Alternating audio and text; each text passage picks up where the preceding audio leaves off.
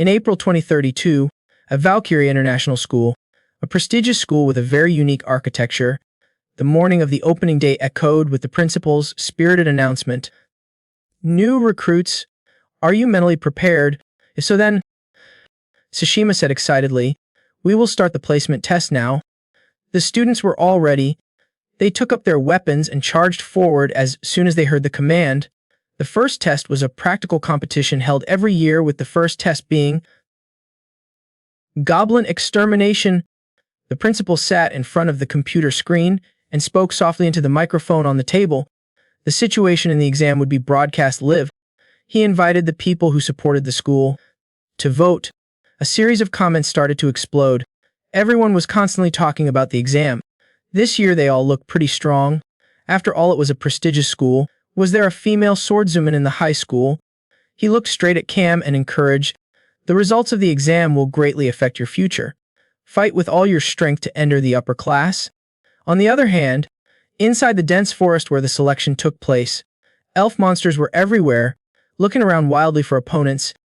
The red-haired male student named Takyuki took the opportunity while they were struggling to rush forward and use his ancient glove to punch one of them so hard that its teeth and lips were mipsed. Someone immediately commented below, the artifact also has wind attribute, used to increase speed. The power seems a bit weak. Getting hit by that attack must have hurt a lot. At the same time, powerful sword slashes with blue light were swung from a place not far away. This beautiful girl with platinum hair is named Shizuku. The magic sword in her hand sent an elf on the spot. The comment box suddenly jumped up. Oh ho! A female warrior appeared. I applied to this school. No way. She is super strong. The artifact that covers both near and far is awesome. I want an artifact like that too. Suddenly from the sky appeared the figure of a female student holding a spear and rushing down. The girl named Sachi gracefully turned around and stabbed the spear into the elf below. The great destructive force burned it to charcoal. Of course, the comment section immediately exploded. Whoa, her neck is crazy strong. Such a small body holding a giant spear is also quite romantic. Teacher, please watch me. Agreed. Everyone from old to young, men and women were watching the intense classification match. The comment box reached hundreds of posts. This year's list is huge. This is going to be a tight vote. Should I pick the cute one this time? Who? There are too many cute ones. Hey. Vote responsibly. After all, their tuition is paid for by our taxes. All over the country, everyone is extremely excited about the talent selection. In this school, strength is the ultimate standard of evaluation. The strong can achieve wealth and fame, even as students. But suddenly from deep in the forest came a strange roar. The chat box jumped with questions. What was that loud sound? The surveillance camera immediately flew off to find the source. The audience could not help but scream, "Camera! Hurry up!" On the other side of the forest, a young man was charging towards the fat elf. He had a rather rustic-looking outfit, looking no different from the hero Sadama's outfit. This young man was Inata and also our main character. He ran and screamed loudly. It turned out that the strange sound just now was his scream. The chat box was also buzzing. Wait, what is with that outfit? Must say the commenters were extremely surprised by his appearance. What the hell? Damn! The pinnacle of cheapness. Where is his antique? Did he drop it? Do not tell me that trashy outfit. It is his antique. Before Hinata could do anything, the elf hit him on the head with a stick. He painfully widened his eyes. His mouth sprayed saliva like rain. The audience could not help but sigh. So weak? The unspoken rule of this academy is that the weak have no reason to exist. Hinata was just beaten and everyone was looking down on him and spitting on him non-stop. Being attacked by a goblin, a new dark chapter in the school's history was born. What was he and the weakest goblin doing? How was he accepted into the school? Even though he was weak, he still fought. That was impressive. He ignored the comments and tried to get up. Hinata suddenly discovered a long wooden stick next to him. He quickly reached out and grabbed it. But surprisingly, Hinata's whole body suddenly jerked as if struck by lightning. He screamed in pain. The audience was both surprised and curious. Where did the electricity come from? He was shocked by a tree branch. The scream sounded so funny. The system immediately appeared on his hand to notify. Beginner set cannot be equipped. Wearer cannot be equipped with weapons. The elf still would not let Hinata go. It held a huge wooden stick in its hand and smiled slyly with the intention of beating him up. Inata was beaten to a pulp by it. He could only raise his hands to protect his face from the elf's continuous attacks. Finally, it stopped hitting. He was lying limply on the ground. His mouth was constantly gasping for breath with his body full of wounds. The onlookers on the other side also started to feel worried. Is it too dangerous? Doctor? Over here. Principal, there is a kid about to die here. It seemed like he was about to die. But Inata was still trembling and able to get up. Everyone was amazed. Could he still hold on? This perseverance deserves recognition. He gritted his teeth with determination. Tears, sweat and blood on his face mixed together. The clothes on Hinata's body also gradually disappeared. He immediately jumped up and swung the wooden stick high with his naked body, which made the elf stunned and unable to react. Someone panicked and shouted in the chat box, "There is a broadcast problem." Everyone. The commentary of the broadcast was like Hinata lit a fuse. They kept making fun of it. It turns out that piece of trash is actually an artifact. He said not to take it off. Why would he take off the artifact just because he can't hold a weapon? Who would have thought it would turn out like this? Do not waste my tax money on someone like this. Ridiculous. Really funny. I am laughing my ass off. So it was all just Hinata's memories. He bitterly thought to himself. This pathetic performance was broadcast nationwide. It was proper proof that the whole school considered me as the lowest rank. That day, he defeated an elf and was admitted to the academy, but because he was too weak, Inata was only placed in Class E. He thought helplessly. And then, my school life began with this shabby outfit. The horrible and hideous monsters were the prelude to the otherworldly war. One day, they suddenly appeared, and in just a few years brought the world to the brink of destruction. Most of the weapons available cannot harm them, and humanity can do nothing but wait for the end. On that fateful day, Inata with his small body witnessed the collapse of the entire city. In front of him was Shizuku trying to save her mother from being trapped. He was extremely scared when all around him was just ruined rocks and soil. Suddenly he stopped, his eyes showing panic at the scene before his eyes. It was a huge dragon monster in the pitch-black sky. It spread its wings and flew towards Hinata and Shizuku. The dragon monster gathered energy and slowly opened its mouth. It released a huge wave of power towards the people, as if it wanted to burn everything. The weak Hinata could only raise her hand to cover her eyes from the blinding light. In that situation, a ray of hope appeared, which was the artifact. Luckily, two heroes risked their lives to rush forward and use their shields to block the energy source. One of them was his father. It is known that antiques are objects formed when a person comes into contact with materials from another world. It represents a part of their soul. Antiques are very diverse. It can be swords, sabers, knives, bows and arrows, gloves, shields or scepters. Since he was a child, Inata has admired his father. He often watches him on TV and silently remembers that his father also used a shield-shaped artifact to protect the people. He is my role model, his proud smile and sparkling eyes always looking towards his father. But that day, the monsters took everything away, while his father and his colleague were still trying to protect the people behind. As the hero beside him collapsed from exhaustion, he shouted to Hinata, "Inata, take Shizuku and run." His shield was melting. Knowing he would not be able to hold on much longer, his father turned back, smiled, and left his final instructions to become stronger, strong enough to protect everyone. Inata screamed in pain and despair. He reached out but could not reach to hold on to his father anymore. He suddenly remembered the advice, so he clenched his teeth and swallowed his tears. The raging fire and rocks engulfed his father in an instant. Inata ran away. He firmly pulled Shizuku's hand, who was crawling on the ground. She panicked because her mother was still trapped in the rubble, but there was no other way. Both children held hands and ran away in the sea of fire. Inata thought sadly, the helplessness of that day is still deeply engraved in my heart. From that day on, Inata threw herself into training regardless of rain or shine, so I practiced diligently. Without stopping, he was doing push-ups like crazy, working out like my life depended on it. Inata never forgot his father's last words, only to become stronger, as his father's words echoed in my heart. And it has been half a year since I entered the nation's top warrior training school.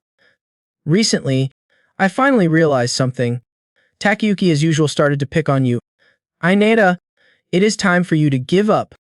After beating him up to the point of death, he looked at Inata's weak body collapsed on the floor with contempt and scolded, Get up and go buy some yakisoba bread and come back here quickly and drink some milk before you go.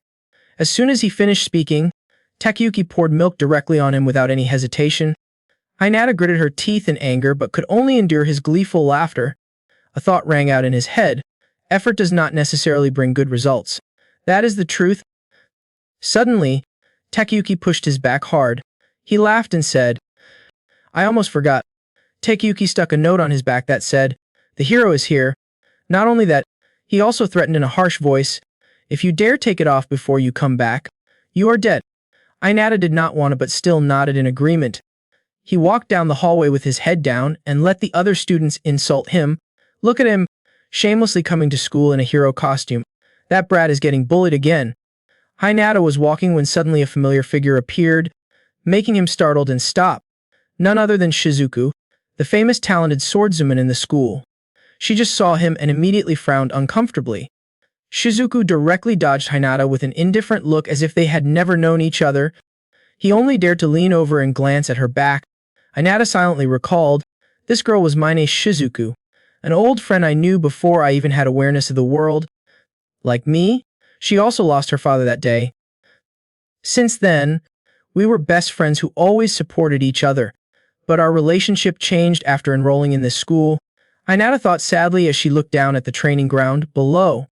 He thought of Shizuku's perfect appearance and thought to himself, a person who is an excellent honor student with a powerful artifact. Hinata often compares her to himself, and the other person is trash with the relic being just a cosplay. I am used to the contemptuous gaze. After buying bread for Takyuki, Hinata calmly returned to class. As soon as he opened the door, a shoe flew out and hit him straight on the head, leaving him no time to react. The culprit of the shoe is none other than Takyuki. He sat on the table and said angrily, Hey, Inata, you are so slow. Do not you remember I told you to hurry up? Hagen, who was standing next to him, was shocked. Do not throw my school shoes at him. Takyuki replied with disgust. Go get them back yourself. Hinata, on the other hand, not only did not care, but he also glanced around the class. The other students did not care that he was being bullied badly. They were still laughing and talking happily as if nothing had happened. Hinata thought to himself, including the students with poor quality artifacts and uncertain futures. Class E? It seems like the two class beauties are having some fun, Kari said to Aane in surprise. Really? She was laughing while chewing on a candy. Inata could not help but feel disappointed. This is a class of students with no ambition. Even the teacher does not care about a trashy class. Because he was ignored, Takyuki felt extremely angry. He frowned and cracked his knuckles, preparing to beat him up. Hey, where are you looking? Can't you see I am talking to you? With that, Takyuki summoned his artifact, a pair of metal gauntlets with motors attached to them that dealt extremely high damage. Before Hinata could react, he was hit in the stomach by the guy. He thought to himself in annoyance.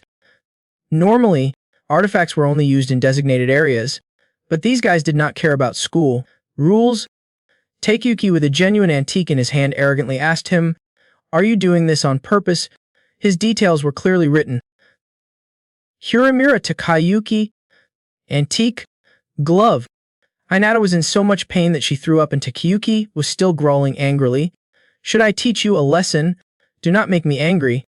Inata did not reply but just held her stomach tightly with a confused mind. In class, the worst class, I was at the bottom, and I was beaten up continuously for half a year.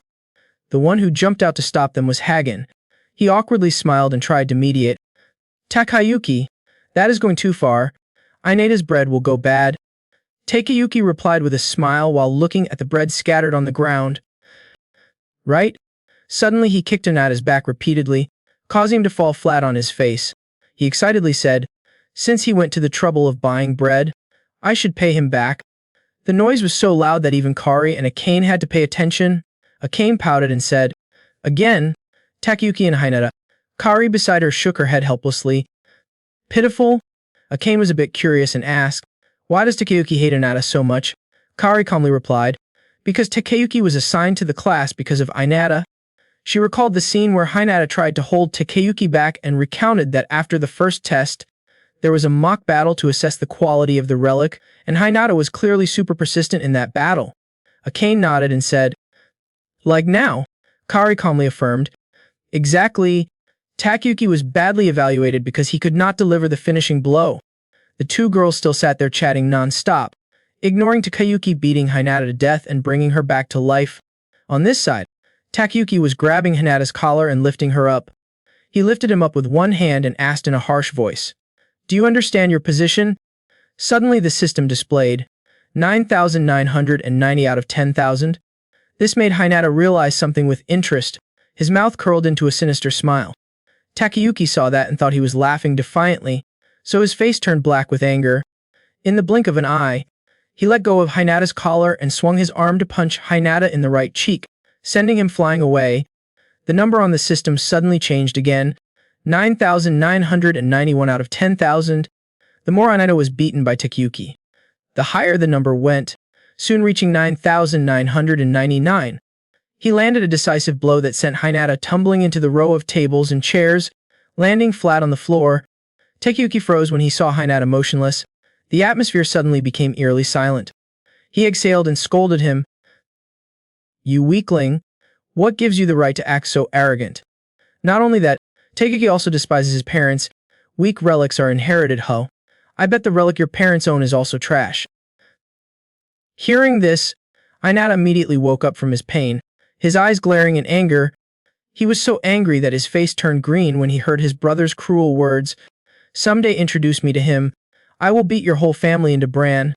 Inata clenched her fists in anger, her veins bulging with red, purple, and yellow. Takyuki took advantage of the situation. He stuck out his tongue in challenge. "If you are angry, then try to fight back. That is if you can." He was so angry that his face darkened. His lips pressed together and beads of sweat rolled down. Suddenly Hagen shouted, "Hey, Takyuki!" He tried to stop her. Was not that enough? But before Hagen could finish his sentence, Takyuki lifted his shirt. He leaned close to his face and asked in a threatening voice, "Are you protecting this loser?" Hagen swallowed and shook his head in fear. "No way. I do not care about this trash." As soon as he heard this, Takyuki let him go, pointed at Inata and said as if giving an order, "Then you should hit him too. There is a weapon right there." Hagen was trembling and could only obey. He awkwardly lifted the chair from the floor at his command. Hagen gritted his teeth and endured while slamming the chair into Hinata's head. This hit just made the system jump to 10,000 out of 10,000. After finishing him off, Takyuki turned around and left but did not forget to order Hagen, "Hey, pick up the bread." He fearfully replied, "Yes, okay." Inata's head was bleeding profusely. Even he himself felt pathetic. He was the weak one. Images of the harsh training from before suddenly flooded Hinata's mind. He helplessly told himself, even with 10 years of persistent training, there was no guarantee that the effort would be rewarded. However, suddenly, a ting sound came from Hinata's hand. "The system has announced that you have met the conditions for upgrading. The condition is to receive 10k damage on 10. Inata took a deep breath of relief. The information continues to pop up. Now you can upgrade the starter set to the resilient armor set. Suddenly he smiled excitedly.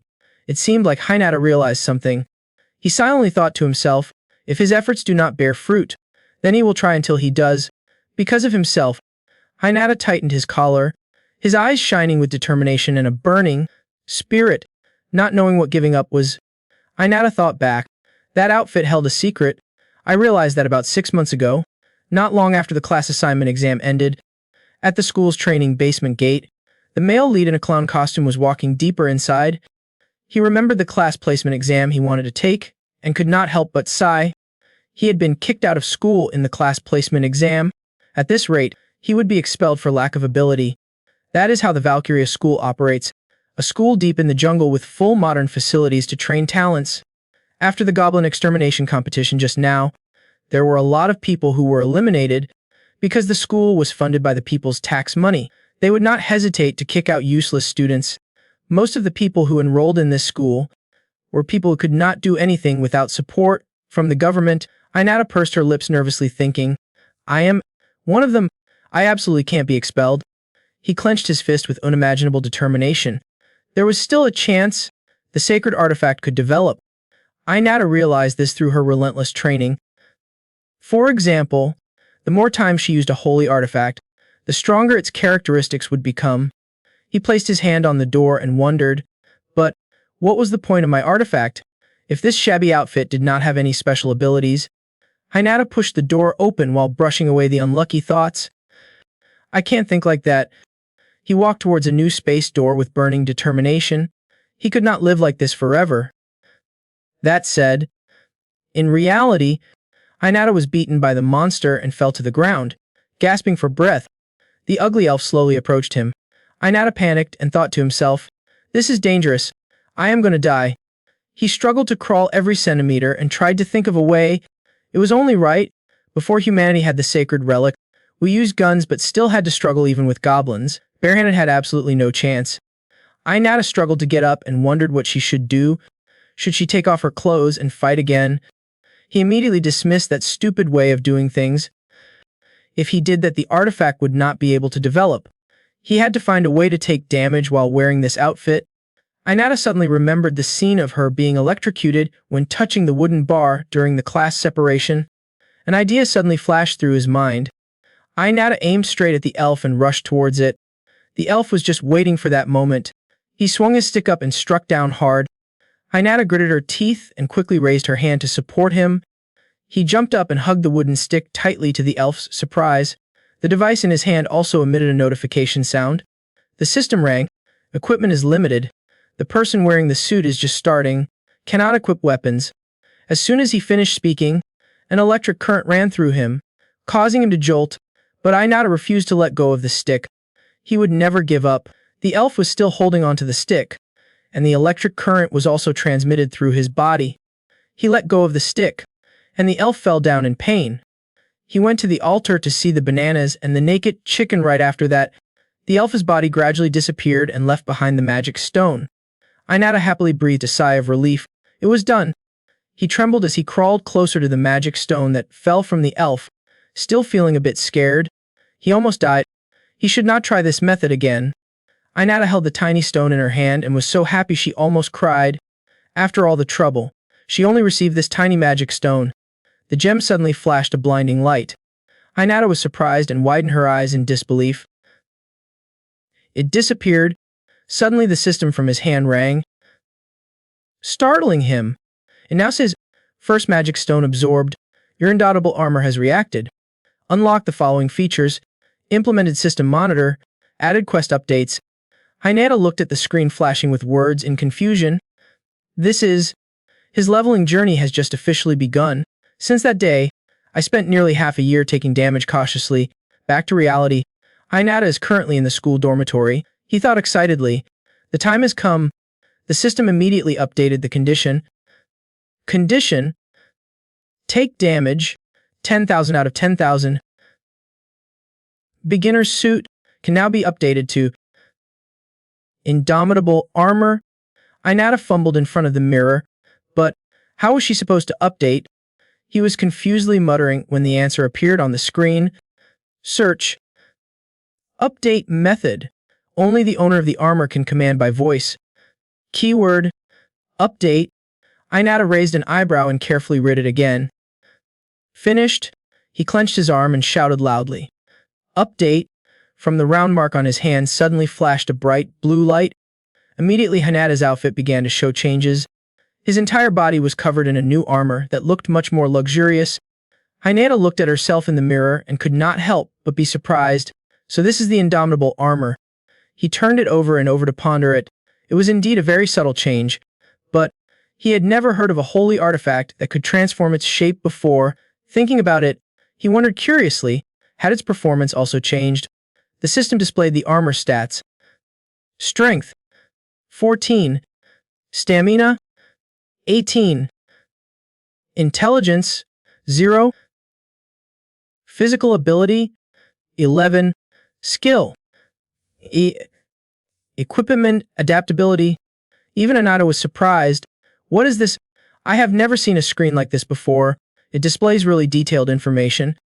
The announcement continued. The item: the indomitable armor bestows powerful protection and blessings of growth upon the wearer. Inata looked at the notice board and muttered in wonder. The protection of power and the blessing of growth. I am not sure, but maybe my defense has increased compared to before. He said, then turned to glance at the clock. The training ground gate was about to open. Inata clenched her fists and smiled confidently, so she should test the power of her upgraded armor a bit. Scene changes to the training ground. In front of us is an elf panting in fear. A sharp slash struck down decisively, tearing apart the quiet space. The elf was sent to the sky by Shizuku. Its body split cleanly in half. She sighed in relief and thought to herself, it is not even worth practicing anymore. Suddenly Shizuku realized something, so she turned her head to look. There it was. In the distance there was a familiar figure walking alone. It was none other than Hinata. Suddenly Sachi called out, "Shizuku?" Her glancing away made her curious. What was going on? Shizuku replied coldly, "It is nothing," but Sachi suddenly exclaimed, "Over there!" Realizing it was Hinata, she covered her mouth and giggled. "I remember now. That is the interesting guy who caused the broadcast incident that day." Shizuku suddenly got angry and mocked her. "If you want to laugh so much, why do not you just drop out of school and work in the entertainment industry?" Sachi was surprised that she suddenly left. Even though she knew, she still raised her eyebrows and pretended to ask, "Shizuku, are you angry?" Shizuku bluntly replied, "I am not angry. I am just bored." She said, then she frowned and muttered, "Making me have high expectations, only continue to disappoint me more." Sachi watched Shizuku's departing figure and could not help but wonder why Shizuku disliked that kid so much. Suddenly she remembered something. But come to think of it, his clothes always looked like that. On the other side, Hinata is fighting an elf to test out her new armor. The stone axe immediately swung from his hand. He quickly raised his hand to block it. Hinata braced himself and said to himself, "Good job. I blocked it. The armor's defense has increased as expected." He quickly waved his hand back, his head constantly analyzing. It is not that he did not receive any damage at all, but, with this armor, he can take a step forward. Inata threw a powerful punch under the elf's chin, sending it flying high into the air. But it was not that simple. The elf suddenly smiled sinisterly. It suddenly grabbed his head with one hand. The elf used force to push Hinata's head to the ground, causing him to fall flat on his face. The shock was so great that Hinata coughed up saliva. Taking that opportunity, the elf immediately raised his weapon. He held his head helplessly as it continuously hit him. Damn it! It did not do anything. At this rate, even if he endured the attack, he still would not be able to win. Should he try again? Suddenly, while he was fighting, it stopped. He glanced at it in confusion. Inata just raised his head and was confused to see a group of 3 or 4 of them huddled around him. Inata gasped in horror. Since when did they? The whole group of elves rushed forward like tigers hunting their prey. Inata frantically ran away. "This is dangerous. With so many people, I am going to die." Suddenly, blood came out of Hinata's mouth. In his head, only one sentence rang out. "Someone, help!" A familiar voice that seemed to be engraved in Hinata's mind suddenly rang out. It was his father. "Listen, Inata, you can't keep relying on others when things go wrong. When you are in danger, you can only rely on yourself." Inata saw himself as a child, whining and crying, being comforted by his father. "Be strong, son. Become a hero to save people when they are in trouble." Inata immediately forced herself to regain consciousness from the pain. Right now he was being beaten up by a group of elves. Inata gritted his teeth and said bitterly, "Yes." He reached out and grabbed the weapon of a nearby elf. The system hastily warned that the equipment is not available. Beginners wearing this set cannot equip weapons. A crazy electric current shot out from Hinata's body. He used his legs to clamp down on the elf opposite, causing them to shock violently. They could not stand it anymore, so they immediately let him go. Seizing the opportunity, Inata turned around and ran away. The light on his hand continued to flash. Inata was running when he suddenly turned around to face the monsters. He thought to himself, the problem is not whether it is possible or not. The system suddenly beeped. Your strong will resonated with the fireproof armor. You have obtained the skill of revenge. Inata did not run away anymore but firmly fought back against the elves. He frowned and admonished himself, but he had to do it. The notification suddenly rang. The revenge activation condition is met. You can give a voice command to read the skill name. Gain the revenge effect skill. Accumulate the damage received. Convert it into power and release it in 10 seconds. Can only be activated once per day. The number of remaining uses 101. Inata looked at the screen in her hand in amazement. A skill. The elves, after recovering their strength, madly rushed to take revenge on him. Inata immediately got into a fighting stance and told herself, "Damn it, now is not the time to think. I have to try to know." Inata shouted loudly, "Revenge!" The new ability was activated. A large electric current immediately gathered in his hand. The system also started counting down. 10, 9. Inata swung a fatal blow into the belly of the fat elf that was charging towards him. The other elf was sent flying backwards, hitting the others. In a blink of an eye, he gritted his teeth and rushed forward again. In no time, the number had already counted to 5. This time the punch landed lightly on the elf's chin, causing its teeth to fall out like berries. In just a moment, Inata sent each one of them to heaven. With only 1 second left, he put all his strength into his fist to finish. The destructive force was so great that the elf's head flashed and was crushed on the spot. After finishing, Inata gently wiped away the sweat rolling down her cheeks. He was so tired that he lay on the ground panting. The system reappears. Skill. Revenge effect. Accumulates damage received. Converts into power and releases in 10 seconds.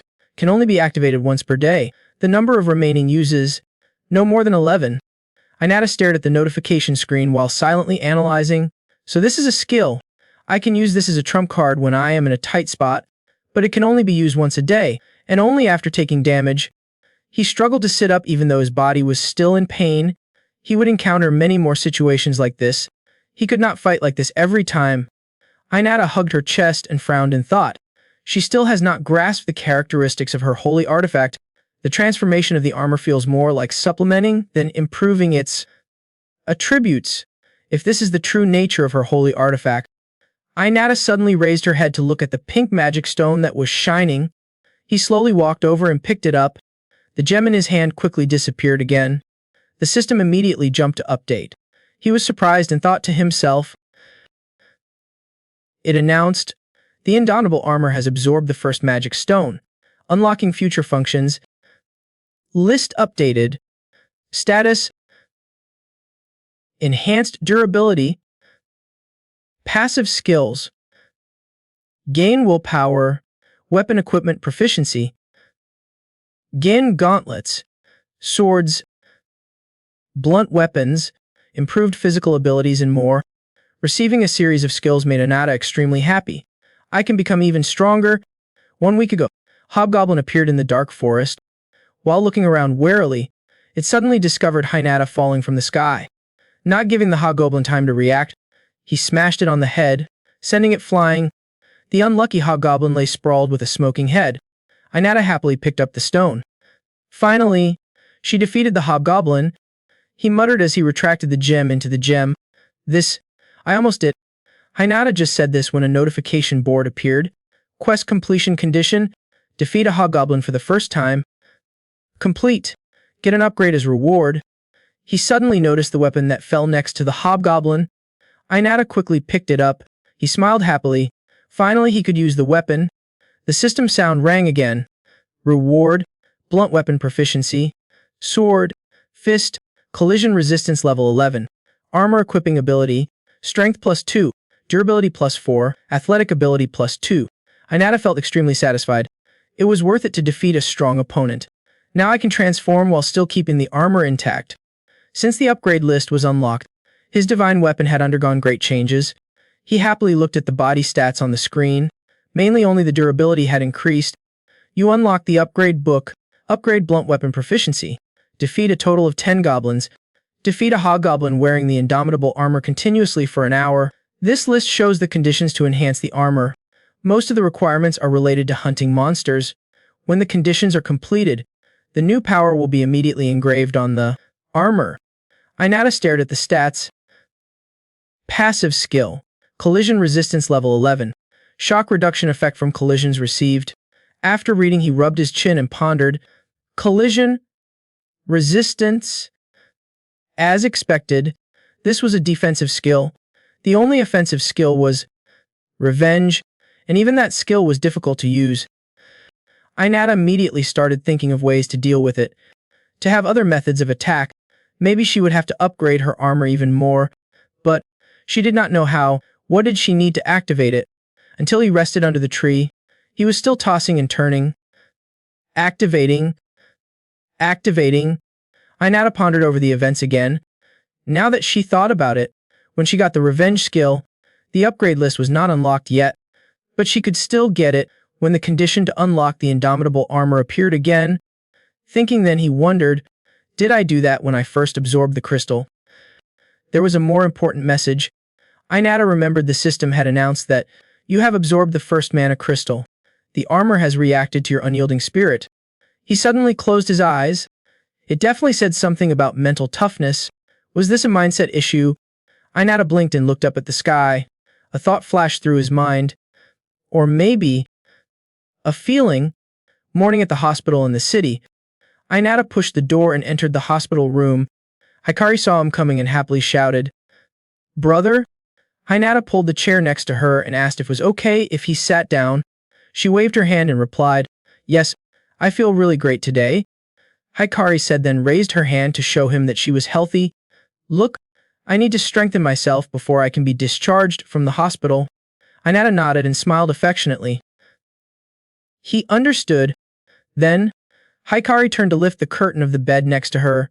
She looked at the woman lying on the bed and said softly, "By the way, Mom seems a little better today, right?" Inata replied thoughtfully, "Yes." Looking at his mother lying unconscious on the bed, he silently recalled, "Since that incident, my mother has not woken up from her sleep for 10 years. It is known that crystal disease, a disease that develops from the venom of certain monsters, and currently no cure exists." Inata looked at Hikari with pity. "My little sister was also poisoned, but thanks to Mother's sacrifice to protect her, she was less affected and was slowly recovering. It is said that if this continues, she might be discharged next year." Hikari being stared at by her brother is a bit confusing. The problem was, while he was lost in thought, suddenly someone walked in from outside. As soon as he saw the person coming, Hikari happily shouted, "Jinji." Jinji smiled gently and asked her, "Hikari, you look well." He gave the fruit basket to Hikari. "This is a gift for your recovery," she happily exclaimed. "Thank you." Jinji suddenly patted Inata's shoulder. He looked familiar. "Inata, it has been a long time. What a perfect timing." Jinji leaned over and whispered to him, "Let us talk for a while." Outside the hospital room, Jinji calmly bought water at the vending machine. He said to Hinata as he picked up the water bottle, "Is not a time you gave me an answer." He carefully observed him. This man was Kagura Jinji, the guild master of the Phoenix Guild, one of the guilds established to fight monsters. Jinji did not want to pretend to be kind anymore. He went straight to the point. "If you want to take care of your weak sister and live with your terminally ill mother, you will need money, right?" Inata silently added, "Phoenix was also the guild my father joined." Jinji gently coaxed Inata, "No need to hesitate. Do not you want to find a way to cure your mother?" He gritted his teeth in frustration. He always pretended to be a good person. This man's demands were the worst. Crystals form in crystal disease patients with properties similar to mana crystals. Mana crystals are a new source of energy for humanity. But what if humans could create them infinitely? To study this, patients with rare crystal disease were secretly bought and sold at very high prices. Inata understood the meaning behind Jinji's words. This man was basically asking me to hand over your mother as a test subject, while bragging about curing her, thinking that he said firmly. I had no choice but to refuse. Unable to achieve his goal, Jinji pushed his glasses to continue hitting his weak point. "The inheritance your father left behind must be running out soon, right?" he said in a low voice. "How long can you manage the hospital expenses? A few more years?" Hearing this, Inata suddenly stopped. Jinji saw his confusion and continued to tempt him. "And Hinata, a low-ranking divine weapon like yours, you will never be able to earn enough money to support your family." Inata clenched his fists. He firmly replied, "Even if that was true, I would have to refuse." Inata's eyes were full of determination. He said seriously, "I will definitely protect my family." For a moment, he remembered the horrible scene of that day, because that was the last promise he made to his father. Inata finally tiredly begged, "Like I said before, please do not mention this to my sister." Jinji scratched his head angrily. "Of course, I do not want Hikari to hate me either." Seeing that it was ineffective, he threw the can away and left.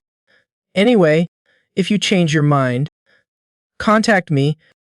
Inata looked at him and clicked her tongue as she walked away. Then he returned to Hikari's hospital room with determination.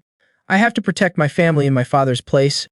Hikari saw him and asked curiously, Brother? What was that conversation about? Inata silently shook his head. It was a secret.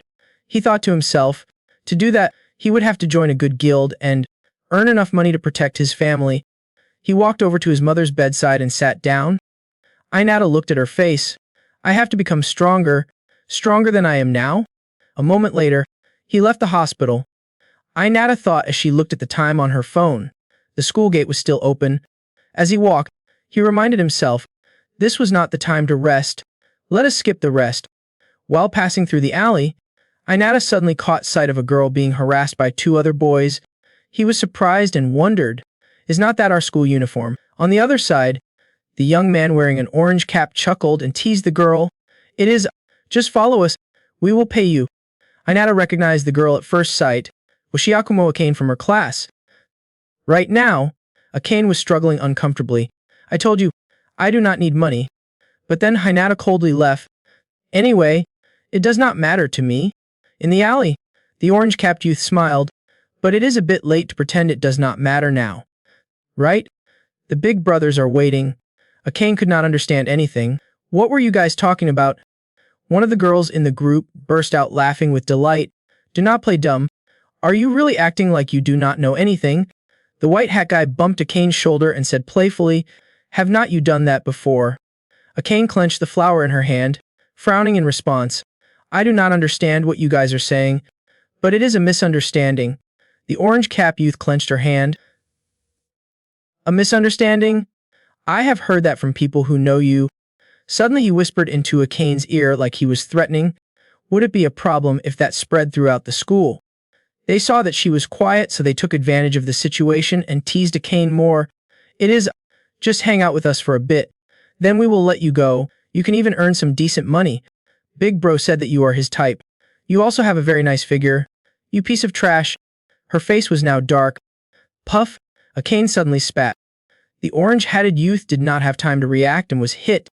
Even though he held her hand, Aane still raised her middle finger and said angrily, Go away. The two girls sitting behind, watching the play, could not help but exclaim, That girl is really strong. The angry orange-cap youth grabbed Aane by the collar and lifted her up, shouting at her, Stop pretending to be innocent. Come with us. Aane tried to pull her hand away from him. Then she roared, Do not touch me. I have never done that before. The other guy did not even bother to show respect. He angrily reached out his hand. It did not matter. Just follow me. The two were struggling like that when suddenly a hand rushed out. The busybody is Hinata. He holds the orange hat boy's hand tightly. Aane was also surprised by his appearance. She was so stunned that she forgot to run away and just kept staring at him. Inata. The orange-capped youth pulled his hand away in disgust. He looked him over. Who are you? Isn't that our school uniform? It looks familiar. The black-haired girl exclaimed in surprise. Is not he that guy? The one everyone says is the weakest in class. The brown-haired girl also exclaimed. I know. The one with the cosplay-like aura. Right? Hearing this, the orange-capped youth puffed his cheeks in mockery. That is right. The one who caused the broadcast incident during that test. He put his hands in his pants pretending to negotiate with Hinata. Sorry, but we have business with Aane here, so can you make way? He said nothing, just reached out to protect Aane behind his back. This action made the orange-capped youth furious. Without saying a word, he swung his arm, preparing to give him a thunderous punch. Classic hit. Who do you think you are? Aane stared at Hinata in horror. Can't you see? These people are from Class C. You are running into people you can't deal with. Bang! Hinata actually blocked his attack. He used his knee to nudge him in the stomach. Before the orange-capped youth could react, another blow from Hinata came down. He was hit right in the back by an elbow and fell face down on the ground. Aane was so surprised that her mouth was wide open. After dealing with the orange hat youth, Hinata glared at the Class C kids. At the Valkyrie Academy Kickboxing Club, everyone is focused on their workouts. The gym teacher kept encouraging the students. That is right. One more time.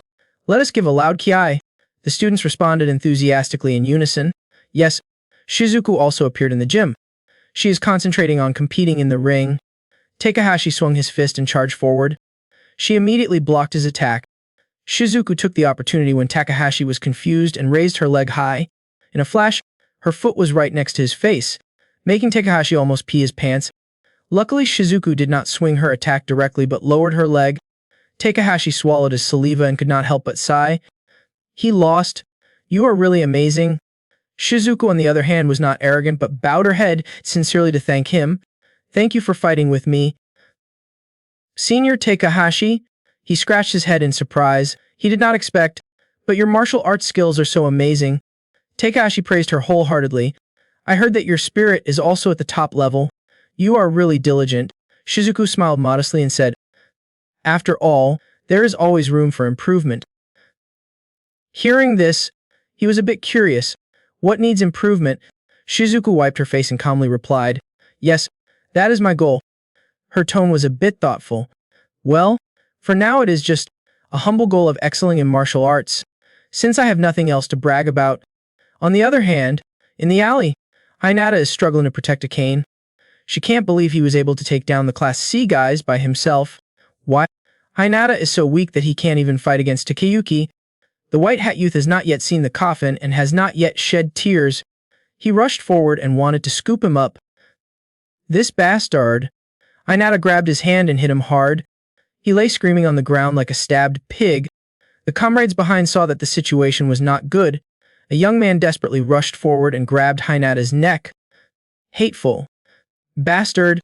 He quickly elbowed the young man back. He held his stomach and spit on the spot. Inata did not stop and wanted to give the young man another punch.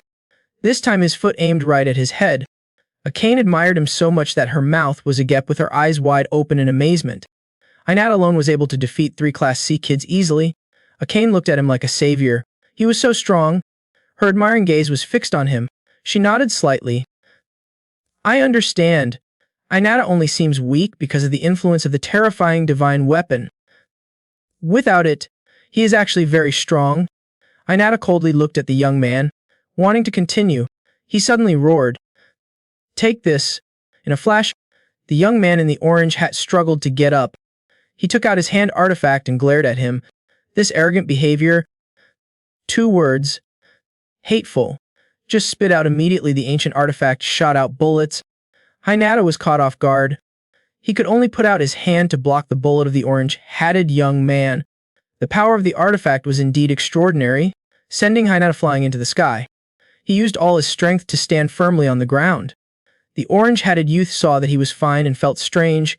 Was he a little off balance? Inata was indeed fine. He stood up and arrogantly looked him up and down. The noise was so loud that people outside started to gather around and talk.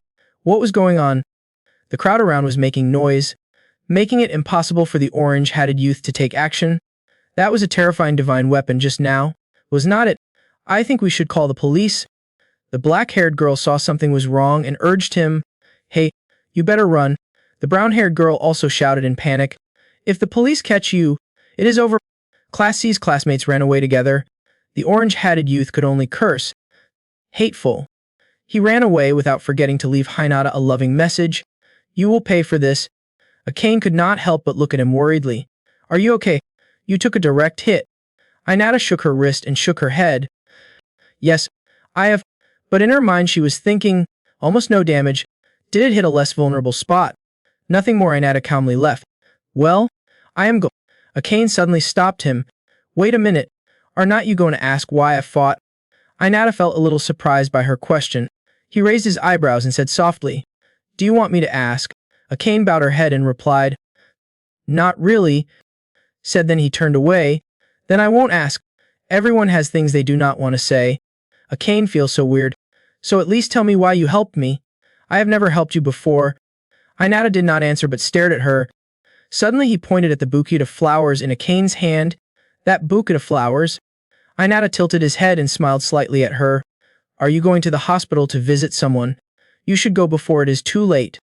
Akane's heart fluttered at his subtlety. Her eyes kept following his figure. I thought he was pitiful because he was always beaten without fighting back. But wait until you leave. Akane smiles and mumbles. You know what? Turns out you are a pretty good person. The next day, Inata was walking down the academy hallway. Suddenly someone patted him on the shoulder. That person was none other than Aane. She greeted him friendly. Hello. Inata.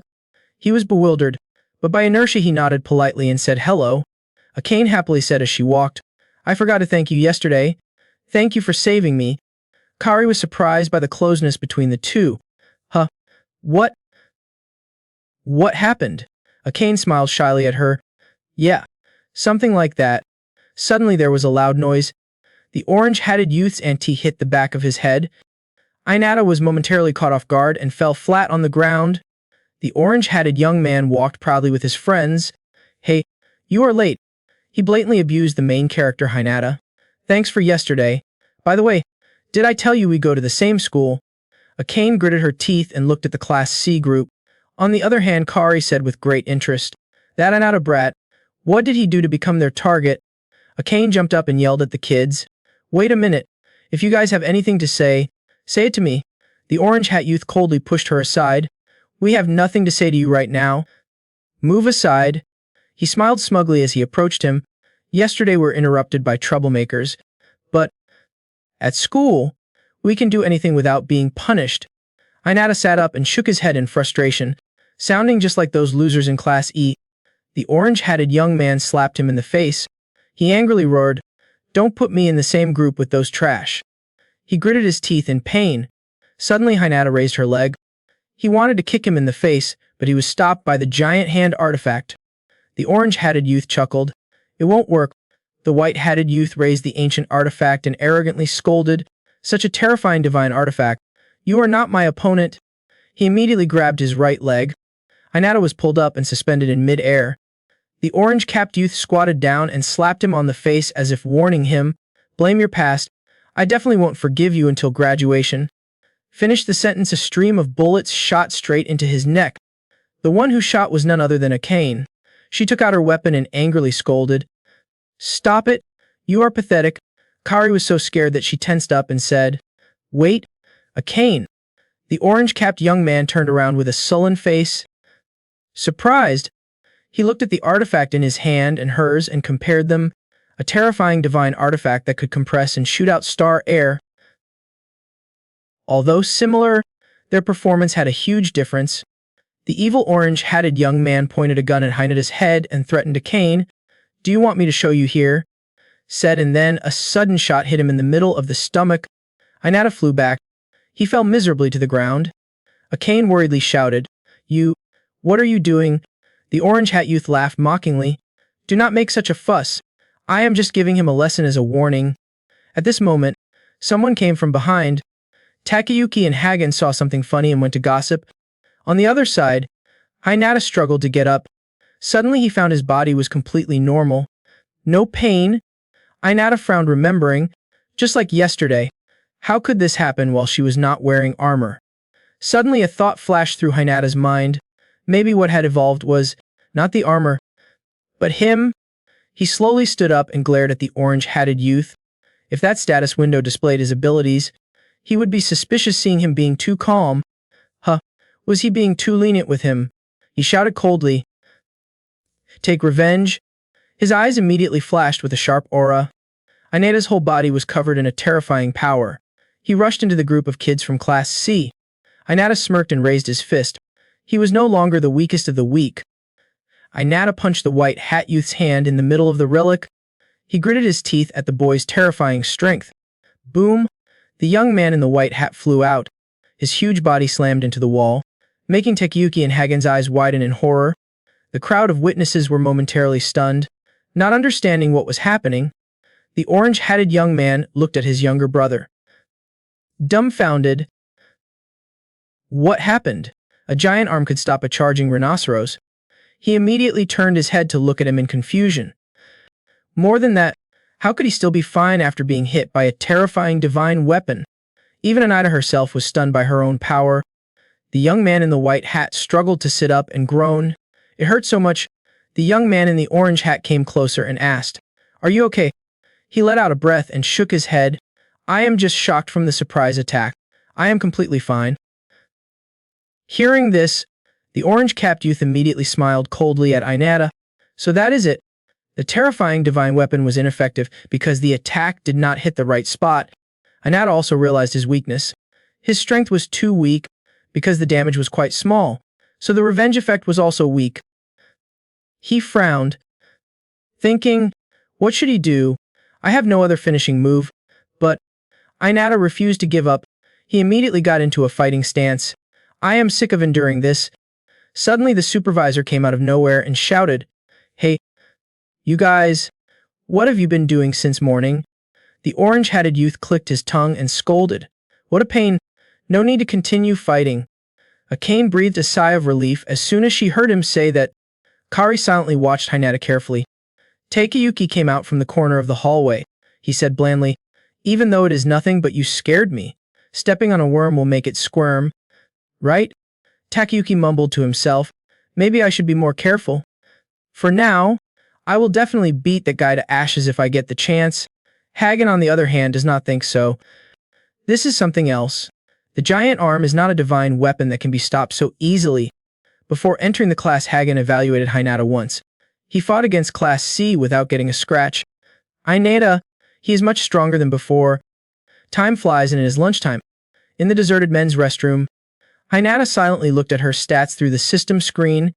I thought the divine weapon's power was only to strengthen the armor, but that is not it. My divine weapon, it not only strengthens the armor, it also makes me stronger. Looking at those parameters, Inata fell into deep thought. So that means I can use these abilities without the armor. Right? But why is that? Inata crossed her arms and thought slowly. I will be wearing the armor anyway, so it makes no difference. He turned the doorknob and went out, although his mind was still wandering in thought. But the problem was that I lacked the strength to attack. His mind was still searching for a way. Right now I lack a finishing move, but how do I get to the next level? Just out of the bathroom, Takyuki started arguing with him. Hey, you could have told me if you needed to go to the bathroom. He put his arm around him as if he was very close. I was going to compliment you on what happened this morning. Suddenly, Takyuki transformed into an ancient artifact. His tone became a bit colder. Quite cool. Huh. Finished the sentence with a punch straight to Inata's stomach. He gritted his teeth and ordered him. I just started, and now you are ruining everything.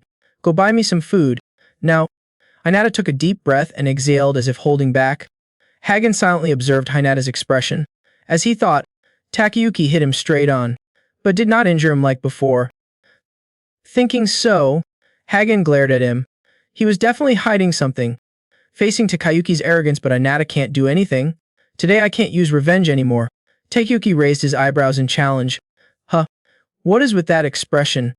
He unconsciously clenched his fist. But if it was me right now. Suddenly a soft voice rang out, interrupting the fight between the two of them. Wait. The person who appeared was Aane. Takyuki saw her and was confused. Huh. What is the matter? Aane approached them and said in a soft voice. Not you. I need to talk to Hinata. Takyuki looked up in surprise. What? Come to think of it, did not you protect it this morning? Thinking of something, he leaned closer to Aane and said in a sarcastic voice. Do not tell me. Now you want to protect that guy. Aane yelled angrily. What are you talking about? I said I need to talk to him. Seeing that he refused to move away, she yelled even louder. What?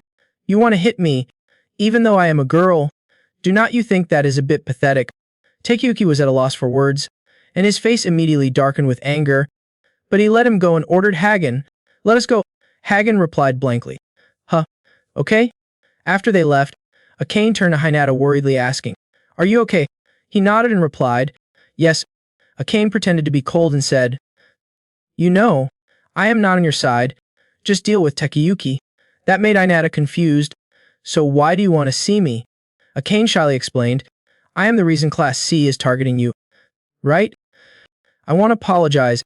Inata acted like it was nothing and replied, No need. I got myself involved in this. Aane heard and suddenly smiled gently at him. The two of them went out to the balcony to chat again. Aane leaned on the railing and recounted pensively, My father, he fought monsters from another world on the front lines.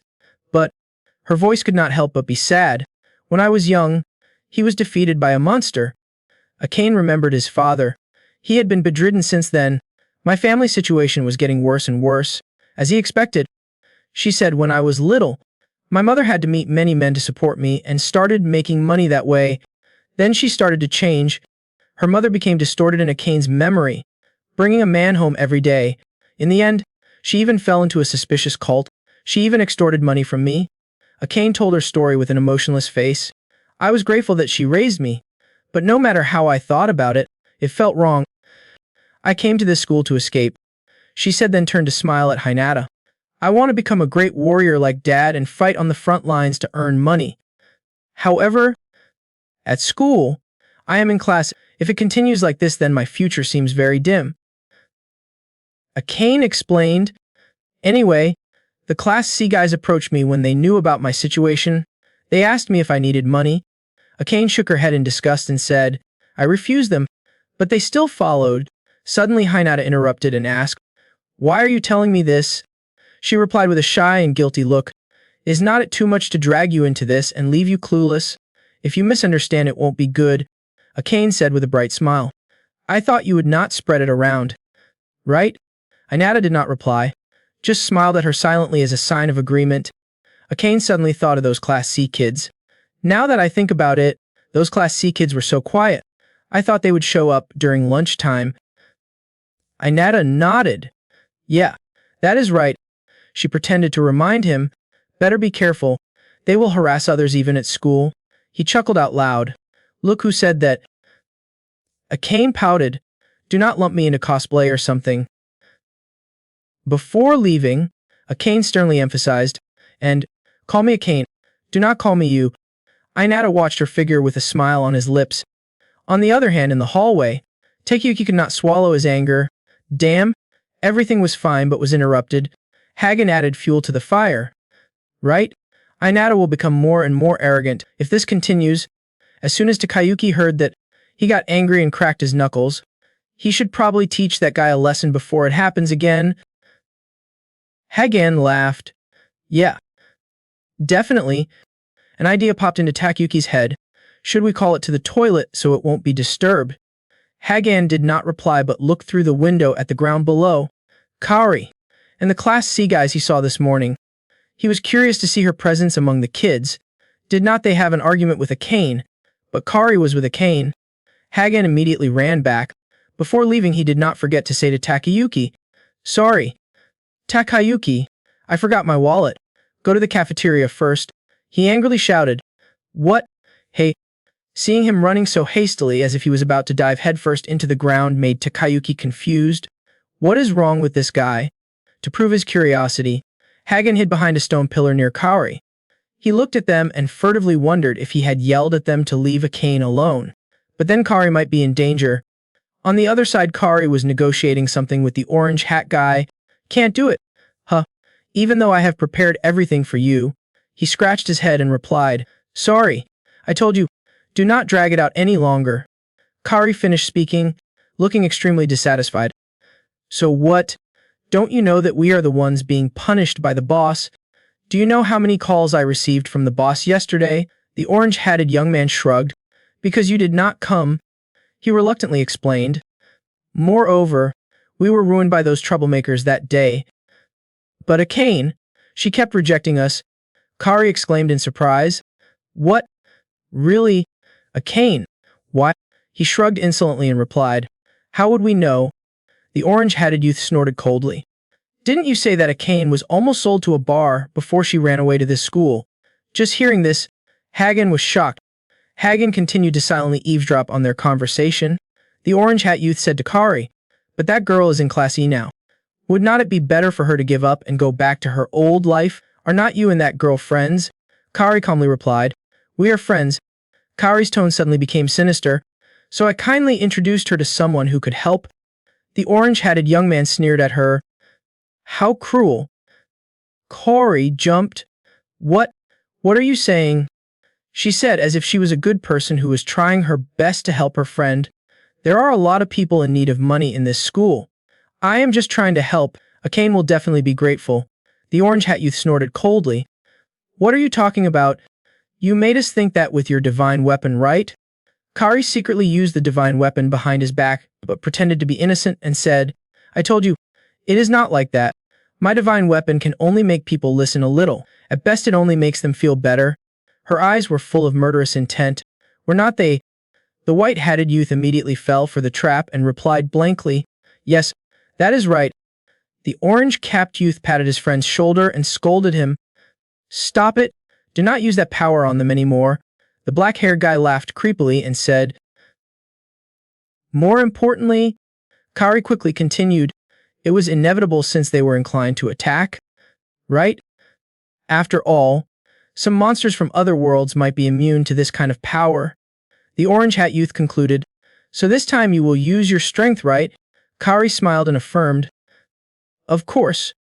He repeated as a warning, "You failed last time. Think about whether they will be summoned this time." Kari replied briefly, "Of course." The orange-hatted youth immediately lowered his voice. "Our boss does not know the concept of limiting power. Another life was ruined because of you." Kari was so angry that she shouted loudly, "Shut up. There is nothing else," so they disperse. The orange hat youth reminds Kari, "Anyway, meet me there after school tomorrow." She waves coldly in response. "Got it." On the other side, Hagen still could not believe his ears. He had just heard something terrible. He gritted his teeth and held his head in pain, thinking, what should he do? There was no way to stop those Class C guys alone. Worst case scenario, maybe their boss would appear. You can't help but think that your friend, Takyuki, probably won't help me, right? Even if he did, he would not be able to deal with them. The scene of Inata beating the white-hatted young man just now suddenly appeared in his mind. Hagen pursed his lips and thought, what about Inata? Hagen remembers him as a savior. If it was him, he could do it. The evening light shone through the window, and now only Aane was left in the classroom. Her face was thoughtful. A voice in her memory rang out, "Dad is a hero." A warm family scene appeared. Her father said, "Dad is not a hero." Aane frowned in disbelief. "Impossible. Dad is super strong." He closed his eyes and said quietly, "Heroes fight without regard for themselves. But my father is different. Just being able to protect the family is enough." Her father patted her head, smiling and advising, "A person with a strong spirit will gain strength. Remember that." Aane. Scenes of houses engulfed in flames suddenly appeared. Akane's father was being pushed away on a stretcher by the doctors. Urgent voices were heard. "Emergency. Quick, we must save him at all costs." Her mother sobbed and hugged the stunned Aane. She collapsed on his hospital bed. The doctor standing next to her said, "Not life-threatening, but..." Aane opened her eyes wide and looked at the person on the hospital bed in disbelief. Time passed. Outside it was snowing. She in her uniform pulled open the curtain of the hospital room. The door behind was suddenly opened by a fashionably dressed woman. She leaned against the wall and started lighting a cigarette. Aane came over and reminded her, "Mom, no smoking here." Her mother did not pay attention, still fiddling with the cigarette in her hand, and asked, "He did not wake up again today?" She replied, "Yes." Then she kicked the hospital bed in agitation, shouting, "What is the point of just being able to protect the family when he can't even save his own life?" She hurriedly hugged her hand to stop. "Stop?" Her mother turned to Aane and said, "But it was true, was not it? The hospital bills were too high to ignore." She stubbed out her cigarette on the table. "When you graduate from junior high school, you will have to go to work." Then quickly left, leaving her in the room with her head down. Akane's hands clenched her skirt and trembled, trying to curse her father. Somewhere in the world, there is a creature called the glowing purple grass, which is said to have the ability to cure many diseases. But it was so rare that no one was selling it. There was no other way but to find it herself. She sat beside his hospital bed, tablet in hand.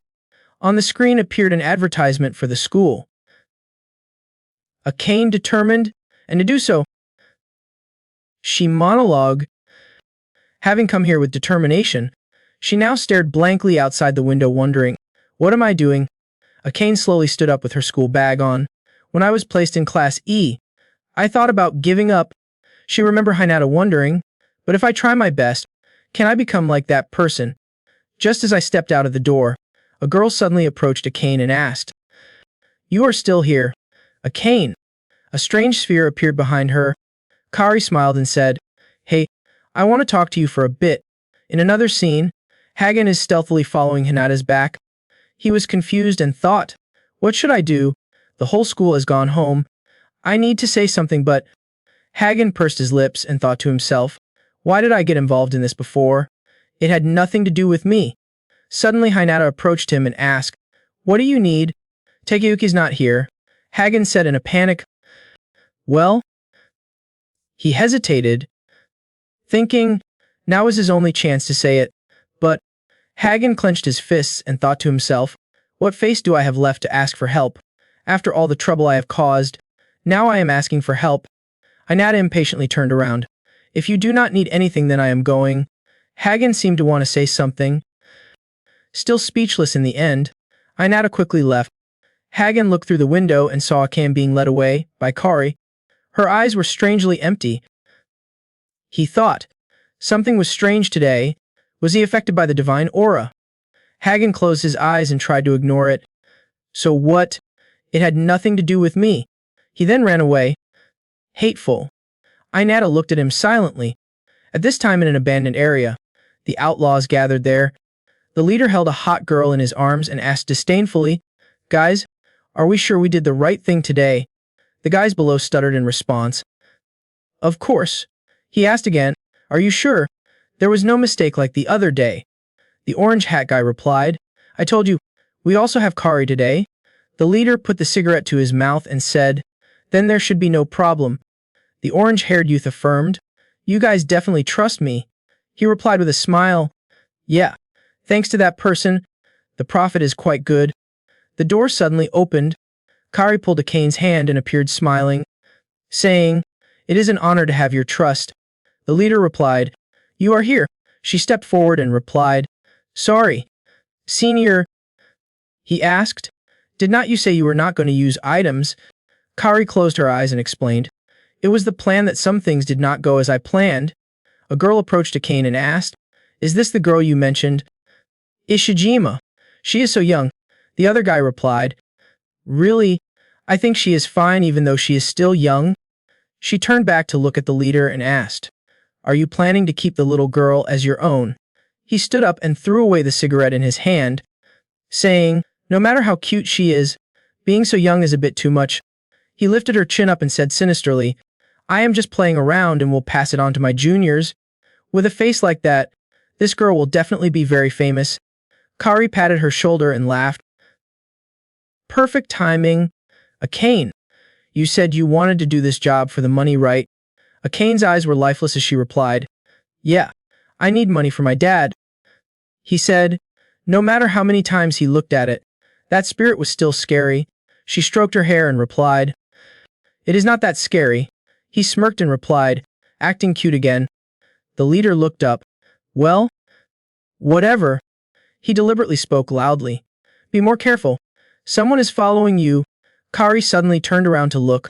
"Huh? Really?" Far away Hagen hiding in the corner jumped, trying to cover his mouth. He started to panic. Oh no! They heard him. Why are they following me? There is no way I can handle someone that strong. He wondered if he should run. She smiled meaningfully and said, "Just Hagen?" He asked, "Is he your acquaintance?" Kari's hand showed a ball of ladder and replied, "He is a classmate. He is very weak." "It is." Kari looked at Hagen and said, "No need to run." "Hagen, did not you say you wanted to join our group?" He shook his head in denial. "I did not say that."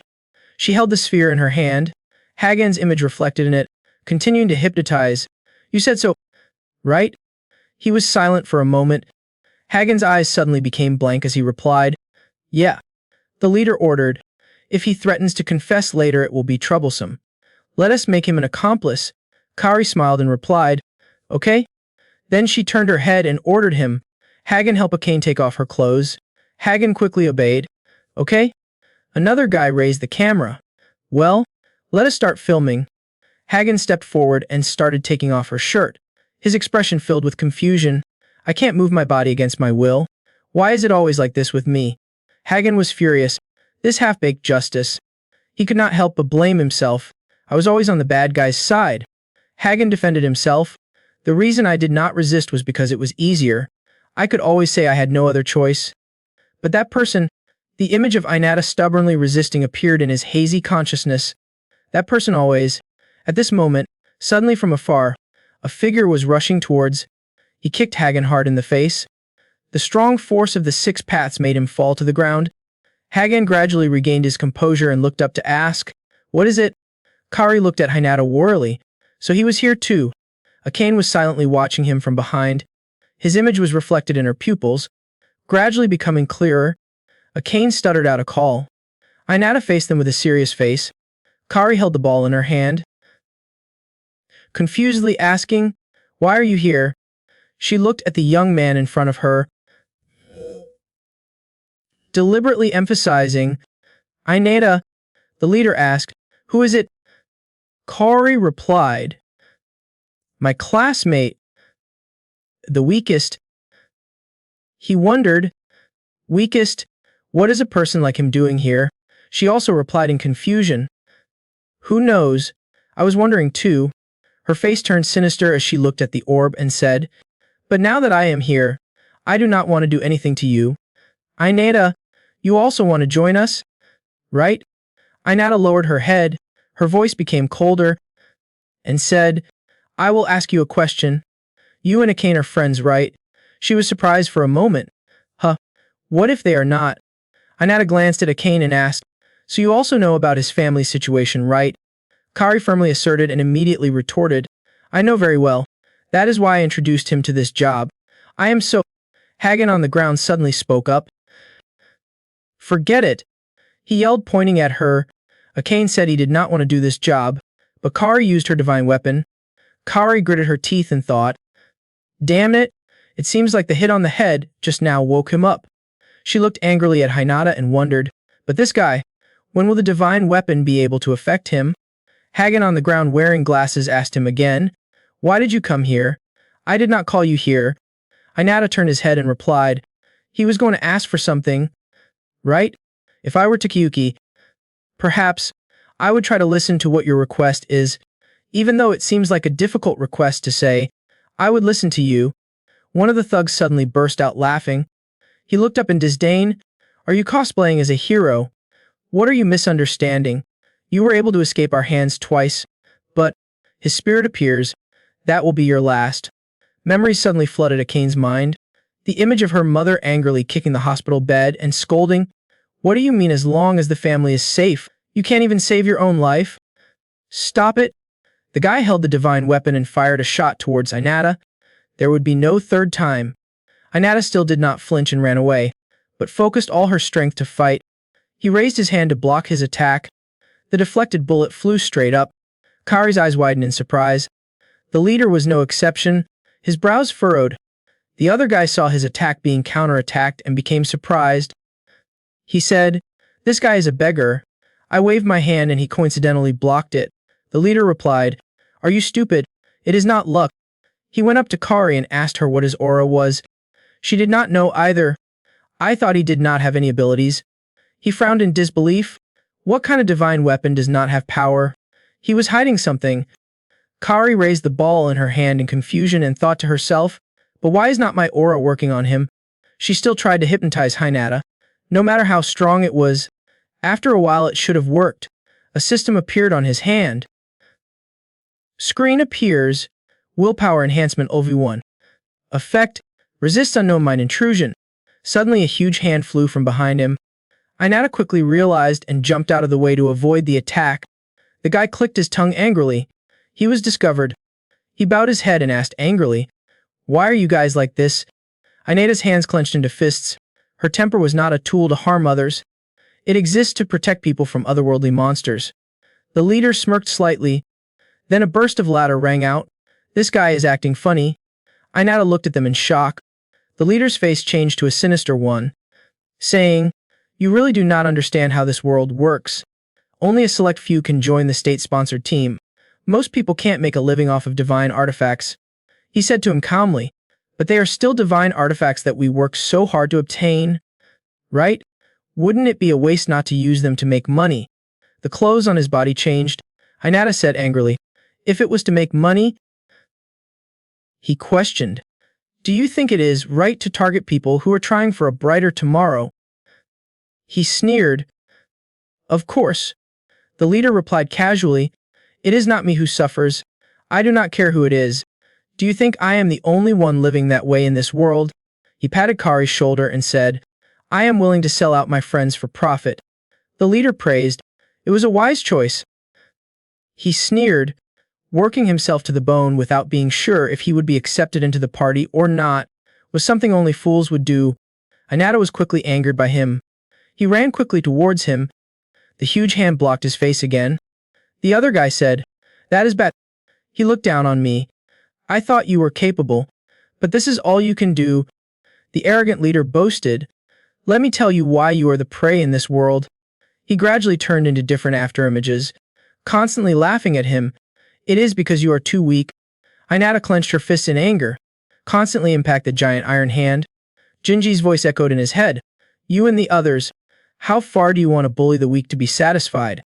He angrily thought to himself, "There are so many people in the same difficult situation as Akane and him, yet these guys, they think they can freely take advantage of others just because they are weaker than them." Inata gritted her teeth and raised her fist. "Do not joke around." The system beeped. Your anger had triggered a reaction, and a forced update began. His fist seemed to gain power as he swung it. It made the other guy fall backwards in surprise. He slammed the wall behind him so hard that it cracked. He sneered and asked them, "So being weak is a crime, right?" Inata said in front of their stunned eyes. "Then I will give that line back to you guys." The system displays a notification. Divine weapon. Rage armor, and rage that allows the user to increase their strength. The power radiating from his body was intense. Inata became furious. Angrily said, "I will become stronger than you, until all of you disappear." Everyone around saw the fire surrounding Hinata's body start to burn fiercely and felt a bit cautious and did not dare to come near. Hagen silently observed from afar, unable to hide his surprise, and exclaimed in a low voice, "The armor changed." The blonde guy saw this and turned to look at Kari with a suspicious gaze, thinking, "Is this how gas works?" No one noticed Kari's frightened appearance at this moment. Her pale face filled with fear as she muttered, "It seems that is not it." Just then, Hinata suddenly rushed towards the blonde man at a terrifying speed. Faced with Hinata's sudden burst of power, he had no choice but to hastily dodge each of his consecutive attacks. Hinata kicked him in the face, causing the blonde to cry out in pain. He could not help but angrily kick back. Kari witnessed that scene and screamed in panic, squeezing, but still very strong. At this moment, the blonde man looked at Hinata's burning body and secretly exclaimed, even though he was pushed to the limit, he still became stronger. He observed and cautiously reached out his hand. The mark on it immediately lit up. It was so absurd. At this point, he suddenly picked up the water bottle on the ground and warned in a harsh voice, "Don't be so arrogant." The blonde continued to pour water on the magic ring in his hand, calmly saying, "I quit, but I was also in Class B." As soon as he finished speaking, the water in his hand flew up high, swirling and swirling. From the very beginning, the difference in strength between you and me was too great.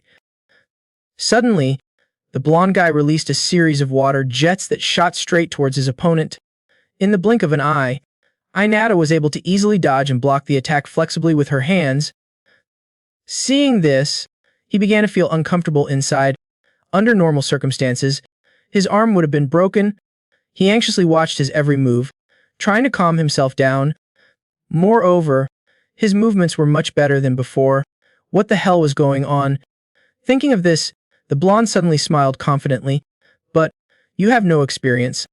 As soon as he finished speaking, Hinata was startled to find the blonde's magical water suddenly rising up to attack him. Just like that, he was tied up by the water.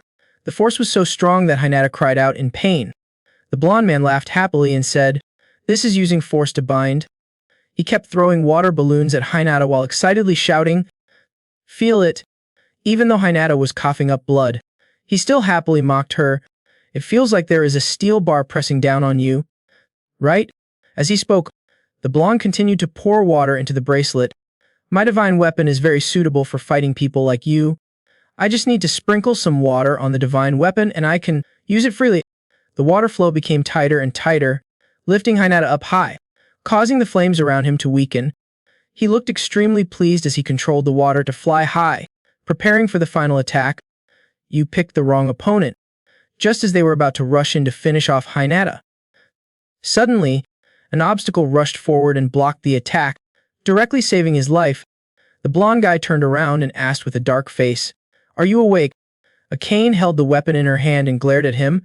"You think you can control me forever? You idiot!" As soon as she finished speaking, Aane immediately thanked Hagen profusely. "You were the one who helped me sober up, right?" "Sorry. I acted without thinking." Turned out that Aane had misunderstood Hagen's good intentions, so she coldly gave him a slap in the face. From afar, Kari saw her happy and gritted her teeth in anger. Without saying a word, she eagerly prepared the magic ball to attack the two of them, but before he could make a move, Aane quickly counterattacked with a cannon shot. Before her astonished eyes, the ball was shot away. Aane asked sadly, "Kari, why did you do that?" Kari laughed contemptuously and replied, "It is obvious. Why are you still asking?" "It is because I need money." Aane heard that and looked at the person in front of her with teary eyes. Kari asked with a dark face, "What is your expression like?" As soon as she finished asking, she suddenly flew into a rage and shouted, "Your divine weapon is no different from trash. You should be grateful to me." Kari still calmly laughed, ignoring Aane who was trembling with anger from the insults just now. At this moment, she finally could not help but tighten her grip on the cannon and secretly made up her mind. But before she could do anything, Aane was suddenly attacked from behind. It turned out that the orange hat guy in their gang, he laughed arrogantly and said, "This is your punishment for daring to go against Class E." In just a short moment, both Hinata and Aane were defeated by the people of Class E. The blonde guy walked up to Hinata and declared, "It is over. Don't worry. I guarantee your brain will be completely wiped clean." The blonde turned to smile at Kari and flattered her. If Kari was not here, things would have been worse. On the other hand, Aane struggled to get up, her voice trembling as she called out, "Inata." She was sad and blamed herself. Really angry. I could not take revenge on my own. Just like those guys said, I was useless. Akane's tears fell silently. She tried to hold back her fear and said, "But..." Her face was wet with tears, but she was determined in her heart. "From now on I will try. I will definitely become stronger." Aane struggled to pick up the cannon, hesitantly saying, "Should be." Then Akane's eyes suddenly flashed with determination, pointing the weapon straight at the blonde man. She did not waste a single move. Every shot hit the target. The blonde's binding magic instantly lost its effect, and the streams of water that were binding Hinata were torn apart. He clicked his tongue angrily. Aane finished helping Hinata and cried. She asked, "Now, can I rely on you?" Hinata heard that and just smiled gently. Then he turned around calmly to face the blonde guy, gently affirming, "Leave it to me." The blonde guy started to sneer at Hinata. "Are you stupid? I tied you up once. I can tie you up twice." As soon as he finished speaking, he used water magic to bind Hinata once more. But this time, Hinata was not weak at all. He spoke softly. Taking revenge, the streams of water were instantly broken by his power. The blonde man saw the scene of breaking through the siege so easily and could not believe it and exclaimed in surprise, looking at Inata emitting a stream of brilliant magical fire, coldly replying to the blonde's contemptuous words, "I have been listening all this time. You have been babbling about how we are trash, and Class E is just a bunch of useless people." With terrifying speed, Inata continuously threw punches into the air, scaring the blonde. "What is this?" He punched and said indifferently, "Even if we are at rock bottom, we can still try to climb up." He was about to reach out and use magic to counterattack, when suddenly a feeling of unease arose. Something was different. The panicked blonde accidentally kicked the bottle. His whole body lost balance and staggered backwards. Why was it useless? He fell to the ground, looking fearfully at Hinata who was getting closer and closer. He raised his flaming fist, his murderous intent burning as he said, "You said you would show us trash what strength is." The blonde guy heard Hinata's words and was scared to death. He quickly shouted and stopped. But at this moment, Hinata no longer had any sympathy, and decisively punched the blonde man in the face. The impact was so terrible that it caused the ground to crack open. The people around saw Hinata hitting the blonde guy and unconsciously took a few steps back. Kari gasped in fear. The blonde guy had not even come to his senses yet when he saw him preparing to swing his fist to attack. Aane, standing from afar, noticed Inata was gradually losing control, so she quickly called out, "Inata, Inata immediately stopped when he heard someone calling him. He looked at the blonde guy trembling on the ground in confusion. The orange hat guy could not believe it. He said flusteredly, "Senior, stop joking." After saying that, he stubbornly pointed the gun at Hinata and cursed. "Fuck." Hinata immediately reacted and turned around. He calmly raised his hand to block the bullet. Seeing Hinata getting closer and closer, he thought warily, "This is just a coincidence, right?" In the blink of an eye, Hinata had grabbed the orange hat guy's collar easily. "Lift him up," he warned coldly. "Do not mess with us again." Inata glared. "I do not have time to play with you guys." The orange-hatted man was so choked by Hinata's murderous aura that he could not breathe. He choked and said, "I got it." Inata heard that and was satisfied and put down the orange hat. He said nothing and walked away, then quietly passed by Kari, whose face was pale. At this moment, Aane and Hagen were standing on the opposite side. Suddenly, her father's words of advice appeared in Akane's mind. "A man with a strong will is a very strong person. Aane, you must remember that." Back to reality, Aane smiled proudly as she looked forward. As soon as Hinata arrived, Aane excitedly high-fived him. In another place, at the same time, the principal's secretary was secretly standing from afar observing from beginning to end. She picked up the phone that was already on and said, "What a surprising result. What are you going to do next?" Principal. On the other hand, in the office, the principal heard this and began to ponder for a long time. Through the camera, the principal answered sternly, "Those who went beyond the school's limits did not deserve to stay. Just handle them as she usually did." The secretary on the other end of the line heard that and immediately replied, "Understood." The principal continued to watch the screen, smiling thoughtfully as he investigated the troublemakers in this school, and unexpectedly got better results. The principal looked at Hinata and said with delight, "I am looking forward to the next evaluation test." The next morning, at Valkyria School, the students were gathering and chatting in front of the school's bulletin board.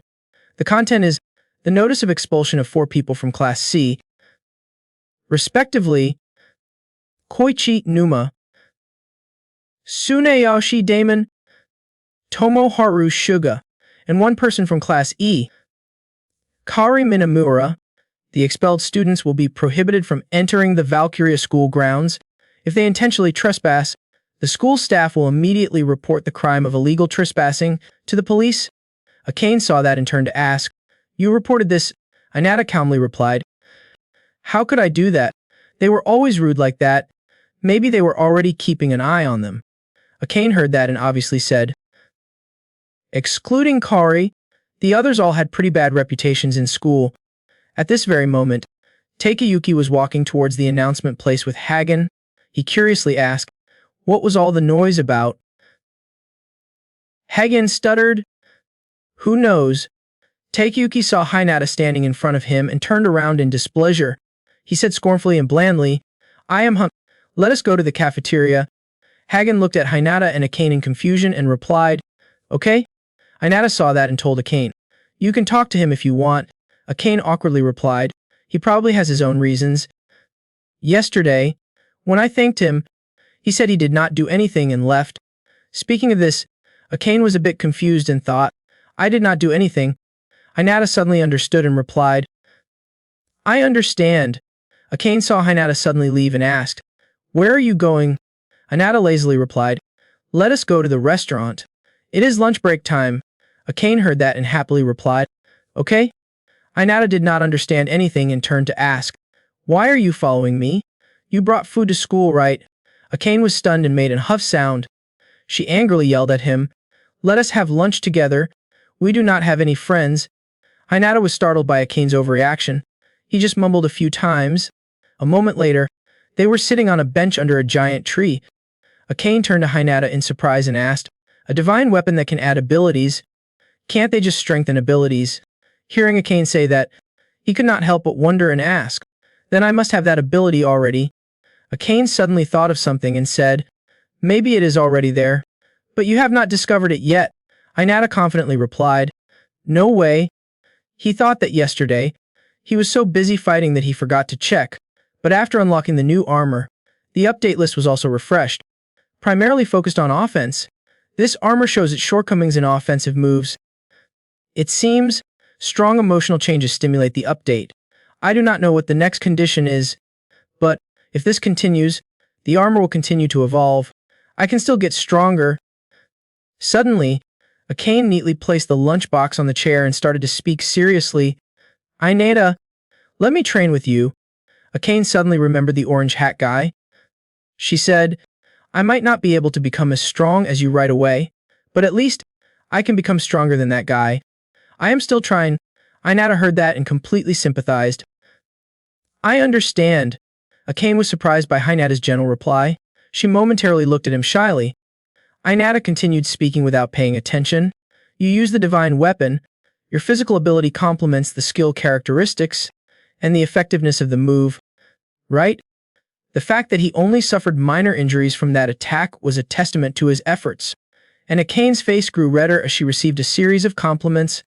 She tried to dispel the embarrassment in her heart and quickly shouted, Even so, I still need to practice more. She firmly made up her mind. I promised, I will become stronger. Aane continued, extending her hand in front of Hinata, and, thanks for helping me yesterday. Inata smiled. He happily shook Akane's hand and replied yes. Meanwhile, on the other side, Shizuku standing on the upper floor saw Hinata and Aane laughing and talking happily. Ignoring the two Hinata who could not hear, she stood there with her arms crossed. Mocking them, the weaklings seemed to like each other too much. Returning to the main issue, Shizuku turned to ask Sach, Have you thought it through? Then he continued to suggest that, regarding the reevaluation test, if she joined our group, it would be very beneficial. Sachi replied calmly. I refused. Shizuku heard the answer and stopped forcing it. She calmly said, I understand.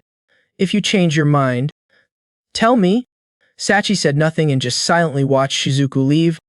She thought about the group of bad students surrounding Shizuku and worriedly thought that those three had extremely bad reputations because they had associated with those expelled students. Shizuku must know that too. He really does not care who is who, as long as they are strong. Thinking of this, Sachi turned her head to look down at Hinata and Aane who were sitting eating lunch in the courtyard. They look like they are having fun. Sachi looked at Shizuku's lonely back, then secretly judged. Shizuku? That is too risky.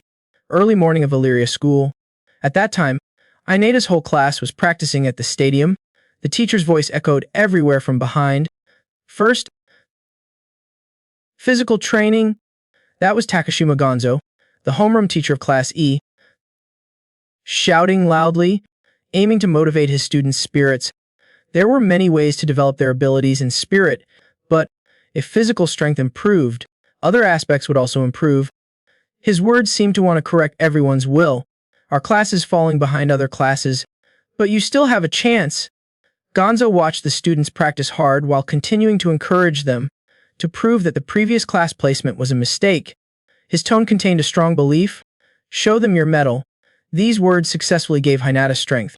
He smiled as if secretly determined to rise up, but Takyuki was watching him from behind, and hatred suddenly arose in his heart. A moment later, the whole class started to study. Gonzo stood on the podium and spoke seriously.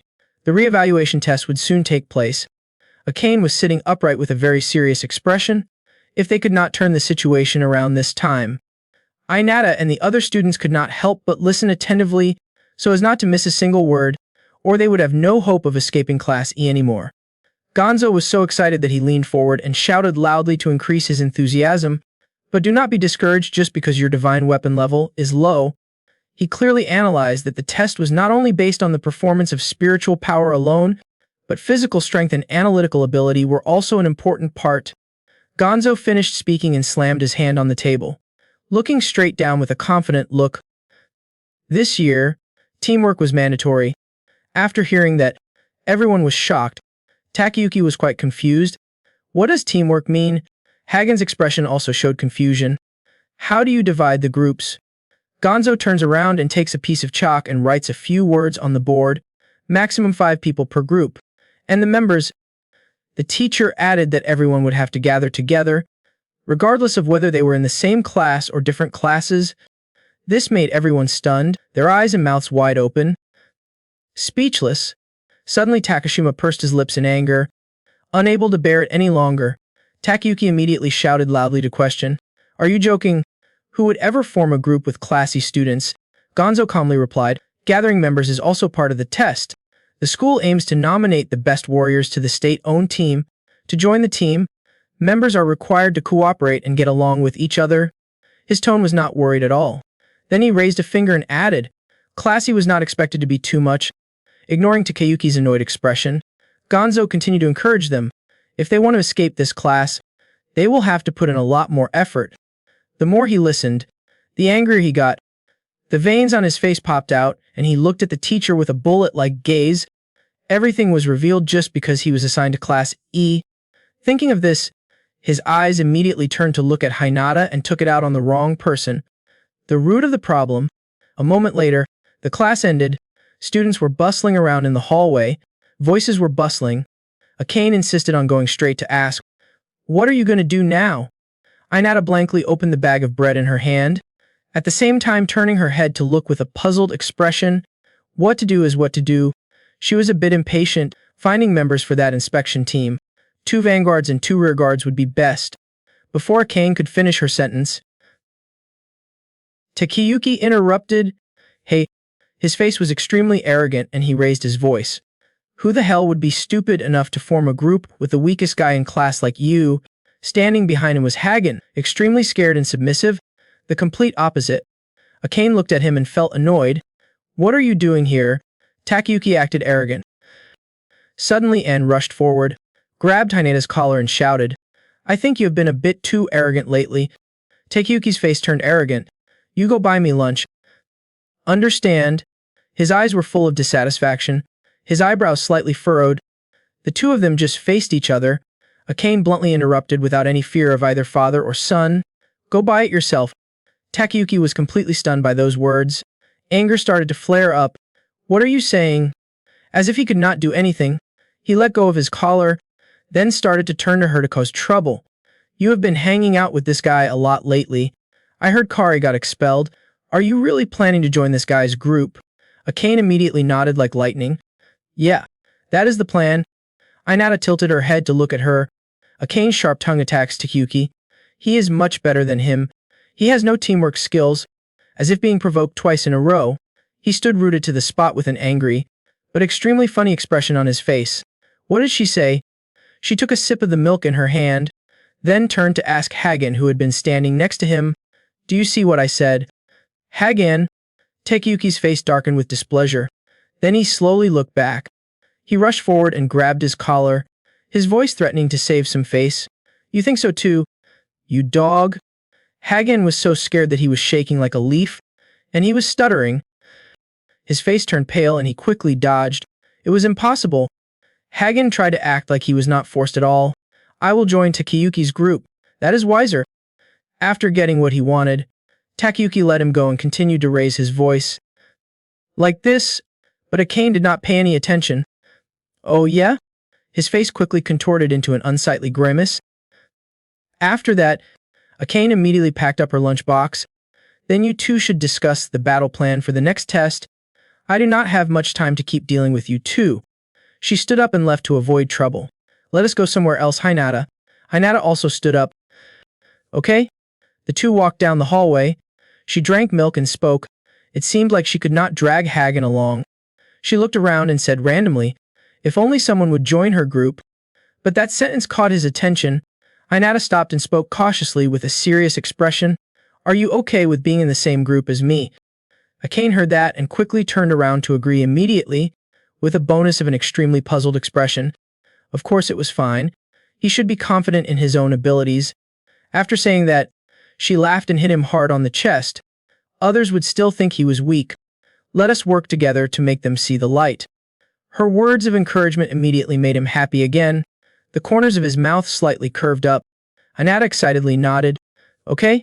The two of them talked so animatedly that everyone in the hallway noticed. Sachi also slowly turned around. Her eyes focused on him. She looked at him for a long time and then smiled to herself. His whole body and her eyes seemed to radiate a bright light. The aura of the main character. The atmosphere was very different from before. The corners of his mouth could not help but curl up, and he thought to himself, this person is quite interesting. A moment later, suddenly in class 1, an angry voice echoed, "You bastard!"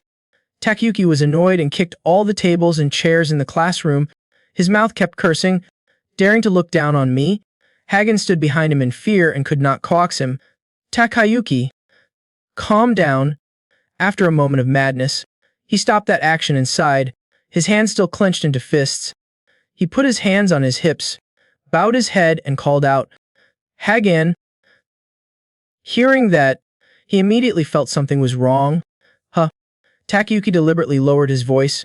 In the last test, there were a lot of people who were seriously injured and died, right? Hearing Hagen's reply, he immediately grinned. He recalled the bloody and dangerous scene last time. The reevaluation test took place in a D-ranked dungeon, equivalent to a real battle. So when an unfortunate accident happened, that would be a reasonable excuse. He finished speaking and sat down on the table to analyze. But in reality, it seemed like the accidents were all caused by someone on purpose. Hagen shivered at every word he heard, like a frightened deer standing in a corner. Takyuki pressed his hand down on the table and gritted his teeth, saying that this year would be the same.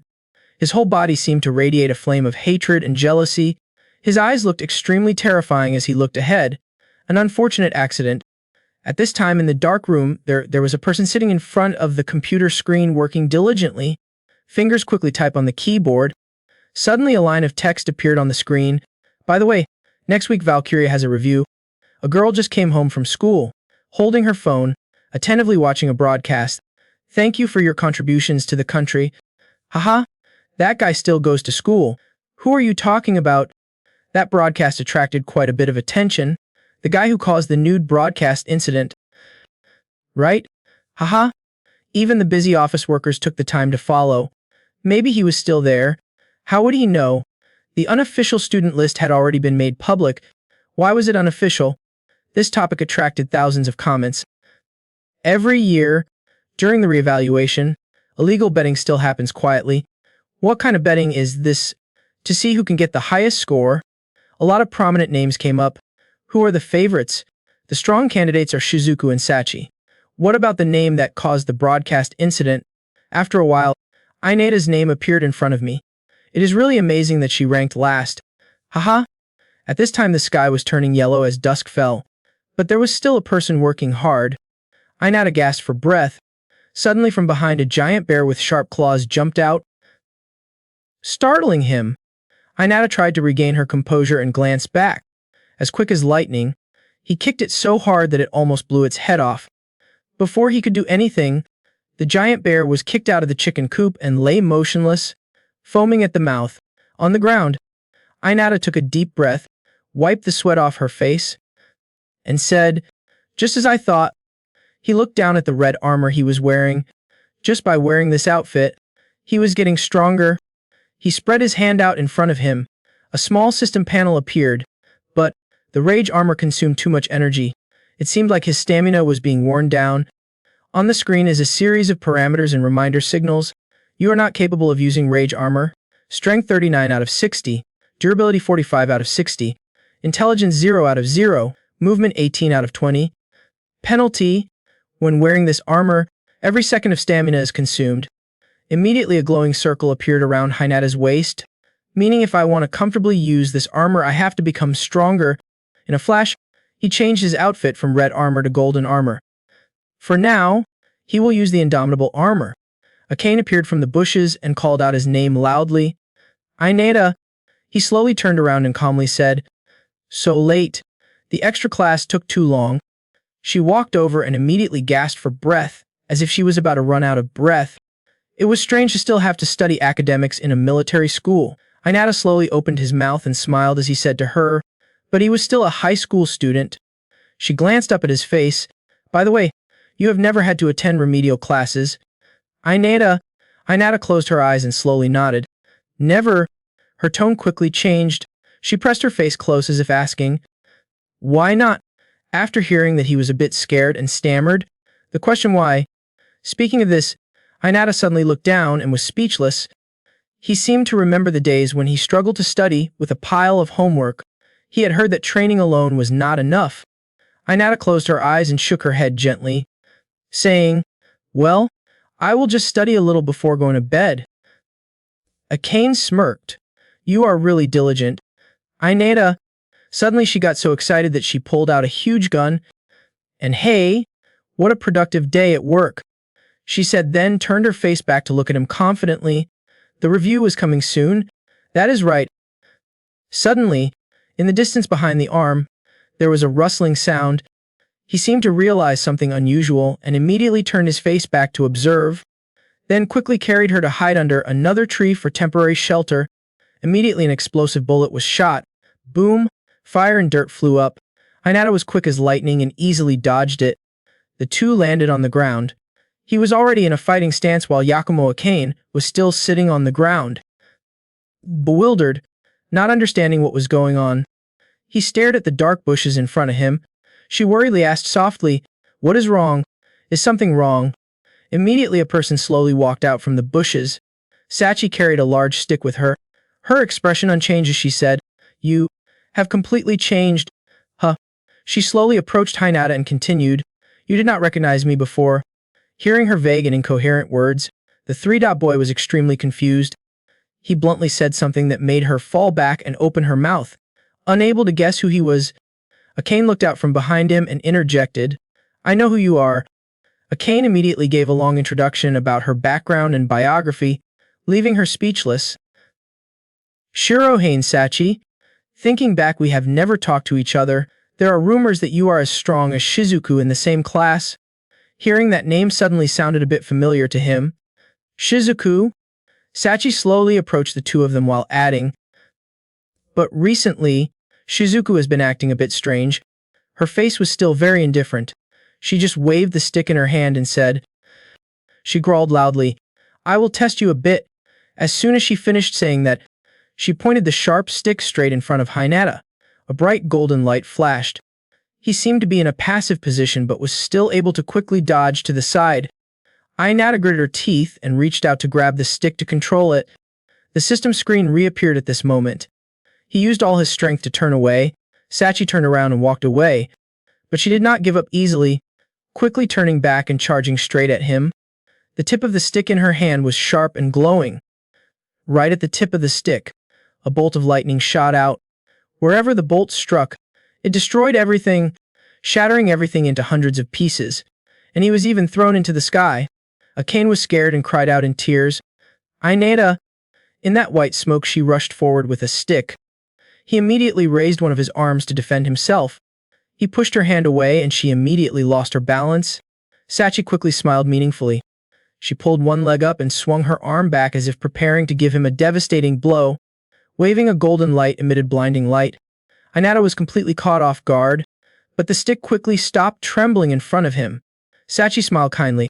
"You really have changed." Her gentle eyes sparkled as she looked at him without blinking, her voice still soft and calm as she spoke. If she did not hide her skills, then he would have truly grown up. Inata was scared and stepped back, ready to fend.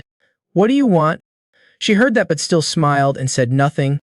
She clasped her hands behind her back and slowly said to him, "Everyone wants to team up with me for this re-examination. But if I have to team up with someone else, I would rather choose someone more interesting." She said, then suddenly held out her arm. "You look interesting." She smiled happily and asked me if I wanted to join her team.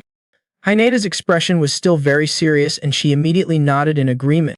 "Okay?" She kept that posture and expression. Seeing him agree so quickly, she was a bit surprised.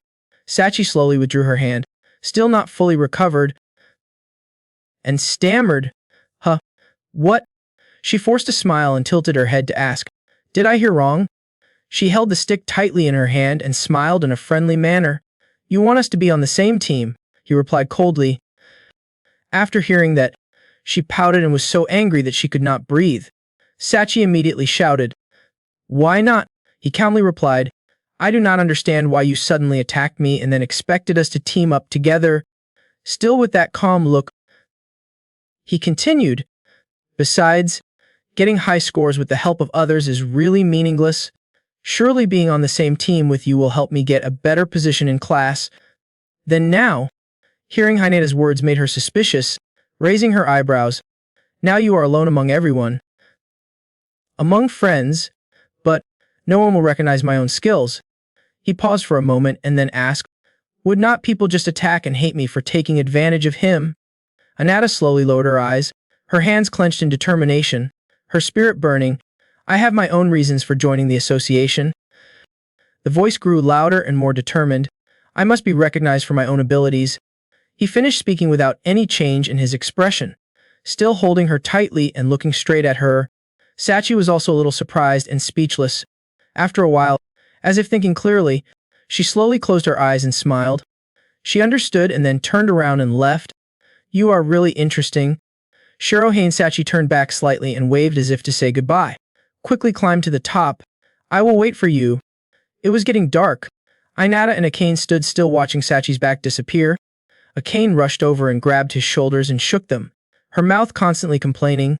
What a waste. He should have agreed to form a team. He tiredly asked, are you even listening to me? He frowned slightly and looked straight into her eyes. She did not care about him at all. She gave off the feeling that she did not care about anyone she was not interested in. Aane suddenly understood, raised her hand to her chin and rubbed it, thinking and calculating. Understood. Inata laughed and rubbed the back of her neck as she left first. If that is the case, then we can't expect any cooperation. It is better for us to aim for a good score. Just the two of us. Hearing that, Aane clicked her tongue and followed him, talking and laughing. Well, if that is the case, then so be it. But there were some things that made him think. Inata rested her chin on her hand and thought. So that was the skill of the top student in class Huff. He remembered every single one of Sachi's skills and analyzed them in detail. Speed, tactics, strength, excellent in every aspect. Even when he was completely passive and might lose, she went easy on him, even if he faced her in rage armor. Then maybe, the more he thought about it, the more he gritted his teeth and trembled. He was still far from being able to do it. You opened the system in your hand, and now I am being arrogant about how I have gotten a little stronger. He skimmed through the information for a while and suddenly realized there is no way he can catch up with her with this kind of result. He needs to complete the update list further. Suddenly he caught sight of something strange. What is this? System notification. You are given a sword show with Bozom, supernatural creature Kansei. After reading he could not help but be surprised. Condition. The next day when the sky was clear and high, at this time at the strategic headquarters. Inside, people were gathering to meet, work and research. At this moment, an old man with a chestnut head, who was also the Minister of Defense, Hagen Renpi, looked at the system board and spoke. Next was the agenda, regarding the investigation into the cause of the appearance of the teleportation gates. Unfortunately, we still do not have any new news. A guy sitting opposite with a nonchalant expression leaned back in his chair tiredly. Phoenix Ranks Association. Guildmaster. Kagura Kinji. On this side, the Guildmaster, Sherry Truma, from this rank association was sitting upright listening. The people who always pass through the teleportation gate, and a blonde-haired guy sat with his arms crossed solemnly. This person from this rank association, Victor, the Guildmaster, Shio Ogai. Hagen Renpei turned to look and asked, you still have not discovered anything? The white-haired, bespectacled man quickly sneered, this is so confusing. We are still trying our best to close the gate. You know, Oga glanced at the deep voice that said, if we knew anything, we would have reported it. Truman also added, and so did our side. That guy closed his eyes, clasped his hands in front of him and smiled brightly. People do not know anything. Maybe they know but keep quiet. If there is nothing else to do, would not it be very inconvenient?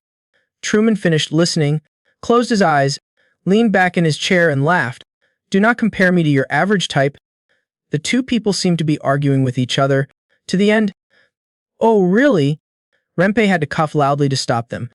Kuriha, have you found anything in the past 6 months? The old man wearing a hat sitting next to him heard him being called and stammered a little, avoiding the question. About that, he was the guild master, Kikane Kuriha, of this rank association Thean, and his eyes were wide open like 2 chicken eggs. I felt like the distance between the gates was gradually getting shorter. After hearing that, The guy leaned on his hand and glanced. The others were also silent and thoughtful. Oge spoke up to break the awkward atmosphere. We can still endure it for now. But, she nodded in agreement. Yes, if we can't handle it. A terrifying scene of those ferocious monsters appeared in his mind. Once again, disaster would strike. Right? Curia's expression and voice were serious as she analyzed. Moreover, the monsters that appeared were getting stronger and stronger. If the next disaster happened, compared to before, the damage would be much more terrible. Hearing this makes people sigh and have a headache. We must come up with a countermeasure as soon as possible. The guy pushed his glasses up on his face, looking knowledgeable. To do that, we will need someone talented. Immediately a cheerful voice rang out. Exactly. How is the training of the hair? On this side, the headmaster of Valeria School just spoke up. We have some talented individuals developing. The others also nodded happily after hearing that. We will hold a review soon. That sounds promising. The white-haired guy leaned back in his chair, leisurely clasped his hands together and asked, Are there any students I need to watch over? Of course there are. Immediately the images of those two female students appeared on the system. Among the first years, minus Shizuku and Shirahane Sachi. These two were extremely promising. One is skilled with swords, the other has great elemental skills, pure energy that can freely control life force. Shizuku possesses Ryununer, a divine weapon that can create explosive energy. Sachi is Gaebolg. Oge still sat with his arms crossed in front of his chest, watching and nodding. So both of them possess great divine power and destructive power. This Shizuku child might be useful to our association. The other guy seemed not very interested in asking if there was anyone else worth mentioning. There was still, but I wanted everyone to see it for themselves in the review. The guy pondered and considered. It would be great if we could train in hair with excellent defense abilities. Another person asked, a bit confused. Why is that? That person explained. We have not filled the vacancy yet, but have left it open for a while. He said while showing a hidden meaning and a sly smile. Now that you mention it, the son of the person who left that position is at your school, right? Azahai Inata. He still goes to school. Truman heard that name for the first time, so he was a bit confused. Azahai Inata, the old man with hypnotic egg-like eyes, asked again to be sure. He meant the naked child. Hearing that, Truman clapped his hands and cheered. The one with the spirit could not use weapons. But someone shook his head and said no. The boy was still our student. That guy immediately showed disappointment and attitude. I did not understand. He sighed and questioned back. He must have realized that his divine weapon was useless. Was the boy stubborn or simply stupid that he still kept it? Maybe not.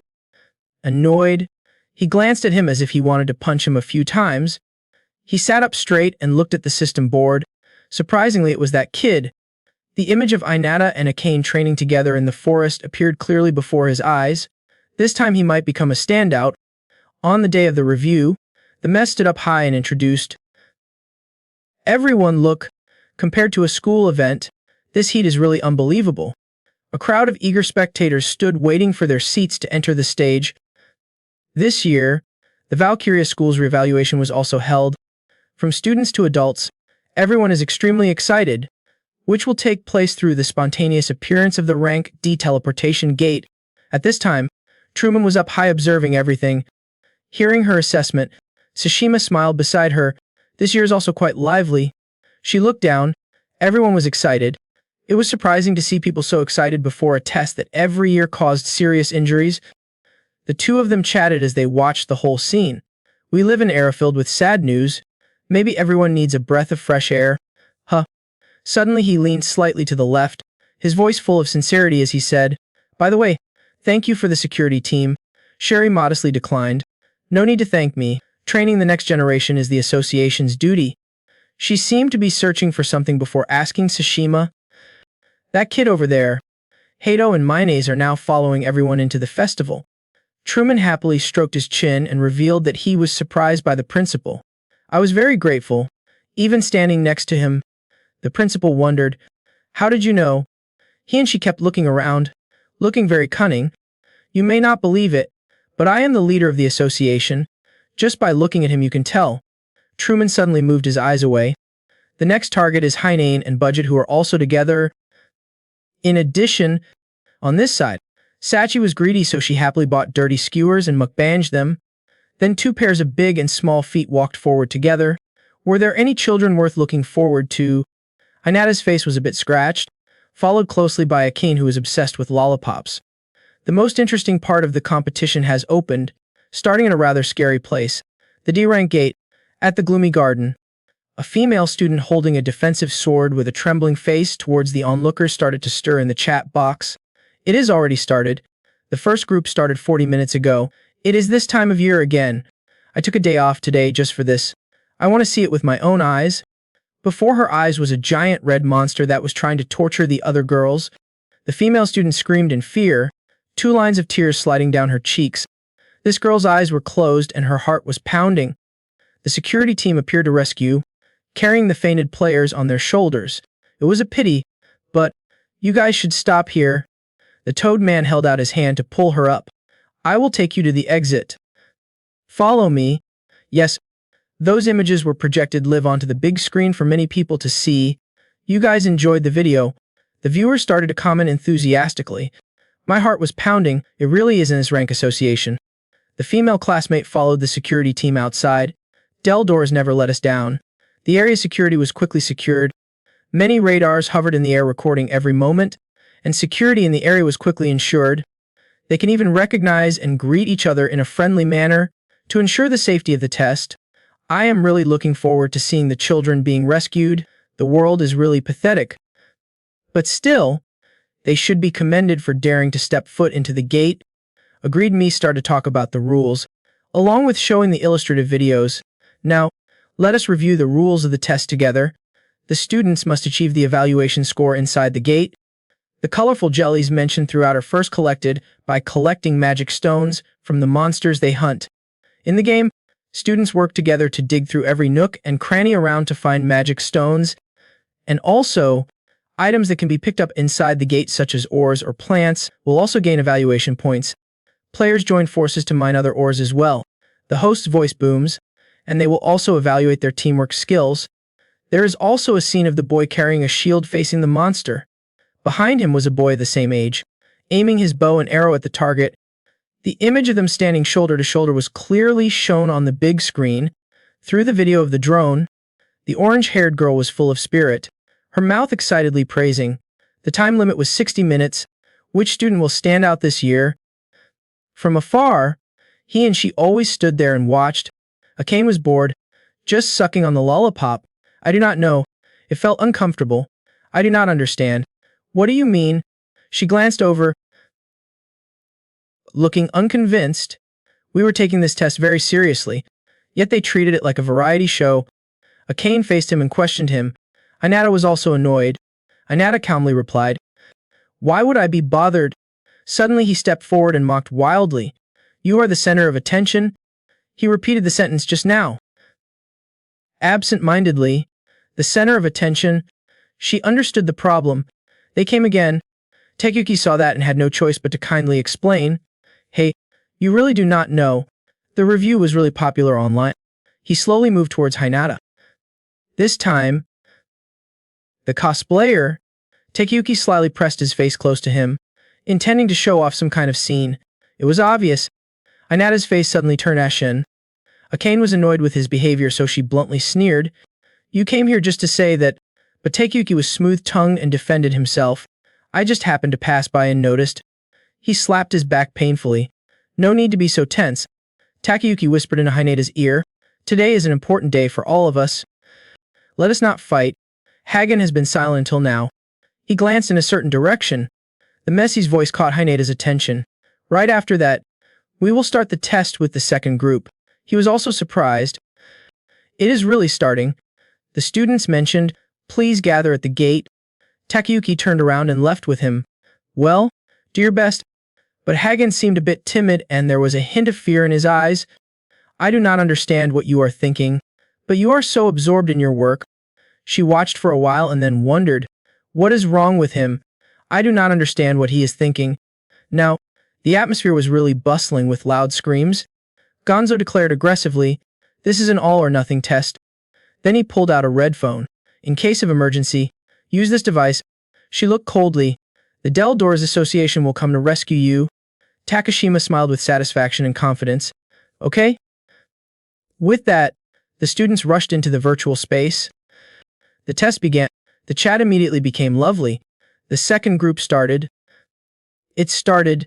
The expectations for the second group were also very high.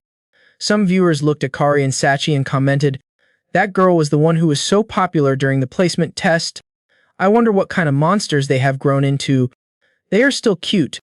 Turning to the direction of your team that seems to be taking action as well. Show us how much you guys have grown since the placement test. There are times when a normal kid can completely change. Suddenly some people, when they hear this special footsteps, if they are just normal, this sound, this footsteps. Inata and Hagen carried their weapons and cautiously weaved their way through the trail. They are here. It is the kid who caused the broadcast incident. I heard we can watch a tense naked match today, too. They have not been eliminated yet, huh? It seems like they will avoid expulsion today. But the design of the armor has changed, huh? It is just a feeling. With her beauty and seriousness, she has created a good impression on the audience. Teaming up with Zara is also quite special. After all, they will definitely be super weak. There are so many cute kids at school. Suddenly he noticed to the right. Just entered the game and immediately met the two-horned monster. Many opinions flooded in. Game over. What bad luck. Run away. It let out a shrill growl. Then the two-horned monster swung its arm, throwing a punch at Hinata. It punched the ground with a mighty blow. Rocks and dirt scattered to both sides. Was not that the end of the announcement? This is too dangerous. Del Doras, come and rescue quickly. The smoke and dust were so thick that it was almost impossible to see what was under the monster's hand. Suddenly, a beam of power shot straight at its stomach. Everything happened so fast that the onlookers did not have time to understand what was happening. What the hell was going on? The dust gradually cleared, revealing one of his legs. Inata's whole body was unscathed and she fought back coolly. Was not that the kid who caused it, the broadcast incident. But still, fighting, that should be effective too. Just as I thought, the armor changed design. Inata's every move was being watched by someone through a computer screen. It was none other than Jinji, who was silently observing everything as if he was watching a movie. Suddenly Jinji's face changed. His eyes widened in surprise. His cool figure kicking appeared on the screen and immediately became a rare sight. Mayonnaise and Hato were also watching the fight very attentively. The people around started to discuss excitedly. Suddenly a male student realized, "Hey everyone, maybe that is it." Class E. Hato was still chilling and eating chicken, but Mayonnaise had already noticed something. Truman was also quite amused by Hinata's recent fight. She did not spare any praise. "This is the first time I have seen a divine weapon that can change shape." The principal saw her surprise and asked. She does not seem very surprised. Truman spoke up. The naked guy was useless. That is what everyone thought. The principal quietly listened to Truman's every word. "But you are terrible to people without talent." He also understood clearly in his heart, if someone truly had no potential, they could never enter Class E. Truman said a little arrogantly. It was obvious to think that there must be something special about him. Therefore, she turned to the principal and asked, "He won't be expelled, right?" At this moment, beside Hinata, the monster was lying limp after his lightning kick. Inata remained on guard. He reached back, using his power to gain momentum. The two-horned monster was not completely destroyed yet. It immediately sat up. Then he lunged towards Inata, his hideous teeth bared, along with a piercing scream. But before he could swing his punch, he was punched in the face by the boy, causing him to stagger and suddenly exclaimed, "What is that?" Aane immediately picked up the launcher. Continuously aiming straight at it made the monster struggle to avoid. Knowing she could not hold out for long, she hurriedly urged, "Inata, are you done yet?" When he was done, he told her, then jumped high into the sky right above the monster's head. That was enough. He shouted to activate the skill. His fist aimed straight at it, then strike down directly into the demon's face. The first fury. He landed in a cool manner. The monster did not have time to dodge and took the full blow. Completely destroyed, its body turned into an energy stone. Inata saw that and immediately bent down to collect the crystal fragments. He absorbed the results. Thinking he had to grasp it with his hands without writing, he immediately threw the quartz stone to Aane. Praising her good support, she caught it gently, not sparing any words of encouragement. And boy, what a punch! While the two were talking to each other, they did not know that someone was hiding behind a tree trunk and was watching the entire battle. Seeing the two people easily destroy the monster, he angrily clicked his tongue and left. Aane said excitedly, "The training is working. It feels great." Inata nodded in agreement with her. "Yeah." Inata looked down at her hand and thought, "The first rage when you let go." He thought it was a technique to release all the stored energy at once. It was a survival skill he had along with the rage armor. Inata ran her hand over the armor. "I have come this far in just 2 weeks. I can't wear the armor all the time." But while he was thinking, he suddenly heard Aane calling Hinata from behind him. At this moment, from afar, a huge mosquito rushed over. Aane used one move to completely destroy it. Hinata just now reacted, just turned around and saw it was getting money from her to sell salt. Aane happily said, "Took care of it. I am pretty good, are not I?" she asked arrogantly. Inata nodded. Well, he could not help but feel lucky. Aane was making up for his weaknesses. He recalled how he fought with Aane. Maybe because he tried his best like he said before, the power and firing range of the divine item had increased. Above all, at this moment Aane suddenly realized something. Her eyes flashed with vigilance. She noticed the monsters running from the opposite direction, resolutely lowering her aim, and reporting her position. They were coming from that direction. Inata, through those actions he himself realized, as his ability to detect enemies had developed, what was coming out was a group of goblins. They were laughing excitedly and rushing over like a flood. Aane quickly reported the number. 3 hobgoblins. As soon as she finished speaking, Hinata did not hesitate and immediately flew away. Understood. He appeared to be extremely calm as he glided across the ground at lightning speed. She continuously fired shots from behind to support him, but also looked around to check the situation. The 2 goblins were sent flying in a flash, leaving the one in the middle standing rooted to the spot, not knowing what to do. Both sides rushed towards each other. Hinata's expression did not waver when she saw it raise its hammer high, preparing to kill her.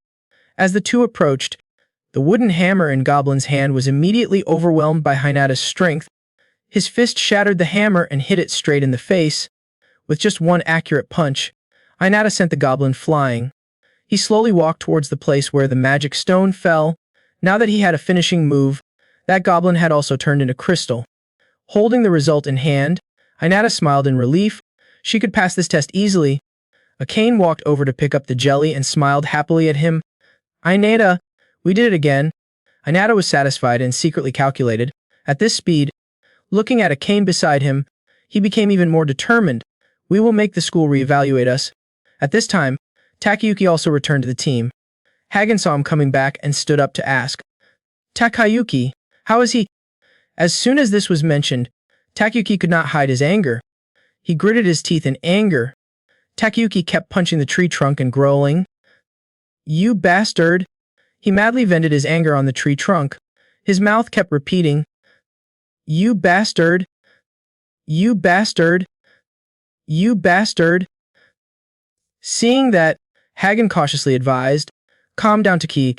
But right now, Takyuki's mind was only focused on the fact that they had defeated an ogre. That piece of trash. The image of the two fighting side by side kept lingering in my mind. Was it because of Aane? That was not it.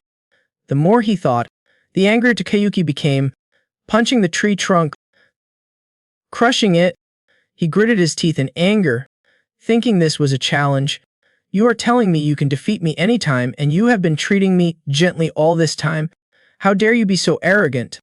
Then he calmed down and said to everyone, "Hey, change of plans." His face darkened as he ordered Hagen, "We are following the original plan." Hagen hesitated a bit, but suddenly Takyuki grabbed Hagen by the collar. Then he threatened fiercely, scaring him to the core. "I said, we are following the original plan. Hagen has no choice but to follow." "Yes." Then he was satisfied and let him go. Even though Hagen had picked up the gun, there was still something that made him feel uneasy. Finally, he gave up that crazy thought and closed his eyes tightly and pumped energy into the gun. Everyone stood still watching Hagen. Takyuki frowned and started calculating. He was making them give up quickly by using Orge. The look on his face was a smirk, but they took it down, so I had no choice, right? Suddenly an evil thought crossed his mind. I will have to send the portal boss, none other than the three-headed monster from the legendary fantasy place. Hagen recalls that as a child, he always admired heroes. For generations after the start of the interdimensional war, it was quite popular. Hagen sat in front of the screen, his eyes lighting up when he saw the heroes. One day, I will be there too, but that dream was quickly shattered. The element of steel, that was the relic given to me. My ability is simply to store the essence extracted from living creatures and create medicine. Hagen remembers the times when he was bullied by the elves. I can't do anything by myself, and I have no attack power at all. Until he held the result in his hand. Relic rank E-type. Sure enough, I finally got into class E.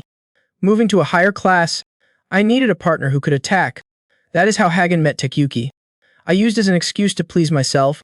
I felt guilty. What had to happen happened. He punched him in the face, but at the same time I felt relieved. Hagen thought of the laughter of the people around him as they witnessed the bullying. It was so intense. Wonderful. Before his eyes, a male student was having water poured over his head by his classmates, and no one stopped him, thinking there are creatures worse than me. But, back to reality. Hagen gasped. He looked at Inata in surprise. That guy had become stronger. Hagen opened his eyes wide, secretly exclaiming, he even did those things. The person looking at him knelt down. He looked at Inata's back. While I was busy pleasing myself, he continued to work hard. Hagen clenched his fists, feeling angry at seeing such a person. He bowed his head slightly, his face full of complexity. Hagen recalled, surely, why I think this way. Takyuki raised his hand covered in liquid. He smiled evilly and glanced at Inata, who was walking with a cane. Takyuki walked over the two of them and patted Hinata on the shoulder. He put his arm around Hinata's shoulder, successfully drugging her. Hagen felt guilty. Even though I believed I should not have, I still did it in the end. At night, in the forest, a drone is released. It slowly rose, soaring high in the dark sky. The plane flew in another direction. Takyuki urged the group, okay, let us go. He sneered at Hagen. I will leave the rest to you. He held the gun tightly in his hand, carefully aimed at the monster. Aimed well. Held tight. Hagen tensely shot out the needle. The needle tip was embedded deep into the monster's body. Its eyes turned bloodshot, flashing with light. The monster rose up. It roared painfully. Hagen was a bit scared. He crouched down. Takyuki happily looked towards where the monster was. His medicine was working quickly. He glanced at Hagen. Was it called crazy pheromone? They turned their gaze towards Hinata, who was facing the monster. The person who was hit by it would attack the target, getting hit by the drug. Takyuki said with a mocking tone. I did not expect it to work on the boss at the portal too. Hagen awkwardly replied to him. Somehow this feels a bit strange.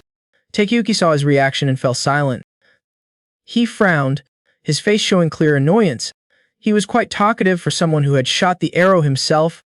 Takyuki lowered his eyes to look at Hagen's turtle-like appearance. I am the type of person who would not say anything when doing things like that, thinking that he saw me as a victim. He curled his lips, his eyes filled with contempt.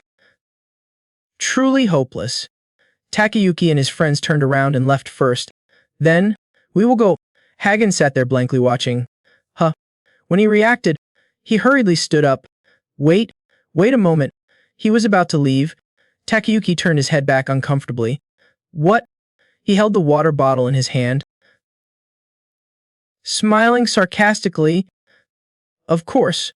The next second, Takyuki directly poured all the water on Hagen. He closed his eyes and covered himself with his hands. His voice was cold. We need to destroy the evidence. Hagen heard that and glanced behind him. The monster was now running fiercely towards him. In a moment, it was close to Hagen, swinging its sharp claws towards him. Hagen was terrified, holding his head and screaming. He broke out in a cold sweat and ran away. Hagen wondered why. Takyuki ignored him as he ran away in panic. He calmly leaned against a nearby tree and explained that, if the boss at the gate moved, they would investigate the cause. Takyuki continued talking about the reason. If we get caught, it means we get expelled. Hagen then realized their purpose. They were trying to blame everything on him. Takyuki frowned, eyes angry. Looking at Hagen, who was running slowly, Takyuki coldly warned, "If you do not run, you will die." "You know." Hagen bowed his head and searched his pocket. "I need to contact the guild." "Emergency equipment," he shouted in panic. It disappeared. Hagen suddenly remembered when Takyuki angrily grabbed his collar. "Do not tell me." He tried to run as fast as he could, realizing with surprise that he had planned to get him out from the beginning. Hagen thought, "I do not have time to hide the scent. I only have one bottle of medicine left anyway." He thought of the last potion he kept in his sleeve. But what if he used this? Hagen turned his head to look at the giant chasing him. He gasped, "I really am." The monster's huge foot was right on Hagen's head. He was scared. Tears fell unconsciously. It was hopeless, was not it? At the same time, in another area, from the corpse of the small monster, a crystal appeared. A voice rang out. "Okay?" Inata picked up the stone. He smiled with satisfaction. "I have collected quite a few." Aane clenched her fists. She excitedly winked. "At this rate, I can get to Class D." Inata raised his hand just like that. He was enthusiastic. Yes.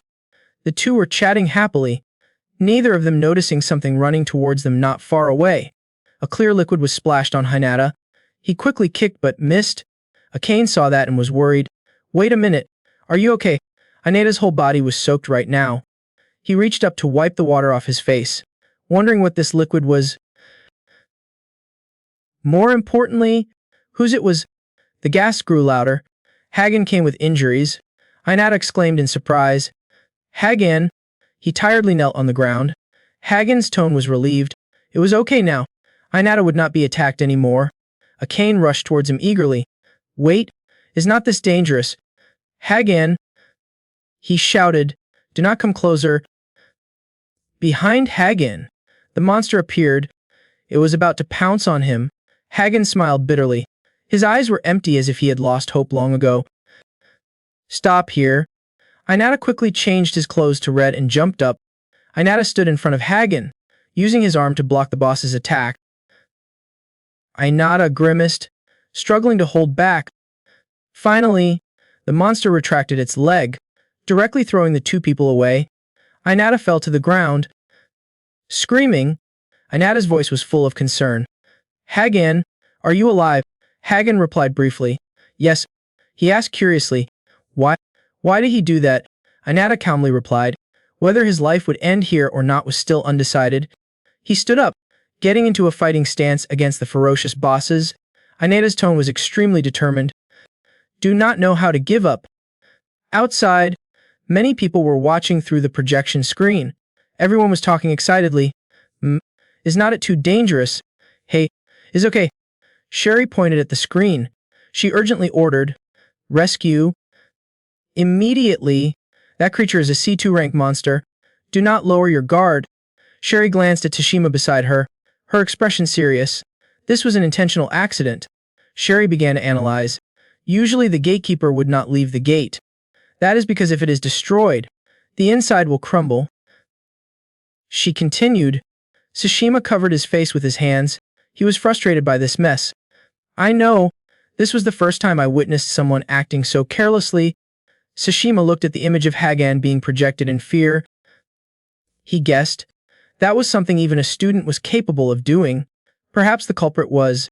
But it seemed that the child was also fooled. The screen switches to Inata fighting the boss. Tashima wonders if we should put our hopes on him. At this moment, in the training area, Inata was facing a giant monster that was constantly roaring madly. Aane stood in a corner holding a machine gun. She was so scared that she froze in place. Akane's face was pale. Her eyes panicked at the scene before her. "It is dangerous." "Inata!" The boss roared, swinging its claws towards the two people opposite. Inata quickly grabbed Hagen by the collar. He jumped away, taking advantage of the situation to pull Hagen away from the fatal blow. Thrown away by Inata, Hagen screamed. Oh my god. Inata shouted. Come back quickly. Hagen got up. He looked at Inata anxiously. Inata on this side was already in a ready position. He was breathing heavily. His face was covered in sweat. The effects of that attack had not yet subsided. Both sides exuded a heavy pressure. The tension was suffocating. Inata judged. The skill gap was too great. The symbol on his hand lit up. Inata clenched his fist. However, he jumped up and rushed towards the boss. It clawed fiercely, but Inata dodged it by leaning to the side. Seizing the opportunity, he put strength into his arm and punched straight at the boss. Inata's blow caused a large dent in its body, but it was unscathed. He stared as if he could not believe what had just happened. The monster bared its sharp teeth, its eyes filled with mockery and contempt. In a flash, the snake head rushed forward, stabbing Inata in the stomach. Because the force of the blow was too strong, his whole body was directly thrown into the ancient tree behind him. Aane panicked and shouted loudly. Inata! He slid down the tree trunk helplessly. Aane anxiously walked over. Are you okay? Inata's mouth was drooling continuously. He heard her voice and suddenly woke up. Inata quickly pushed Aane away, turning back immediately. The sudden push made her cry out. Aane fell down, avoiding a blow, while Inata took the full brunt of the boss's brutal tail whip. At this point, the tree finally could not take the impact anymore. It broke into many pieces. Inata just fell down. The boss continued to stab its tail at the position he was lying on, but Inata still nimbly avoided it. He was so badly injured that he vomited blood and struggled to get up. Hagen sat on the side watching. Why was not it taken down yet? His face was pale, without any color left. Aane shouted, Inata, run. I can't control it. Do you hear me? Inata seemed to not pay attention to what she said. His eyes were still glued to the monster. We can't win. Inata's body was covered in scratches. The injured places were still bleeding. He dragged himself along. If he used the revenge item, he might be able to cause some impact. Inata looked at the boss with its overwhelming size. His mind became confused, but he was afraid he could not defeat it. What should he do now? Hagen suddenly shouted loudly, attracting the attention of both Inata and the boss. Stop it! Stop it, Inata! His eyes were filled with fatigue. Hagen asked guiltily, It is all my fault. Leave me alone and run? It only attacked me. Aane was stunned. She stood there silently looking at him. Hagen gathered all his courage. He patted his chest. Hey, attack me? The monster glanced at him too. It roared and ran straight towards where Hagen was standing. Inata behind jumped high. He jumped on top of the monster. Inata punched it right in the middle of its forehead. Boss seemed unharmed, his eyes flashing red. The head where Inata was standing bowed low. The other one immediately cooperated to bite his body. It shook its head, pushing Inata away. Hagen hurriedly caught him. Inata, what are you doing? I told you to run. Inata stood up again, his voice firm. I am not going anywhere. Hagen was confused. He asked in confusion, Why? Inata wiped the corner of her lips with her hand. If we could leave together, I would, but... He continued speaking, the person I value. Inata's mind flashed with the image of her father. Even when he was in danger, he did not abandon everyone. Inata stood in front of Hagen. If I ran away, the snake's head opened wide, waiting to bite him. Inata was determined. I will not have the face to meet him. Hagen suddenly felt admiration mixed with guilt for Inata. The snake head kept stabbing down, but Inata still skillfully dodged it. Hagen thought to himself, Surely, Deldor's is coming. Inata struggled to avoid the tail that was approaching his face. Hagen thought, if he could hold it off until then. The snake's tail reached Inata's face. His eyes filled with terror. Akane's whole body jerked. She was so nervous that she stopped breathing. The tail whipped down, causing the ground to shatter. Dust and smoke filled the air. Inata let out a miserable cry. Behind a nearby tree, Takyuki had been hiding there watching the show. He smiled dangerously, his facial muscles contorted as if in great anticipation. The sound of machinery suddenly rang in Inata's head. Mission completed. Status achieved. Death. Reward. Allow meeting. Inata froze as the system appeared. Pick one. Mission completed. Completion conditions. Location, reward, meeting permission. He stood alone in a strange sky. Suddenly, Inata noticed another voice coming, so he had finally arrived. The girl's voice was full of mystery. I thought you would come sooner. Nanashi sat on the throne smiling proudly. I have been waiting for you. My master? He looked at her confused. Where is this? Who is that person? Then Hinata tried to piece everything together, remembering that she was fighting a gate boss. Right? Nanashi went to explain to pull him out of his thoughts. He was dead. Or rather, he was on the brink of life. She flashed in front of him again, hands on hips. Boasting? The only reason you are still alive is because I summoned you here. Inata was still confused. What was going on? His head was now filled with countless questions. Who exactly was this person? Nanashi slowly approached him and reminded him, do not be so upset. This is your mental world that I am controlling. She lowered her head, looking sly. In other words, Nanashi pointed at Inata's chest, which was the world inside his armor. Your face is so stupid. The world inside the divine weapon. Then she conjured a snowball. The image of Inata's long, crippled body appeared in that sphere. This was the scene outside at the present time. She playfully teased him. If he turned back quickly, he could dodge it. Inata did not quite believe it, so she asked again, so you just saved me? Nanashi did not hesitate to answer. What else? So he rubbed her head and smiled gently, apologizing for doubting her earlier. She shyly brushed her hand away from her head.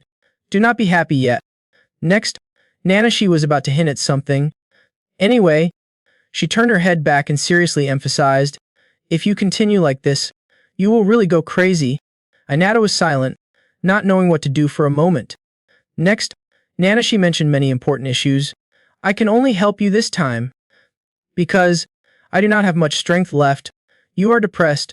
So what should I do? She waved for Inata to come closer. I will help you a little. Suddenly Nanashi poked his two soul windows. I adjusted his eyes a bit. Seeing Hinata in so much pain, she quickly comforted him, trying to bear with it. Usually these guys were not people he could not defeat. Nanashi was not afraid of him getting upset, so he gave direct and frank advice. His fighting style was too rigid. She gave clear advice. First, observe the opponent clearly. Inata looked up at the sky.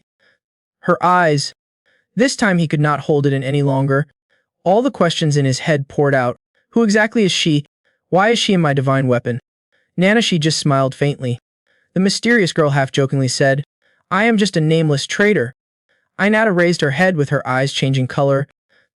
A traitor? The water round started to thin. Nanashi also noticed clearly. It seemed like our time was up. He slowly sank despite his violent struggles. Wait, I still have more questions to ask. She held out her hand to Hinata and made a condition. If you want to know anything more, then become stronger. You still have not passed the test. Nanashi asked deeply. He did not wonder. She mentioned the weapons you possess. Why something like a divine weapon was given to you. Next comes the vision of chaos, the bringers of war, to the human world. Inata lost in the cold water. What is she saying? He kept looking towards Nanashi on the water floor. Who was he after all? She sparingly uttered a rather doubtful sentence. We will meet again. Azahai Inata. Once again, Inata woke up with wide eyes. The war in reality had not ended yet. Suddenly there was a loud voice calling his name. Inata. Aane sat on the ground. Stunned. It was impossible. The monster fell to the ground in a cloud of dust. She was so happy that she cried because she was saved. Aane saw Hinata easily jumping away from the beast and called out, Inata.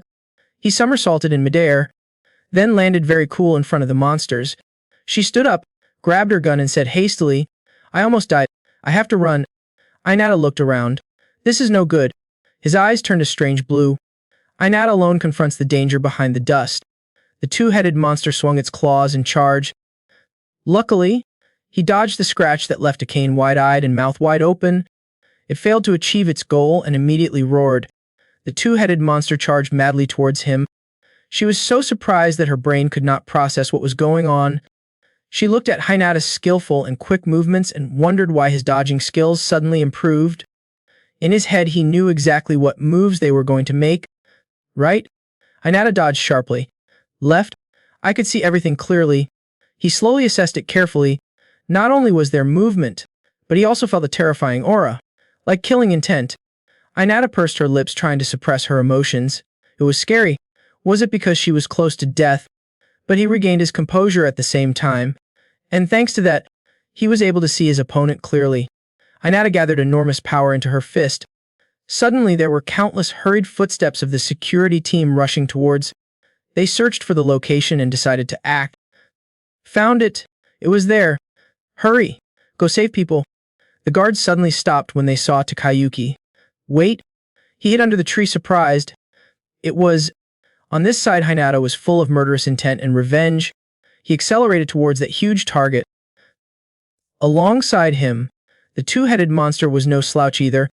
Hinata dodged all of its counterattacks. Then he took the opportunity to attack with all his might. Hinata thrust a powerful blow into the two-headed monster's body. He was given a terrible blow and had to stick out his tongue to take the blow. Hinata gritted her teeth and clenched her fists, anger gathering from her hands. Immediately after, he slammed his fist straight into the monster's middle. It screeched madly in pain. Inata put all her remaining strength into her fist, shouting with determination. I only saw his wrist spinning faster and faster, curling into a vortex. The monster just ate Hinata's fierce attack and flew away.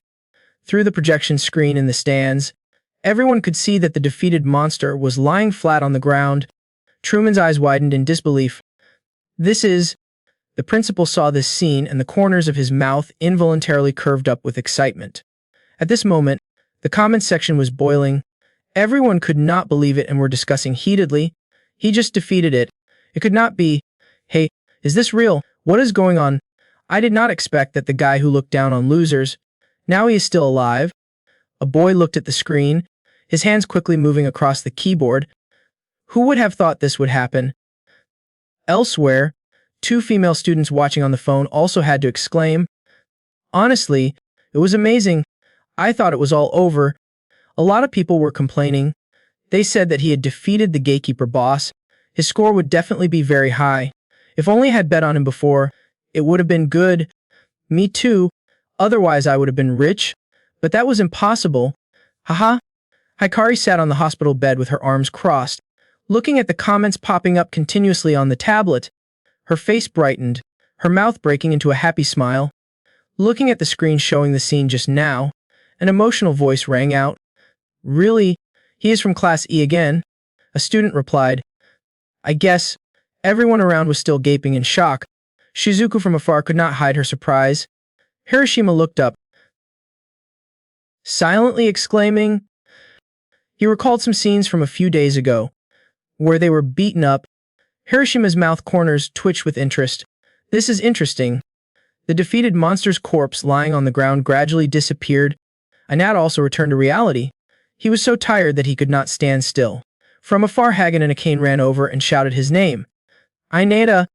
She worriedly patted his shoulder and asked, Are you okay? Inata struggled to reply. I have... Aane and Hagen put their arms around him and helped him up. Not far away, two figures appeared. Takyuki slammed his fist against the tree trunk beside him with an angry expression. What was going on? He remembered Hinata's image just now. That guy. His movements suddenly became more skillful. Takyuki gritted his teeth, trembling with anger. Why did this happen? The student next to him saw this and quickly warned him. I will say it straight. This is very dangerous. If this continues, Hagen will reveal everything. Takyuki said in a low voice. Do it. The student was confused and did not understand what was going on. Veins popped out all over his forehead. His eyes were bloodshot. His mind seemed to be invaded by anger. Now we only have one chance. To finish him off? The student smiled wryly. But it was a bit. Looking at Inata's group, they were having fun, talking and laughing. Takyuki seemed to be emitting a murderous aura. What? He rushed forward, grabbed the student by the collar and threatened, Do you want to be expelled? Everything that was happening was recorded and shown through the conversation. The Deldora's group looked at Takyuki's actions suspiciously. The person who turned to report back said, Master. On the other end of the call, Truman held his head helplessly. What a shameless person. She raised her eyebrows and ordered, Arrest that guy immediately. The other side immediately replied, Yes. As soon as she finished speaking, a voice of dissuasion rang out, Please wait a moment. The principal closed his eyes and ordered, Now let us see. Truman looked at him doubtfully. Tsushima said with a serious face. Stopping him now would only make his hatred grow. He thought of Takyuki's crazy image. If it happened, he would try to do what he did today again. She glanced back and asked, Do you want us to stay out of this and let them handle it themselves? The principal replied, Yes. Truman worriedly looked at Inata's condition through the monitor, wondering if he was okay. That student seemed to be nearing his limit. Inata moved with difficulty, her face showing a hint of pain. The principal said in a low voice, If things get worse, we will have to intervene, but for now, everything will be fine. Back to Hinata and Takyuki in the present. The flycam above captures the whole scene. Takyuki tilted his head and raised his eyebrows to signal his friend. The two of them ran quickly towards Inata. Right now, Takyuki and Hinata. Takyuki transformed the iron armor on his hand. Grinning evilly, Inata saw that and reached out to push a cane and Hagen behind her. Takyuki raised his fist, shouting his name. Inata! He rushed forward and punched Hinata straight in the face. Go to your ancestors. His eyes were filled with satisfaction as if he had dealt with an eyesore. Suddenly that look gradually turned to surprise and then panic. Takyuki was surprised to see Hinata block his punch with only one hand. The difference in skill was quite large. He gritted his teeth in resignation. The other arm stretched out, cursing, and the red-haired boy was gone. He swung his arms repeatedly towards Hinata, who nimbly and quickly dodged. Takyuki rushed forward in a rage. Inata took a few steps back. Crouching low, ready to fight, he leaned to avoid Takyuki's attack, his sharp eyes quickly identifying the target. Not giving him time to react, Inata punched Takyuki straight in the face. He fell down, his body thrown hard to the ground, screaming in pain. Inata coldly looked at Takyuki with blood on his mouth, trying to force himself to stand up. All of this, was it you who did it? He walked over and grabbed his collar. Cold eyes. Warning voice. Enough. But Takyuki did not care at all. He bared his teeth despite the blood running from his nose. He refused to submit, taking advantage of Hinata's moment of being off guard, and counterattacked. Takyuki looked at Inata's head tilted back. Dumbfounded. It turned out he was using momentum to slam his head into Takyuki's forehead, causing his nose to bleed. He held his head and rolled on the ground. Inata shook his hand. The things he was doing were so childish. You looked down with disdain. That is why I did not bother with you until now. Takyuki widened his eyes in unwillingness. A few bloodshot eyes appeared. He remembered the times Hinata was bullied by himself before. Do not bother me. He said he would not. Takyuki bowed his head and gritted his teeth in anger. He jumped up and rushed straight at Hinata, gritting his teeth. Do not joke with me. He immediately swung his arm and punched the person in front of him in the stomach. Takyuki was sweating profusely. Vomiting profusely. He opened his mouth. His face was wide open. He was lying on the ground. Not convinced. Inata frowned slightly. For someone like him, I did not need to use my divine weapon. Takyuki lay sprawled on the ground with his mouth wide open, drooling. In the distance, the student who had just glanced around and then turned around to run away. A cane happily ran towards Hinata. Truman looked at Inata smiling over the phone, and that was it. Besides, the principal also smiled with satisfaction. It was the difference between a hard worker and a lazy person. With this result, the second group's re-examination round done. On Hinata's side, everyone happily laughed and left together. The day after the exam, at school, the students were gathering in separate groups and chatting together in the long hallway. Hello, we just got in and we have to learn math already. How boring. But then the noise was suddenly interrupted when some of the students noticed the presence of a person. It seemed that the moment he stepped forward, he completely attracted the attention of almost everyone around. They attentively followed each other's every move, while whispering to each other about what happened yesterday. That thing, yes, was really amazing. Perhaps because he was already too used to this kind of attention, Inata did not pay much attention. He still walked past the student's eyes with an extremely calm attitude. However, a cane, his classmate, was not so natural. She took the lollipop out of her mouth and asked hesitantly. It felt like Everyone is staring at us, right? She furtively glanced at the male students who were whispering about her and frowned. They have been ignoring us all this time. After saying that, Aane turned around 180 degrees and could not help but laugh gleefully. It is not that Hinata did not notice this obvious change. It is just that he suddenly realized that he did not feel that happy. In contrast to Akane's cheerful expression, he quietly bowed his head and pondered something. In Hinata's mind, a scene that happened not long ago flashed through his mind. This could be considered his darkest moment, when he himself unintentionally became the target of constant ridicule and contempt from others. But when he opened his eyes and raised his head to look forward, that terrifying scene was replaced by a brighter image, completely different from the mocking smiles and cruel curses. They gave him a sincere smile and the friendliest looks. Hinata finally smiled and let go of the fear that had been stored in his heart for so long.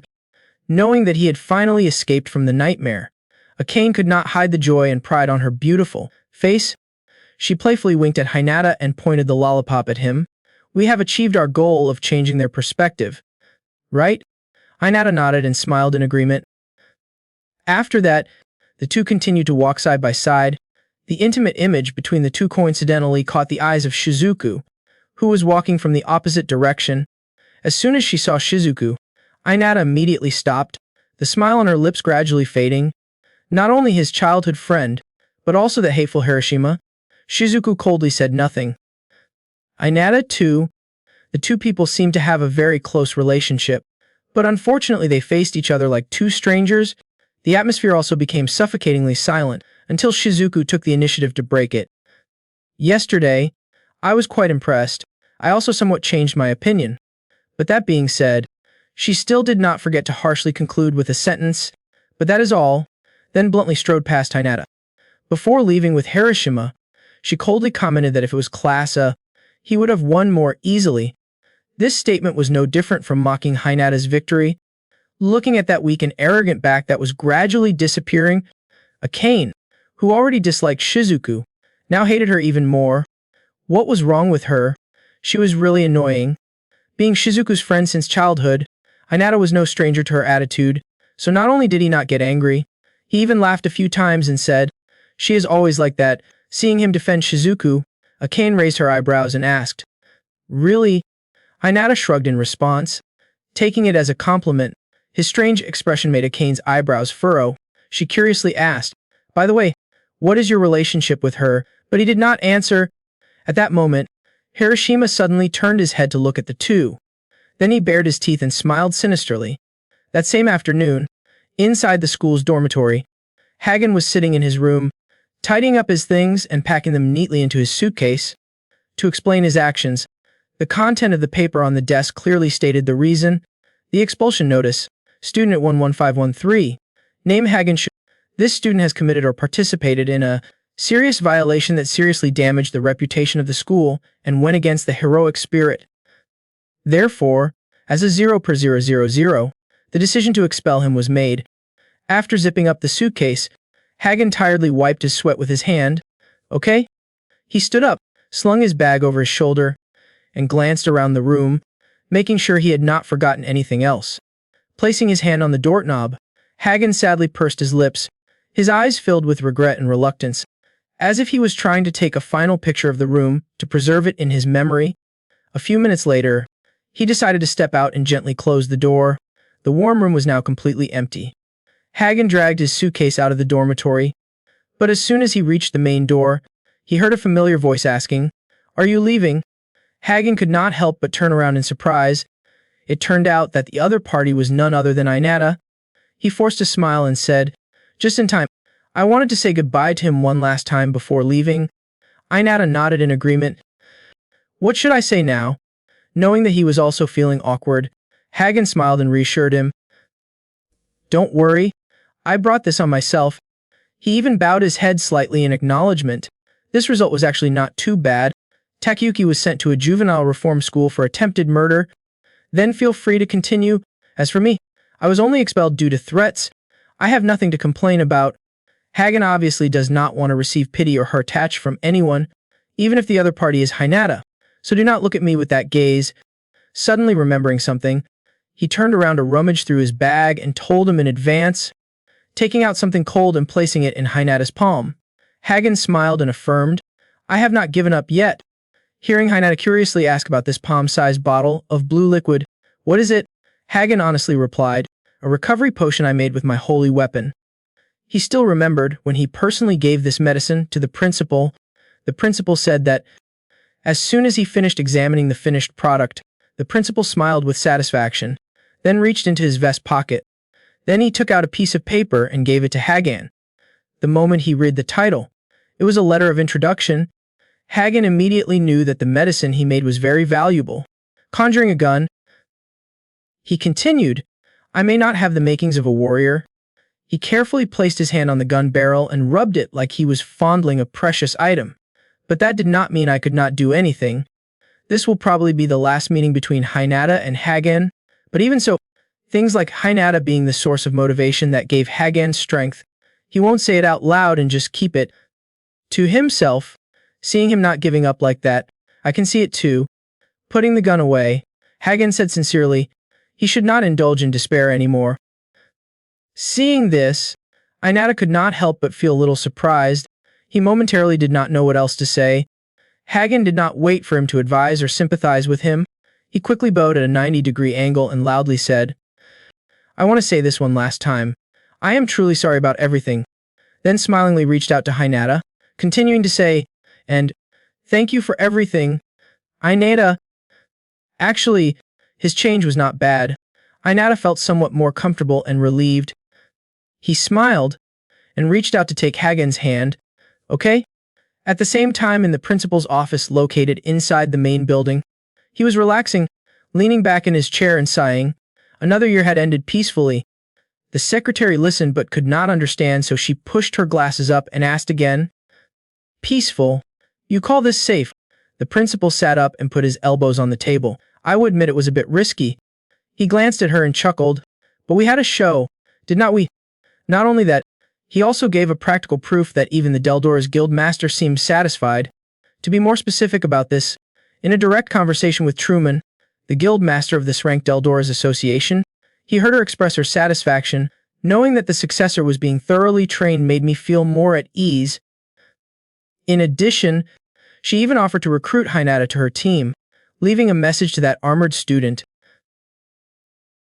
"Mobilizing mercenaries? If he wants to come practice, I am very welcome." Even the secretary was surprised by these words. It was really surprising. It was rare to see her inviting anyone for an internship. The principal nodded in agreement. It seemed that the student had left a good impression. Returning to a serious expression, the principal continued, "You know, now it is officially allowed for first-year students to go to the front lines." He especially emphasized, however, that they would need a society to take them in. Hearing that, the secretary immediately asked, "And the condition is from Class C and above?" "Right, sir. Do you think Hinata from Class A meets the requirements?" Understanding what she wanted to express, the principal just smiled meaningfully. Facing the other party's suspicious gaze, he placed the two latest records of Aane and Hinata on the table. Aane was in Class C, and Hinata, who was originally in Class E, was now transferred to Class B, then clicked his tongue and replied, "Of course." Early the next morning in Class 1B, most of the students in the class were extremely surprised by the presence of the new member. Although he had already guessed the reaction of the students in this class from the beginning, but when he saw with his own eyes that they were focusing their attention on him and whispering, "Hey, him, yeah," Inata still could not help but feel tense and anxious. He tried to ignore them by looking down at the table, embarrassed. Besides, he also reassured himself that, regardless of that, getting into Class B was the priority. From the moment she entered the classroom and sat down at her desk, Inata could easily see the difference between Class B and Class E, the huge difference from Class E. Just judging from the students' studiousness and unity, Inata had to admit that even their demeanor was different. He also affirmed, "There is a maturity here that I do not see in my class." With that, Inata felt very lucky that he had finally been promoted, but he did not rest on his laurels. Instead, he sincerely and seriously chose to develop further. He had to work harder if he did not want to fall behind. At that moment, suddenly a young man came to his table and called out, "Hey, newbie, Inata suddenly woke up from his thoughts and raised his head. Opposite him was a tall and thin boy with messy black hair slicked back, leaving only two strands of hair of a different color sticking up and down. He was asking him with a rather approachable face, "How is it like being Class B?" Because this person was a complete stranger and the greeting was sudden, Inata did not have time to come to her senses and just blankly let out a huff sound. Knowing he was being a bit rude, Subaru smiled friendly and introduced himself. "I am Arakawa Subaru. I have been in Class B for a while now." Without waiting for Inata to reintroduce himself, Subaru continued asking, "Can I ask you something?" He is very straightforward. "What is your cheating secret?" Just this one question was enough to see that the other party had no good intentions towards him. Inata's eyebrows quickly knitted together. "Cheating?" Seeing him clearly showing his displeasure, Subaru became even more insolent. "Do you really think this makes sense?" He said, "I have never heard of Class E suddenly moving to Class B since I started studying here." As if to give more clear evidence, he also pointed at his curious classmates. Everyone was curious. How could a Class E jump straight to Class B like that? Are you really qualified enough?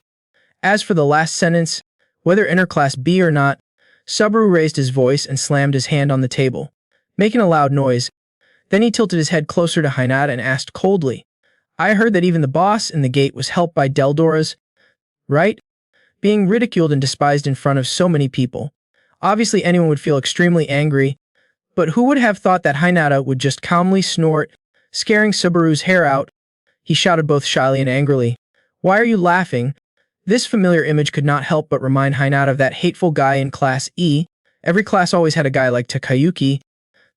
Originally, Subaru would not be so kind as to let Hinata study here, but since the teacher had already entered the classroom, he could only temporarily stop the conflict with him. Seeing that the students were already seated, the teacher glanced over the class.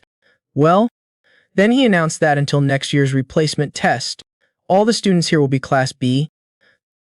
The saying, "But how many people have actually improved?" seemed to be aimed directly at the individual Subaru.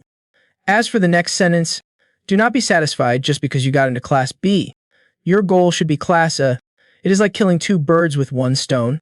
When you both strengthen the determination of the new person who got promoted to Class B like Hinata, and at the same time correct the arrogant and contemptuous attitude of the students in the class." Besides, the homeroom teacher also especially emphasized one case. This time only one student from Class A transferred down, which shows that the level gap between the two classes is very large. Hearing his reminder that if they wanted to join a prestigious society, they needed to narrow that gap further, Subaru could not help but interrupt him. "What are you saying?" "Professor," he grimaced and said, "Teacher, do you think we are just fooling around? The training gate can't be used for training." With his straightforward personality, Subaru dared to ask, "What else do you expect us to do?" It seemed like the teacher was already familiar with his arrogant attitude, so not only did he not get angry, he even smiled slightly and nodded in praise.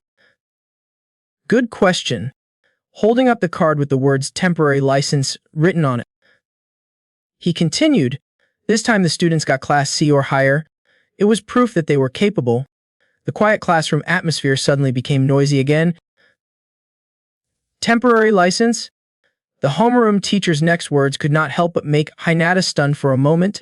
With a temporary license, they could enter training gates from level D to level C. Then he picked up the chalk and wrote something on the board. After circling the 4 English names of the societies, Deldoras, Heavenly, Victor and Phoenix, he said, "However, you need approval to go with a society recognized by Deldoras or the government, which means participating in an internship." Putting down the chalk, the teacher put his hands on the table and continued in a serious voice. Most of the people in the guild had accumulated a lot of combat experience since they were in school. As a teacher, he understood the psychology of his students very well, so he wholeheartedly advised his students that it might put their lives at risk a little bit, but if they aimed for higher goals, it was worth the challenge, and Hinata agreed with his teacher. He started thinking about joining the internship. At lunchtime, the bell rang and all the students rushed out. As usual, Hinata chose to eat in class. He was about to open the cake package when he saw Aane appear at the side door and wave at him. "Bye, Inata." She put the lunchbox on his desk and smiled, asking, "How was class?" Inata honestly answered without hiding anything. I feel a bit out of place. Hearing that, Aane did not feel too surprised. Is that so? She pulled up a chair and sat down across from him and continued. Even though I was from Class E, it was uncomfortable being looked at with such eyes. As soon as she opened the lunchbox, she grumbled and complained about the famous Subaru that she had just heard about, and then got entangled with someone who looked like Takyuki. It was really annoying. Inata nibbled on the sweet bread, once again agreeing in her heart. There really was always someone like that in every class. Suddenly remembering the announcement the teacher made earlier, Aane immediately asked, "By the way, have you heard about that?" Inata understood. "You are talking about the internship." Aane smiled and replied, "That is right," she said excitedly. "You know, even as a trainee, you can get paid based on performance." This was the first time Hinata knew about this. The interest in his heart instantly rose to a peak. He curiously asked, how much could he get? Aane picked up a piece of rice and put it in her mouth to chew, thought for a few seconds, then chuckled and answered, "It depends on the association that recruits you and the gate you try out, but it should be quite a lot." Thinking about the scene of killing demons, she thought she would earn a lot of money, but unexpectedly she only got a few coins. From then on, she had to carefully record her living expenses, food, drink, and sleep to make sure they were reasonable. Aane felt a headache again. At least it was better than killing goblins in the training gate. The goblins only gave her 150 yen. Inata clenched the plastic bag of bread in her hand, secretly determined to be able to go to school and earn money at the same time.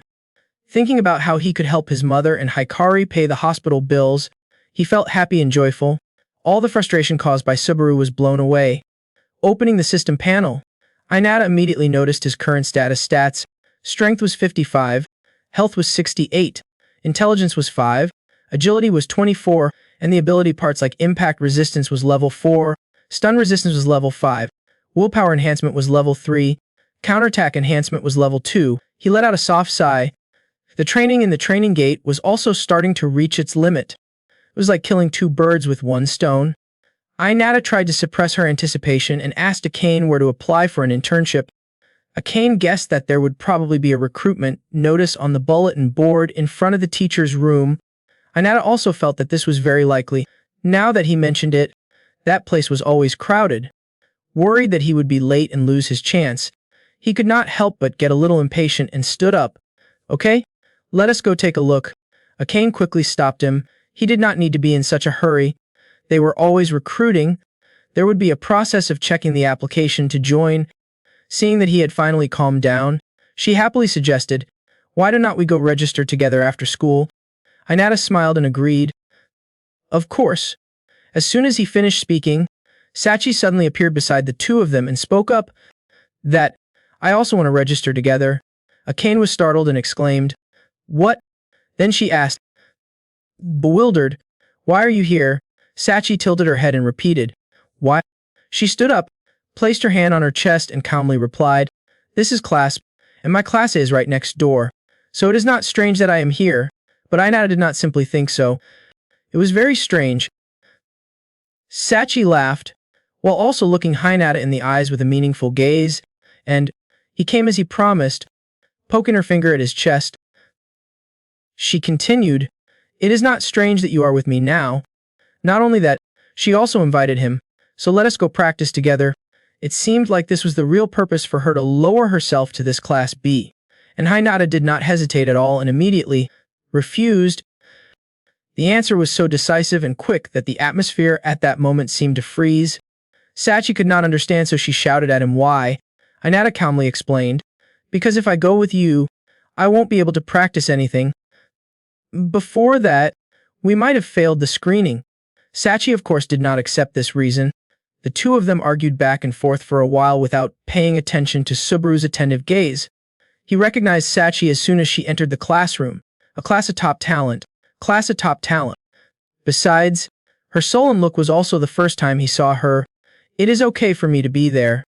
At this moment, Subaru had a lot of questions. Why was he going with that classy guy? That lazy girl was originally also in Class E. Hearing Sachi's next words, in case something happened, it would be safer to go with him. Subaru almost forgot what he had overheard from Hinata and Akane's conversation. Did he say he wanted to go on an internship? Well, great. The sinister smile on his lips showed that he had come up with a not-so-good plan. Subaru chuckled smugly. I will go in together and expose your true identity. Hinata definitely cannot know about these evil thoughts of his. Moreover, you are currently being harassed relentlessly by Sachi. Inata, are you okay? Seeing Inata still refusing to agree, Sachi got frustrated and yelled. Inata pursed her lips and turned her head away as a way to avoid it. Aane looked bored, and Subaru had a frozen face. What did she mean? That afternoon, after school, Inata tiredly returned to his room, gently closed the door, took off his shoes and put them away neatly. Then he stepped inside. The result of the three people's argument was that he, Aane, and Sachi ended up enrolling in the same internship. As for the information, it was concluded that the internship location was Elban, a rank B guild, and the target was a rank D gate. The only thing that makes me quite sad is that they only accept 3 people. I hope I do not fail the review round. As if reading his mind, suddenly a female voice rang out from behind him. Was now really the time to worry about that? Inata frowned and turned around to see who it was. Nanashi, who controlled the world inside his armor, was lying face down on his bed, leisurely reading a book as he continued. With his current strength, it would not be strange for him to die a miserable death at the hands of anyone. Anywhere. Inata widened her eyes in surprise and let out a gasp. His mouth also stammered. What are you doing here? Hearing Inata ask herself in surprise. Why is she here? Nanashi just sneered as if mocking him and said, You asked a strange question. She put down the book and sat up. It was not strange that this body was attached to my uncle's castle here. Inata glared at her. It was very strange. He frowned and repeated the exact words she had said before. Before, she had clearly said, Let us meet again when you are stronger. Nanashi gently climbed down from the bed and explained her hidden meaning in a cold voice. I only said you should become stronger because you asked me about it. I never said you had to become stronger to meet me. Taking another of Hinata's books, she continued, You are developing so slowly that I had to come check it out myself. Not hearing Hinata reply, Nanashi turned to look, only to see him with wide eyes, as if he had just observed something strange. She could not help but laugh and ask, what was he so surprised about? Vaguely guessing the reason why he was acting like that, Nanashi tilted his head and smiled slightly. Holy energy appeared from nothingness and could affect matter. This body was no different, but Inata still did not stop staring at her. He gulped, then asked seriously, Who exactly are you? Nanashi shrugged and replied, Did not I say it last time? A nameless traitor. If you still want to call me something then... After a few seconds of thinking, she came up with a name for herself, calling me Nanashi. The next day, classes went on as usual, and soon it was time for recess. Aane went to Hinata's class 1B again and sat down to eat with him. She found that his attitude was a bit strange. He did not seem very comfortable, so she asked suspiciously, What is wrong? Hinata's face was full of fatigue and gloom, completely lacking the energy to answer. No, really? Aane asked doubtfully. He could not lie, right? Trying to ignore Nanashi's intense gaze and his breath close to her face, Inata closed her eyes slightly and said in annoyance, If you say so, I want to ask you something. He pointed at Nanashi, which was right next to him. Do you see anything here? From Akane's perspective, she only saw an empty space with nothing or anyone's shadow. Knowing that Inata did not ask that question for no reason, Aane could not help but imagine some horrifying images. She could not help but shiver and exclaim, Creepy. What is there? Seeing that reaction, Inata could be sure that she was not lying, so he decided to hide Nanashi's presence. I am just kidding. He believed that it seemed like Nanashi was invisible to others. Not only Nanashi, Inata was also more assured that the screen that appeared was only visible to the owner. At this moment, Sachi suddenly appeared out of nowhere, holding a lunchbox in her hand, smiling and asking, What are you guys talking about? Aane snorted coldly in disdain and hinted that she just walked in as if it was a natural thing. Sachi had just pulled a chair and sat down next to Aane when she heard her say, Hey, they said there is something next to Hinata. Can you see it? Hearing that, Sachi's face immediately turned sore as if she was about to cry. Satisfied with the result, Aane curled her lips and said, Right? That is a normal reaction. Inata's lips trembled. That is a bit too much. The feeling of being ignored was really uncomfortable, causing Nashi to call out to Hinata, "Hey, when exactly are we going to practice?" Inata did not want to answer, especially since Akane and Sachi were also here, but Nanashi would not let him off easily. With his current strength, it would not be surprising if he died at any moment. You know, almost from the moment he appeared until now, she kept repeating the same thing over and over again. Inata's head was starting to hurt. It has been like that since yesterday. Training and the gate also have fixed opening times. Also, there is something that has been bothering you quite a bit. Just something that surprised me. After saying, "It is not worth talking to a weakling," Nanashi fell silent, and she did not say anything to me anymore. He was extremely curious about the other party's true intentions. What exactly did she want? Suddenly at that moment, the classroom door opened. Gonzo, the homeroom teacher of Class E, walked in. Seeing the students he was looking for were all here, he breathed a sigh of relief. It turned out they were here. Akane exclaimed in surprise. It was Gonzo. Gonzo crossed his arms in front of his chest, arrogantly raised his chin and said, "You guys are all from Class E. Who would have thought you guys would make it to Class B and C? I am even starting to feel proud of myself." Akane laughed. Really? Gonzo's arrival here was definitely not a coincidence. Inata asked frankly, "What is the matter?" "Teacher?" Gonzo put the two papers on the table and replied, "I want to give you this. I am in charge of supporting the students authorized by the teacher." He also congratulated Akane and Sachi. The two girls were both looking happy. Akane was overjoyed, and Sachi was very surprised. Congratulating both of them, this would be easier once the class separation was done. "I want to explain a bit. So you two come to the conference room after school. Wait for him to finish speaking." Inata then cautiously asked, "Professor, what about me?" Gonzo put his hands on his hips. His eyes curved in a smile as he replied, "I was not chosen. The last spot went to a student from Class A." Inata was so shocked that she froze. Gonzo chuckled and explained, "They needed long-range support, so they prioritized Akane over me." Sitting nearby and accidentally eavesdropping on the story, Sabotage could not help but feel tense when he realized a problem, which meant he scratched his head and screamed silently, "I was also the one who failed." And so in Class 1B, not only Hinata was disappointed with the result, but Sabotage was also there. Both of them sadly put their faces down on the table, looking pitifully depressed. Sachi pursed her lips and raised her head to look at Gonzo and said seriously, "Teacher Gonzo, I am really sorry." But before she could finish, Gonzo had already predicted it and quickly interrupted, "You guys can't cancel halfway. If you cancel, you won't be able to participate in the raid for 6 months."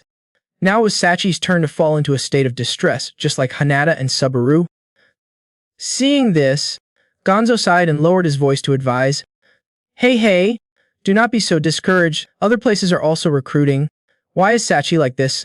Hearing him mention her and Hinata, Inata made a move to look up. Gonzo held up the notice that said, "Ranks Deldor's Guild, Internship Recruitment Details," in front of him and then happily continued, "It seems like I received a special invitation." Holding the notice in his hand, Inata obviously could not believe his eyes. "What? Deldora's?" His mood went from plummeting to soaring to the sky in an instant. Nanashi stood behind him, not knowing what he was thinking. After school, at the training gate, the sound of punches and kicks continuously rang out, shaking the land and trees, causing many birds that were nesting there to quickly spread their wings and fly away. After successfully destroying a group of monsters, Hinata dared to breathe heavily to regain her strength. Nanashi was sitting on the rock right behind him and watching him wipe his sweat. She rested her chin on her hand and said, "It is completely clean." Hinata bent down to pick up a sparkling pink stone. At the same time, a sound came from his glove. As an announcement, you can no longer absorb Hobgoblin Mana Stones. Hobgoblin Mana Stones 20 out of 20. It turns out that he had already obtained enough Mana Stones at some point. Relaxing and sitting down on the ground, Inata muttered, "I wonder if it is possible to level up inside the gate." He pressed something on the system board. A warning appeared. You can no longer use Rage Armor. Strength is 55 out of 60. Endurance is 68 out of 60. Intelligence is 5 in the air. Agility is 24 out of 20. The penalty is stamina consumption per second while wearing the armor. Inata secretly calculated. If her strength increased by 5 points, then she could use rage armor freely. In order to make the right decision, Inata turned to ask Nanashi for advice, because after all, she was the one who controlled the world inside his armor. She did not know if there was any other way. But, unexpectedly, Nanashi coldly spat out 3 words. It is hopeless. She continued. Going into battle under those conditions was no different than committing suicide. Hearing her suggestion, what about the eye that this body gave him? Inata momentarily did not know how to respond. Well, that. Suddenly in that moment of desperation, a ray of light flashed in his mind. The magic eye warrior. Speaking of the uses of the demon eye warrior, an eye that allows one to see through the next move of the observed target. It is quite a useful ability, but he tried it and sure enough, it did not last long. Nanashi explained, it must be because of low intelligence quotient. Inata rubbed her etching eyebrows and wondered, speaking of which, what exactly is intelligence quotient? I understand the rest. Nanashi replied, wisdom is the ability to comprehend supernatural phenomena through understanding. This sounded a bit academic, so Hinata did not quite understand what she meant by that. Nanashi patiently explained again. To put it simply, it was the power needed to activate magic. Seeing him look surprised when he said magic, she raised her eyebrows and said, why are you surprised? Gods are also mysterious and powerful, are not they? Raising her hand to rub her chin, Inata replied, I have heard that there are monsters that can use magic, but I have never heard of a human using it. Nanashi nodded as if he understood. Is that so? She continued, if given the right conditions, magic could be unlocked in anyone. However, thinking about Hinata's magic stat right now is in the air. Nanashi did not bother to hide his disappointment and disdain. A 5, that is a bit low. A 5, Inata, being looked at is embarrassing. Stop, do not look at me like that. Nanashi crossed his arms in front of his chest, let out a frustrated sigh and said, anyway, she jumped down from the rock to the ground. Since it was like this, I had no choice but to use another method. Inata asked curiously. Another method? At this moment, Nanashi revealed that, in fact, he already had the ability to conquer a C-rank gate. She was quick to note, but he could not quite grasp it. She pointed her index finger forward, and immediately a bright spot appeared in mid-air. It automatically spread out, eventually forming a portal that led to another space. With that, Nanashi turned around and said, if you want to become stronger, listen up. But Inata was losing focus. The entrance. The gate. He pursed his thin lips, the rising nervousness making him sweat profusely. After hesitating for almost a few minutes, Hinata finally took a step forward and headed straight to the teleportation gate, or the entrance. After entering, he could clearly see the scene here. Gloomy, cold, messy and covered in darkness. If it were not for the torches lit by fire, it would be really hard to see. Inata admitted she did not know. He planned to go sightseeing around a bit, but before he could even lift his foot, a mysterious light suddenly flashed across from him. Before she could regain her composure, Inata felt something sharp pierce through her stomach. 2 streams of bright red blood began to flow down from the corners of his lips. Inata looked down in a daze, and sure enough, he had been stabbed by a sharp iron bar. Following a series of other iron bars that were shot like arrows at that moment, Inata only regretfully thought about the days she had spent plowing up until now. He was not satisfied with the painful days he had to endure. Not stopping there, a giant rock fell straight from above to where he was standing, followed by an extremely shocking rumble. The pool of blood gradually spread across the tiled floor, simultaneously engulfing Inata's subconscious. Compared to the present, it was no different from a grain of sand in the desert. A sound echoed through the air. Inata woke up, eyes wide open, and exclaimed, "Huh." He lay motionless on the ground. Breathing heavily, Inata tried to move. He shakily raised his hand in front of his eyes. Nanashi squatted beside him and explained. His body would be completely unprotected while he was inside the gate. Seeing Hinata gritting her teeth and trying to sit up, she sarcastically said, "You are feeling indignant, as if to say it is really unfair." Nanashi frowned sarcastically.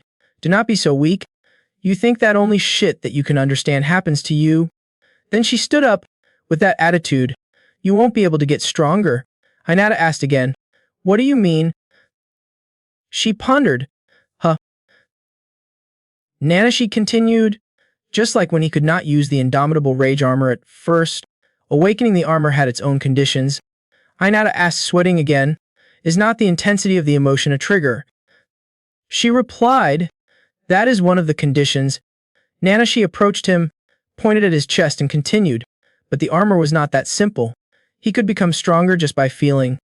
Inata asked worriedly, so to awaken the armor next time, do we need to pass through that dungeon? Nanasha replied, I can only say that it is a shortcut. She stood up, turned around, and prepared to leave, then suggested, let us change locations. Night falls. The apartment building still has apartments with lights on. Nanashi used the teleportation gate to bring Hinata's body back to the apartment. Hinata lay motionless on the floor, exhausted. She sat on the bed talking to his will. To awaken the armor, he needed to show strength and will to it. Hinata's will is alone in the dungeon. Nanashi encouraged, the death knell is absurd. Get over it. Inata heard that and frowned, trying. Suddenly, the secret organs opened up on the ceiling, and arrows emerged. Immediately after, they fired down simultaneously, some of them hitting him straight in the body. Inata screamed in pain, a mouthful of red syrup coming out of his mouth. When he looked up, he saw a large round rock rolling quickly towards him. Inata stared. He was frozen, not knowing what to do. Then came the sound of flesh and bones being crushed under that rock. Inata woke up from his dream. He screamed. The armor. Inata silently took a deep breath to calm down. Nanashi sat silently beside him. Observing him, he turned pale and looked at her. Realizing this was unavoidable, Inata immediately stood up. As he approached the portal, he stopped. Inata tried to suppress his trembling but could not. Nanashi saw that and asked, have you lost all your courage? But you have to get over it. She continued, the fear of death, but face it without succumbing to the terror. Nanashi asked with his chin in his hands, at his pace, such people, called, hero, right? Speaking of this, her face became excited. The next morning, Inata walked alone tiredly in the school hallway. He raised his hand and thought to himself, in the end, I could not try again after that. This time it will be different. The death will be with real pain, not just near death. Even Nanashi gave up when she saw me hesitate, and then returned to the treasure. While leaving, she scolded me. Useless. His hands trembled involuntarily. Even though I knew in my head that I would not actually die, Inata angrily punched her forehead. Damn it! A moment later, he was standing in front of the door. The note outside the door said, Deldora's internship presentation. Inata politely called out, apologizing.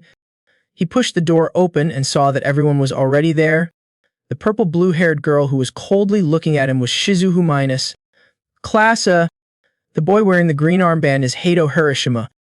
Classa. The blonde boyfriend wearing the hood is Chloe Budget. Classa.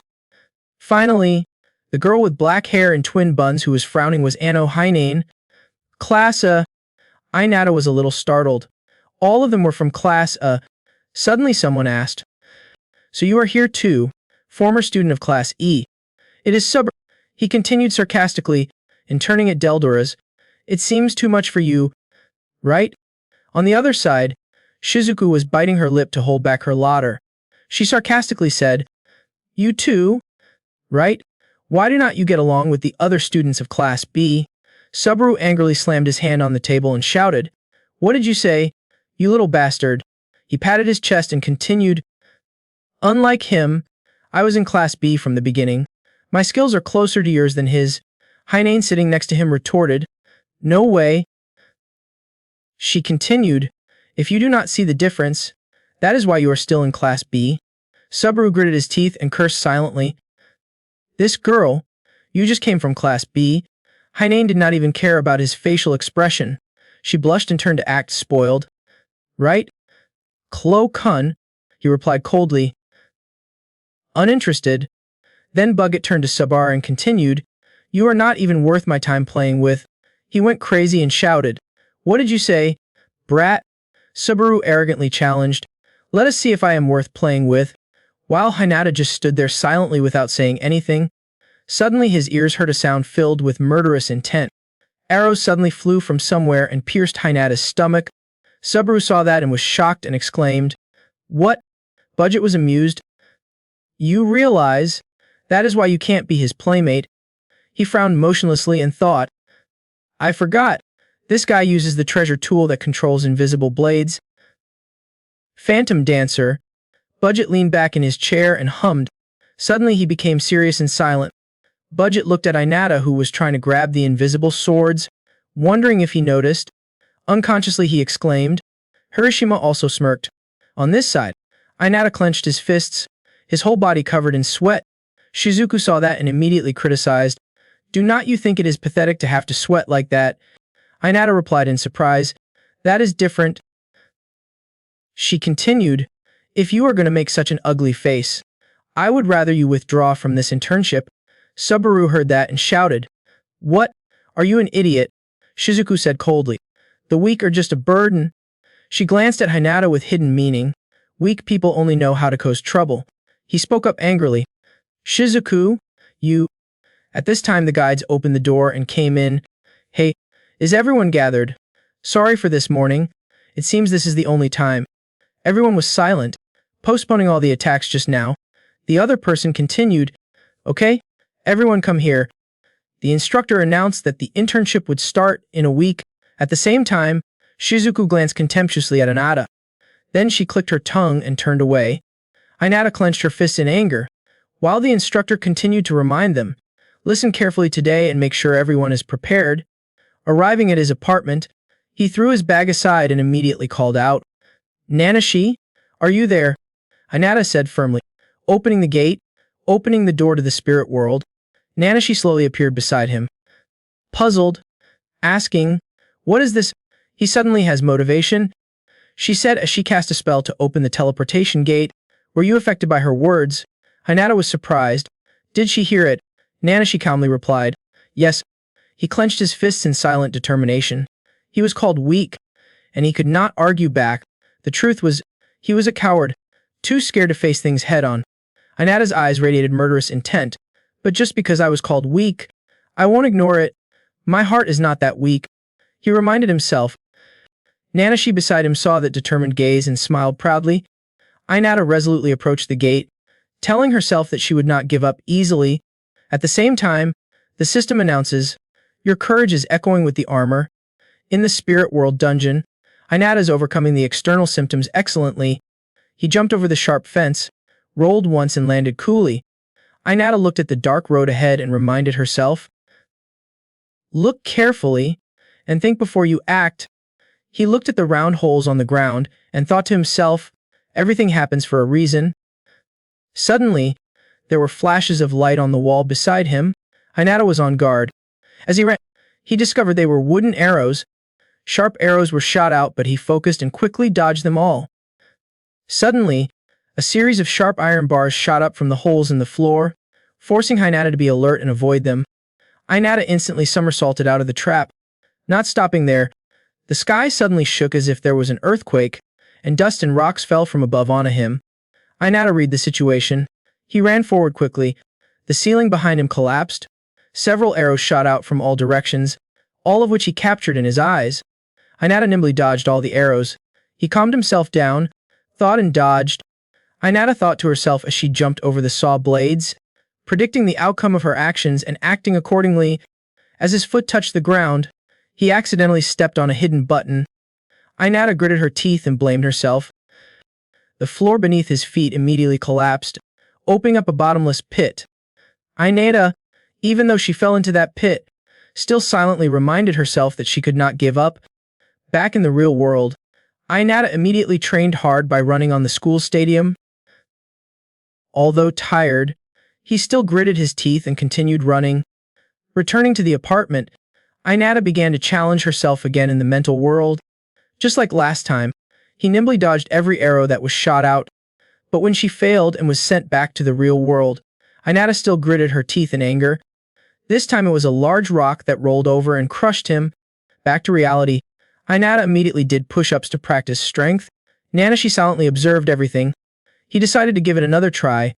Entering the dark dungeon, the only source of light being torches, a huge wooden stick was thrown straight at Hinata with terrifying speed. He did not dodge but bravely blocked the wooden bar with his body. When she succeeded, Hinata threw the wooden stick aside and used one hand to wipe the sweat off her face as she walked. He frowned seriously, observing the next obstacle. It was a giant goblin, with 2 horns and huge wings, radiating demonic energy. It tilted its head and made several challenging sounds. Inata immediately clenched her fists. His eyes filled with murderous intent. Inata swung his fist towards the monster. The notification system.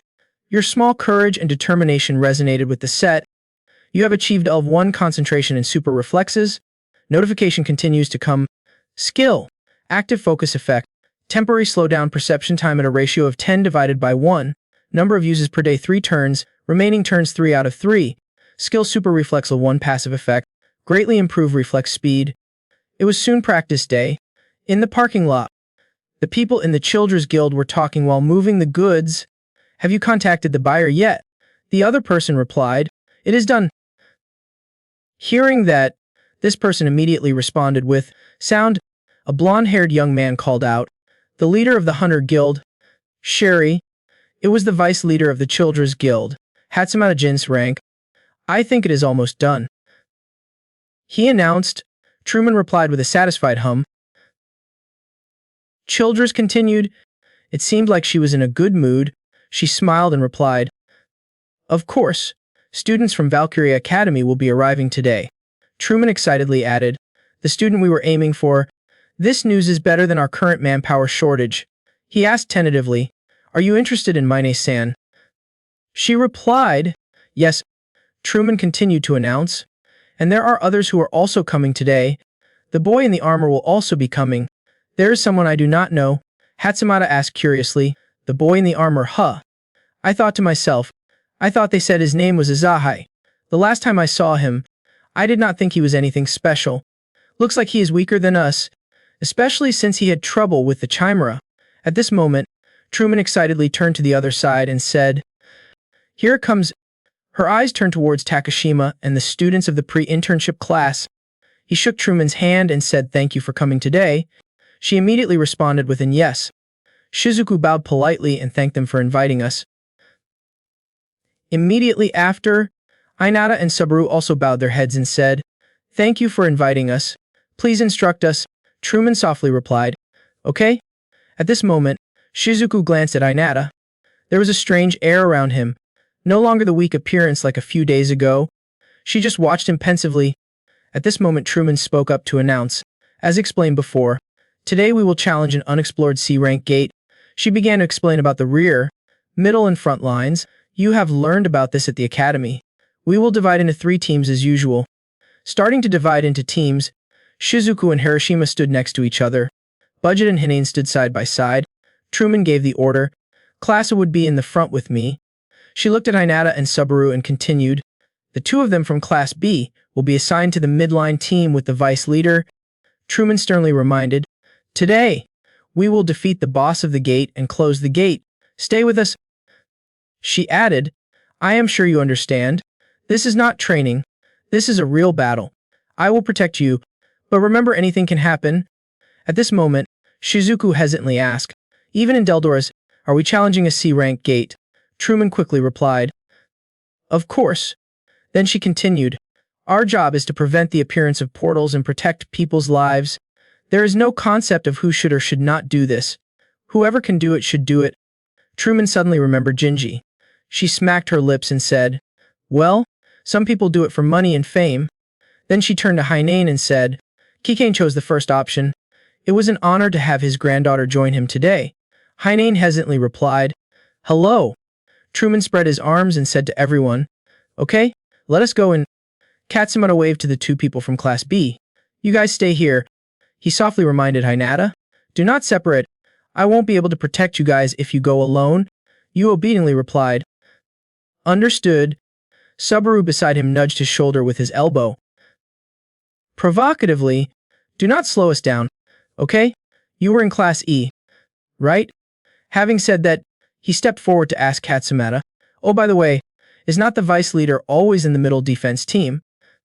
He replied, "Not really. I am just here as a precaution since you guys are here today. Usually I am in the front." Katsumata continued, "Even though the front line had defeated powerful enemies, the portal was still filled with high-ranking opponents." He reminded, "Do not let your guard down just because you are in the middle." At this moment, Inata was still thinking about what he just said. "See rank 1 enemy." He thought back pensively. With the Chimera he fought last time, this was a normal level of opponent. We might encounter slightly stronger ones. He needed to be on guard. Katsumata suddenly loudly commanded everyone, "Okay? Midfield, let us go." People took turns walking through the gate into another world. Through the gate, Inata and Sabotage looked around in surprise.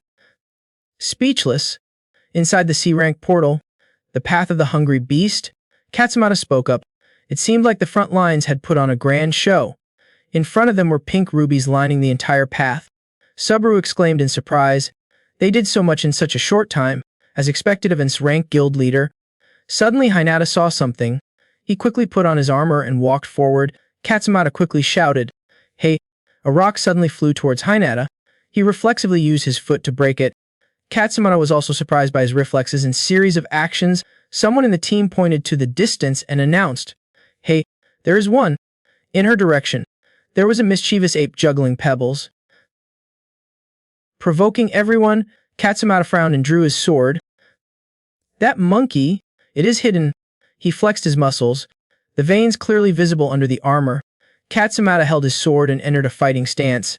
He lightly swung his sword once and was able to cut the ape in half, causing it to scream in pain without having time to do anything. This series of actions left the two Class B boys speechless. Inata exclaimed, in just a blink of an eye. Sabotage also thought, and with a quick strike. Immediately after, Katsumata stabbed his sword into the ground and ordered the rest of the team. There might be more lurking. Send people to scout and hunt them down. His subordinates answered in unison. Understood. Katsumata glanced at Inata and thought to himself, the enemy must have disappeared from sight. In fact, no one noticed that. He wondered as he rubbed his chin. As soon as he entered this place, did he realize that? At this moment, Inata hurriedly turned around and jumped over the cliff. Thinking to himself, I see. This is interesting now. The ferocious tree monsters charged towards them. System announcement. B-Class Guild Leader Elbin. Currently practicing, Elbin shouted instructions. Help, Aane beside replied. Understood. Suddenly a beam of energy shot across her face. A beam of energy came from Sachi's staff. It passed between Inata and Aane, quickly destroying the tree monsters in one move. A boy standing behind Sachi, arms crossed, bragged that it seemed like he would win easily this time. Aane got angry, pointed at Sachi and scolded. Hey, I thought it was going to hit me. She hugged the staff and calmly promised, I won't make that mistake again. Then she turned and left, not forgetting to tell Aane to finish quickly and go back. Aane lingered for a while, peeling off a lollipop and thinking, even though I know it is because Shihara is here, I still have not contributed anything. Then she thought of Inata and muttered to herself, Azai, if I remember correctly, it was today. She brought the lollipop to her mouth. Azai is doing well. Over at Inata's side, he was fighting the monkeys with all his might, kicking one of them in the stomach. As soon as it fell to the ground, another one pounced at him. But Inata, with his agile movements, ducked down to avoid the attack. A monkey jumped up, intending to grab his teammate. He swung his hammer straight at it. Inata appeared behind him at the same time. The monkey just now held a rock and wanted to smash it down on his head. Inata had the fire ready in his hand and aimed his fist straight at the monkey. Inata delivered a fatal blow to its face, shattering the rock into hundreds of pieces. The force of the punch deformed the monkey's face, and its body also spun in the air due to inertia. When he had defeated the monkeys, his teammates turned back to encourage him. Well done, he replied. Thank you very much. In the distance, Sabotage was holding his weapon, awkwardly looking at the two people who were fighting nonstop.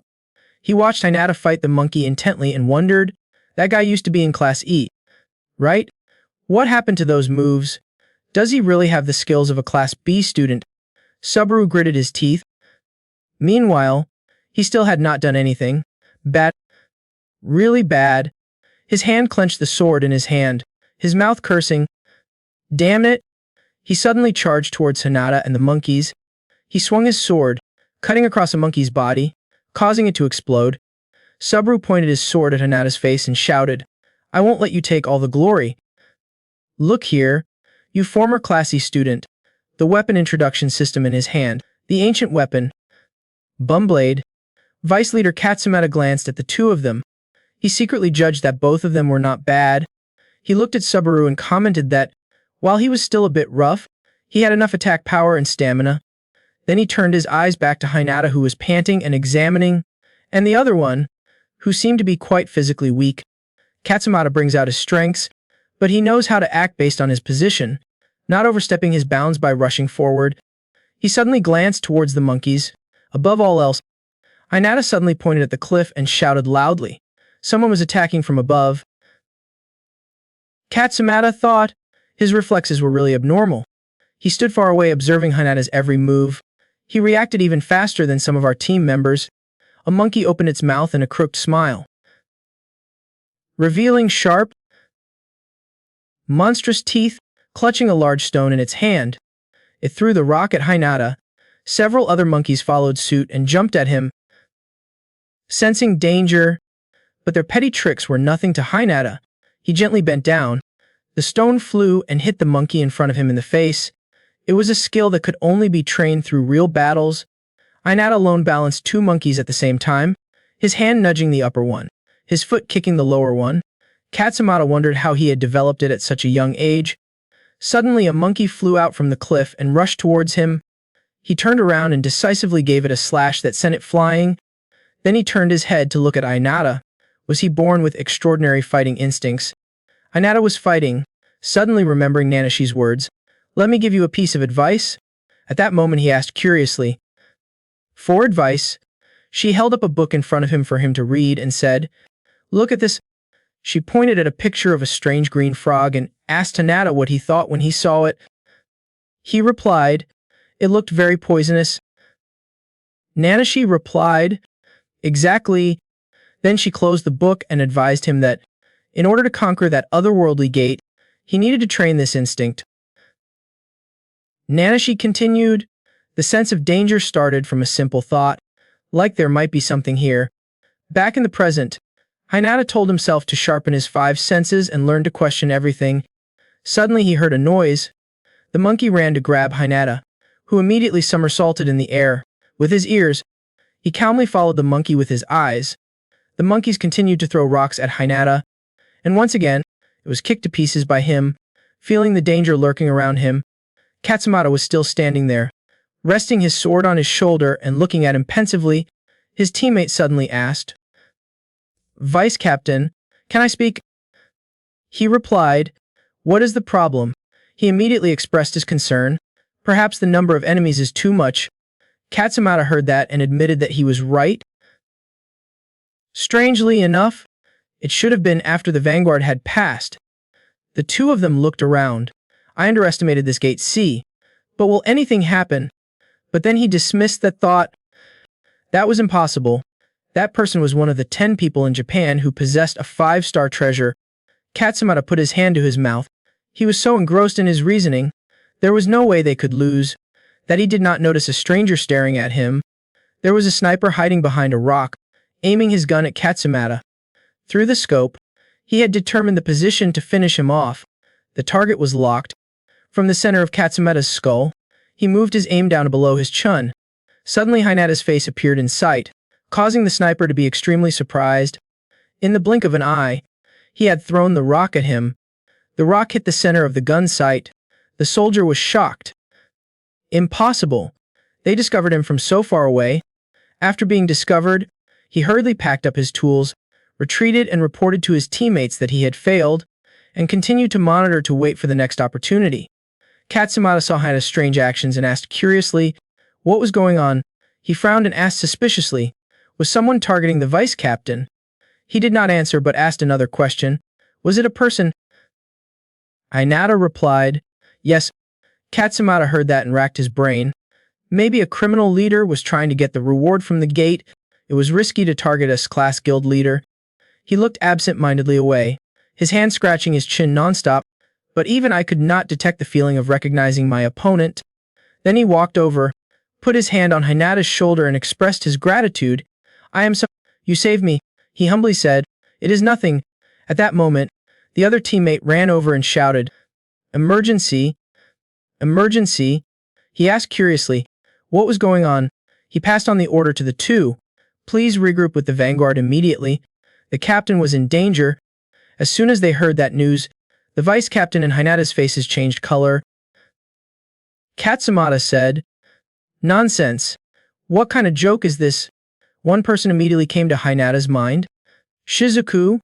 Back a few minutes ago, Truman was reminding everyone. Let me say it again for everyone to understand. She explained that the Vanguard's mission was to destroy as many enemies as possible, clearing the way for the rearguard.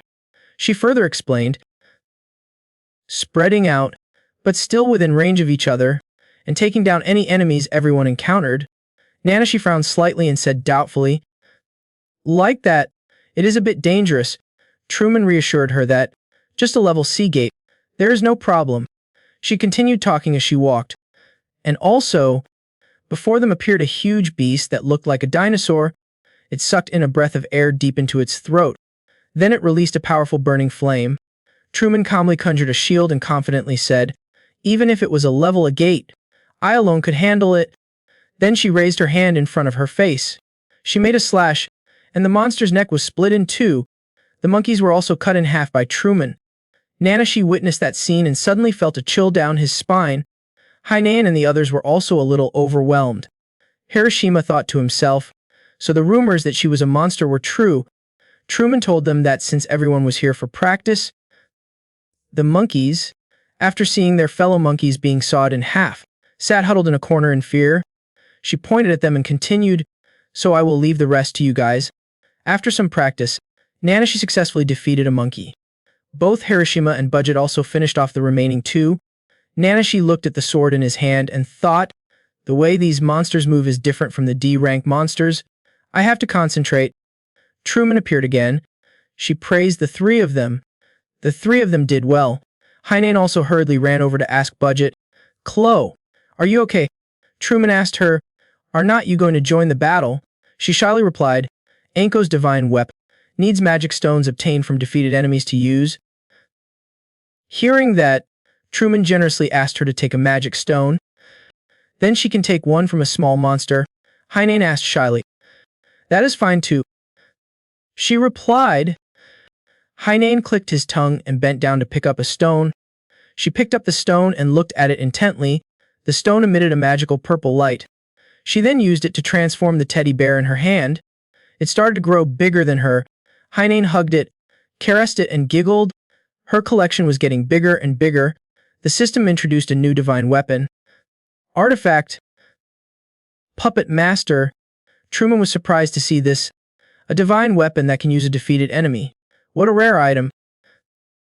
She thought, the power is not too great, but it can help increase the force a lot. Truman thought to himself, the list of wanted recruits is getting longer and longer. What a pain. Little did they know that, on the cliff in the distance, there was a sniper on a mission targeting them. He reported to his teammates that Tardet was at the target point. On the radio, the commander ordered him to start the attack. He obeyed. Understood. The sniper locked his aim on Truman's head, but unfortunately things could not be hidden from her. At this moment, she was turning her face to look into his scope. She waved her hand and his body was split in two. Truman arrogantly sneered at him. "How careless! Your bloodthirsty scent is spreading everywhere." The other soldiers saw their plan was discovered and simultaneously opened fire on her. She immediately put up a shield. However, their firepower was very large. Bullets were coming from all directions, so Truman quickly ordered, "There were too many enemies. Gather close together quickly." Everyone quickly gathered to support and shield each other. Truman touched the walkie-talkie he was wearing and immediately discovered it was broken.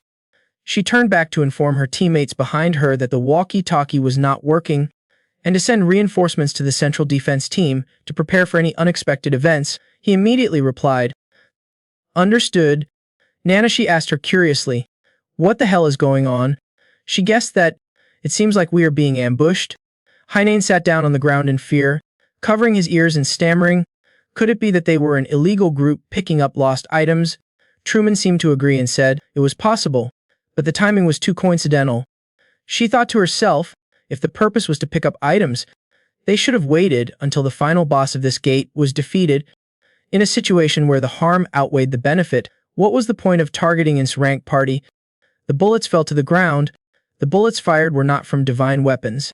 Fighting against opponents with divine weapons with these things was no different than throwing eggs at rocks. She muttered, "This is really annoying." Truman looked around to assess the situation and deduced that it seemed like someone was controlling these monsters. Then she told Nanashi's group, "I will leave the monsters to you guys." She replied, "Okay." Truman was sure in his mind that they must have been aiming for this internship, but the real purpose was still unclear. The ground beneath her feet suddenly cracked open. A tree root emerged from underground. They must have known clearly that this plan would not succeed. Just then, the commander of the soldiers said over the radio, "Do it, now." They arranged their guns and prepared to attack her. The soldiers opened fire again. Truman startled and looked down at his feet. Tree roots grew up and wrapped tightly around her legs. She tried to struggle free from them. She wondered, since when? Just then, a needle-tipped seal came from somewhere and stabbed Truman's hand. She was surprised. "What is this?" She quickly removed her glove, revealing a deep black wound on the back of her hand, which she recognized was a seal. A monkey suddenly jumped towards Truman. She raised her hand to use force to knock it down. Her rude beak uttered unpleasant words. "Damn it!"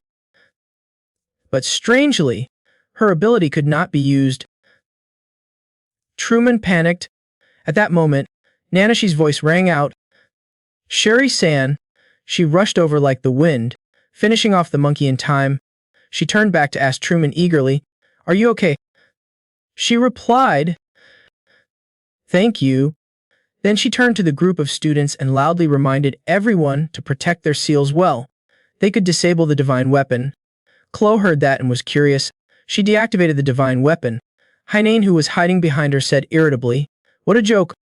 Hato calmly informed them that my divine weapon was disabled, and now I could only depend on you guys. Another teammate fought to hold out and called for help from Truman. "The president, I can't hold this group back alone." She immediately told him, "We will regroup with the others and retreat." At this time, the commander of the soldiers muttered under his breath, "You cannot escape." On the cliff just behind Truman's head, there was something reflecting a shimmering light. A missile was launched, flying down towards Truman's group at breakneck speed. He looked up from above and said, "Without divine energy, there is no way you can survive this attack." The missile was getting closer and closer to Truman. "Goodbye, Sherry Truman." But a miracle happened. Inata thought to herself, "Skill, revenge and concentration." He rushed out, while everyone turned their backs and ran away. He alone used his super speed ability to confront the missile. Truman and Nanashi looked back, both curious and afraid. The leader of the snipers was also startled.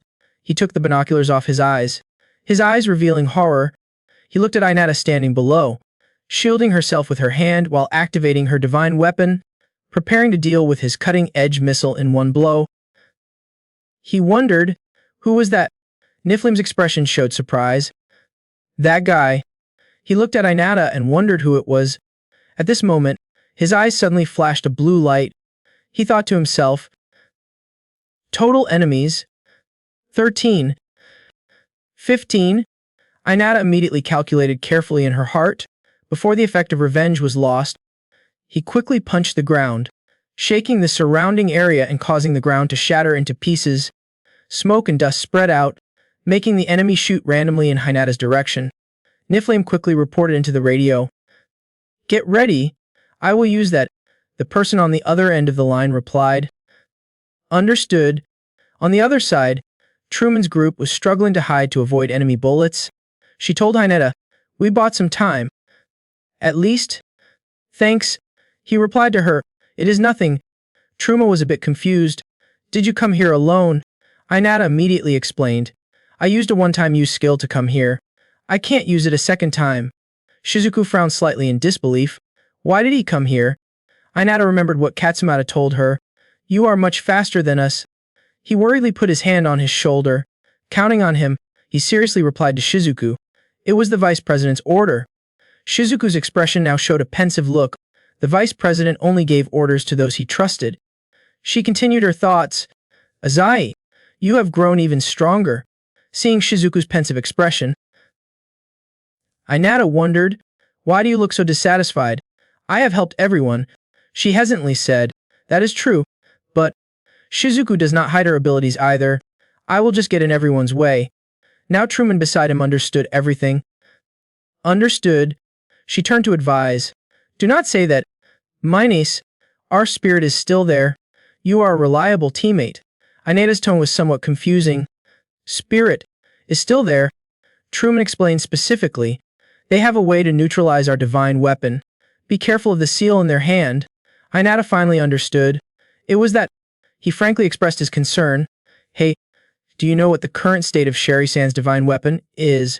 Inata's furtive appearance made the other end helpless. He did not need to whisper like that. Just imagine what he wanted to say. At this time, there was a person who was still watching everything through the water ball. After thinking, Nanashi made a judgment. I do not feel any divine power from her storage. Inata seemed extremely puzzled, thinking. Storage? She began to explain to him that the space created by touching the magic stone, the divine weapon bestowed would depend on the quality of that space. She spoke frankly. Hers was taken away. Even if she touched another magic stone, she would not be able to get the divine weapon back. Even so, Nanashi still felt extremely excited. Humans are really interesting creatures. Inata's face became scared. Her mind was in turmoil. She was taken. Hiroshima suddenly spoke up. What should we do now? Do you have any plans? Truman then spoke up to consult Hinata. Just wait here. Right? He immediately nodded and replied. Yes. Another development is that someone is creeping closer to the Niflheim. Katsumata raised his massive sword, preparing to slash one of them. Inata's group heard a loud noise, with a cloud of dust and smoke in the distance. Katsumata's group appeared all at once, his expression showing sharpness, the crime of looking down on Daldras. Then Katsumata immediately ordered his men to give them a taste. Subaru attacked while telling himself, I won't let him get all the glory here. They just rushed forward to destroy the enemy. Truman saw that and happily said, as expected of a vice president. She shouted loudly to remind, be careful of their seals. They can neutralize our divine weapons. The match continued, and the enemies were gradually eliminated. This situation made Shizuku feel somewhat relieved. It seemed like this matter was resolved. Truman also agreed. Yeah. Suddenly she discovered something. A sudden explosion occurred, injuring Katsumata's men. They immediately fell down and fainted on the ground. Witnessing this scene, Katsumata was also stunned. He wondered in his mind what had just happened. Suddenly from behind Katsumata 2 circles came from somewhere and attacked. Luckily he quickly grabbed his sword to block the blow. Katsumata tried his best to make it stop. It was absurd. But because those 2 things were too strong, it caused Katsumata to slip down the cliff. He asked himself as he fell, was he their captain? That circular thing kept following him around. Suddenly a voice rang out. As expected, Deldora's vice president was different, able to block a 5-star divine weapon. Very impressive. At that moment a Niflheim man stood tall in front of Katsumata. Truman and Hinata's group were also approaching. Seeing that, the Truman group nearby was also extremely worried. The scene before her eyes made her so scared that she widened her eyes. Katsumata was analyzing the current situation. It seemed like they did not just disable the divine weapon. Niflheim looked down on him, even as Deldora's vice president. He quickly controlled those circular things to attack, so you won't be able to block this attack either. Katsumata was so angry that his face was full of veins. Do not look down on me. You did not do anything. He started to use his speed move to avoid Niflheim's flying circles, but it was useless. In a flash, Katsumata appeared before his eyes. He attacked very quickly, just flashing his move and turning towards him, but unexpectedly Niflheim blocked that move. On the other side Hinata was standing there like a lifeless person in shock. He watched the Niflheim man closely. Suddenly there was another guy behind him. That guy pointed a gun at Katsumata. How bad? This scene made him stand still. The Niflheim man then shot at Katsumata, but missed, sending his entire body flying. Truman saw Katsumata being thrown from afar and shouted, "Katsumata!" She quickly went to help him. Katsumata kept panting. "I am so—" "President." Truman replied, "You do not need to apologize. This is my fault."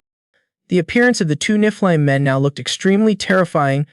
Shizuku looked at those two with indescribable fear. Divine weapon. Shield. Inata was also in a daze. There was no mistaking it. That thing was very familiar to him. It was his father's divine weapon. At the same time, the Niflheim guy approached Katsumata and Truman with a gun. "Our customer also took your divine weapon." Obediently surrender.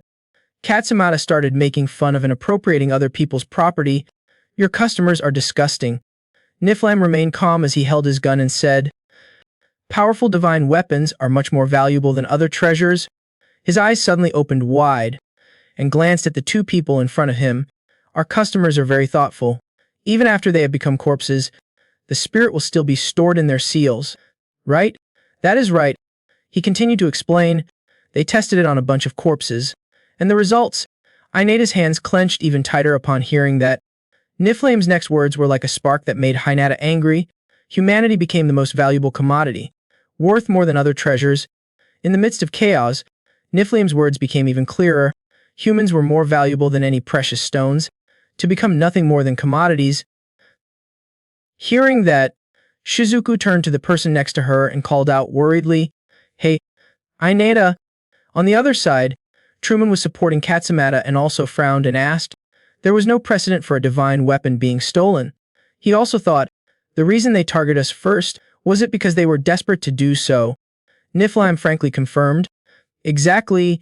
He calmly added, even if it was in rank guild, it would be difficult to handle a surprise attack. Hearing this, Inata angrily walked over. Niflheim glanced warily. Thanks to that, they stood before Hinata, confidently using their strength to block him. While adding, we were able to obtain the ultimate divine weapon. Niflheim just mentioned Hinata.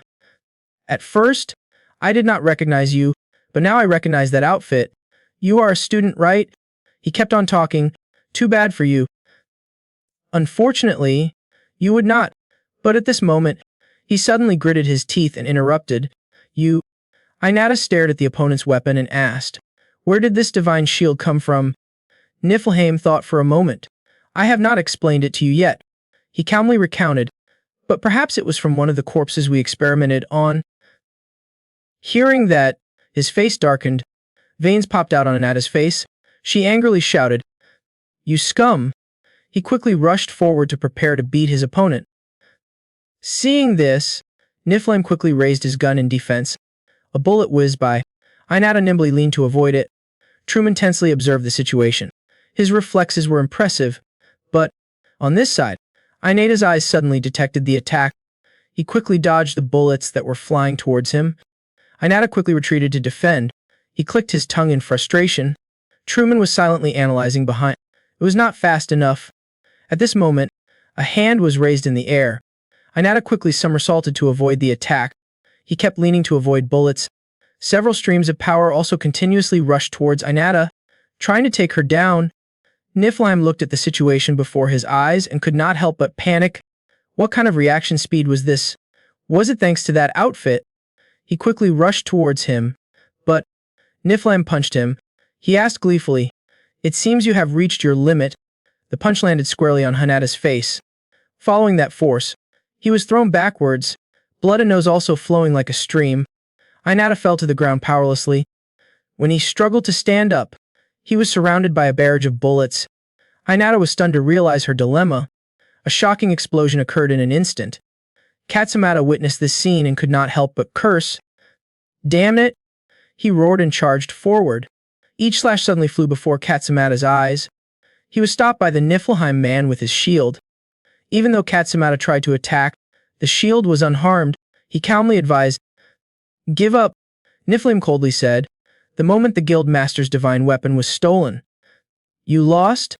Behind Katsumata suddenly appeared many other strangers, but those guys were knocked down before they could do anything. Shizuku and Budget were quick to come to their aid. During the chaos, she did not forget to tell Katsumata, "I will support." Hearing that, he immediately trusted and responded, relying on her. While everyone was busy fighting, suddenly several figures appeared on the mountain top. There was also someone hiding in the Niflheim men's place. It was Subaru. His inner self was struggling. Come on, even 100 lives would not be enough for this. Looking at the scene unfolding now, Subaru hypnotized himself. Even Deldris could not do anything. If that was the case, then what could a bunch of students do? Hagen beside him also panicked and groaned. Klo-kun, do not die in front of me. Hirashima silently watched everything. Now then, let us see how this will turn out. Below, Budget's opponent had fallen, but there were still countless hidden attacks around him. Katsumata saw that and could not help but panic, shouted loudly and dodged. Budget turned to look at the strange object rushing towards him following the scream. At this moment, Shizuku appeared from somewhere and promptly blocked that attack, but the strong force sent her flying towards Budget. On Katsumata's side, he was surrounded by Nephilim's shields. He mocked. Just one shield was already strong, let alone four. It was a ridiculously powerful divine weapon. Katsumata could not do anything but curse and curse helplessly.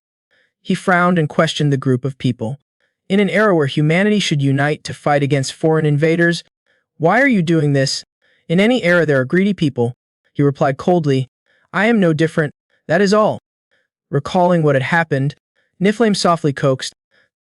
Rest assured, the soldiers now were just assets that could be discarded. He slowly listed them, bestowed powerful divine artifacts upon them, revived them when they died, and asked them to fight someone. Niflheim's voice was cold. It did not matter who participated in the battle. Would not that solve the problem of manpower shortage? Katsumata frowned angrily after hearing that. Someone suddenly interrupted. Do not be ridiculous. Inata was injured but still tried to stand up. Exists thanks to those people you said can be thrown away.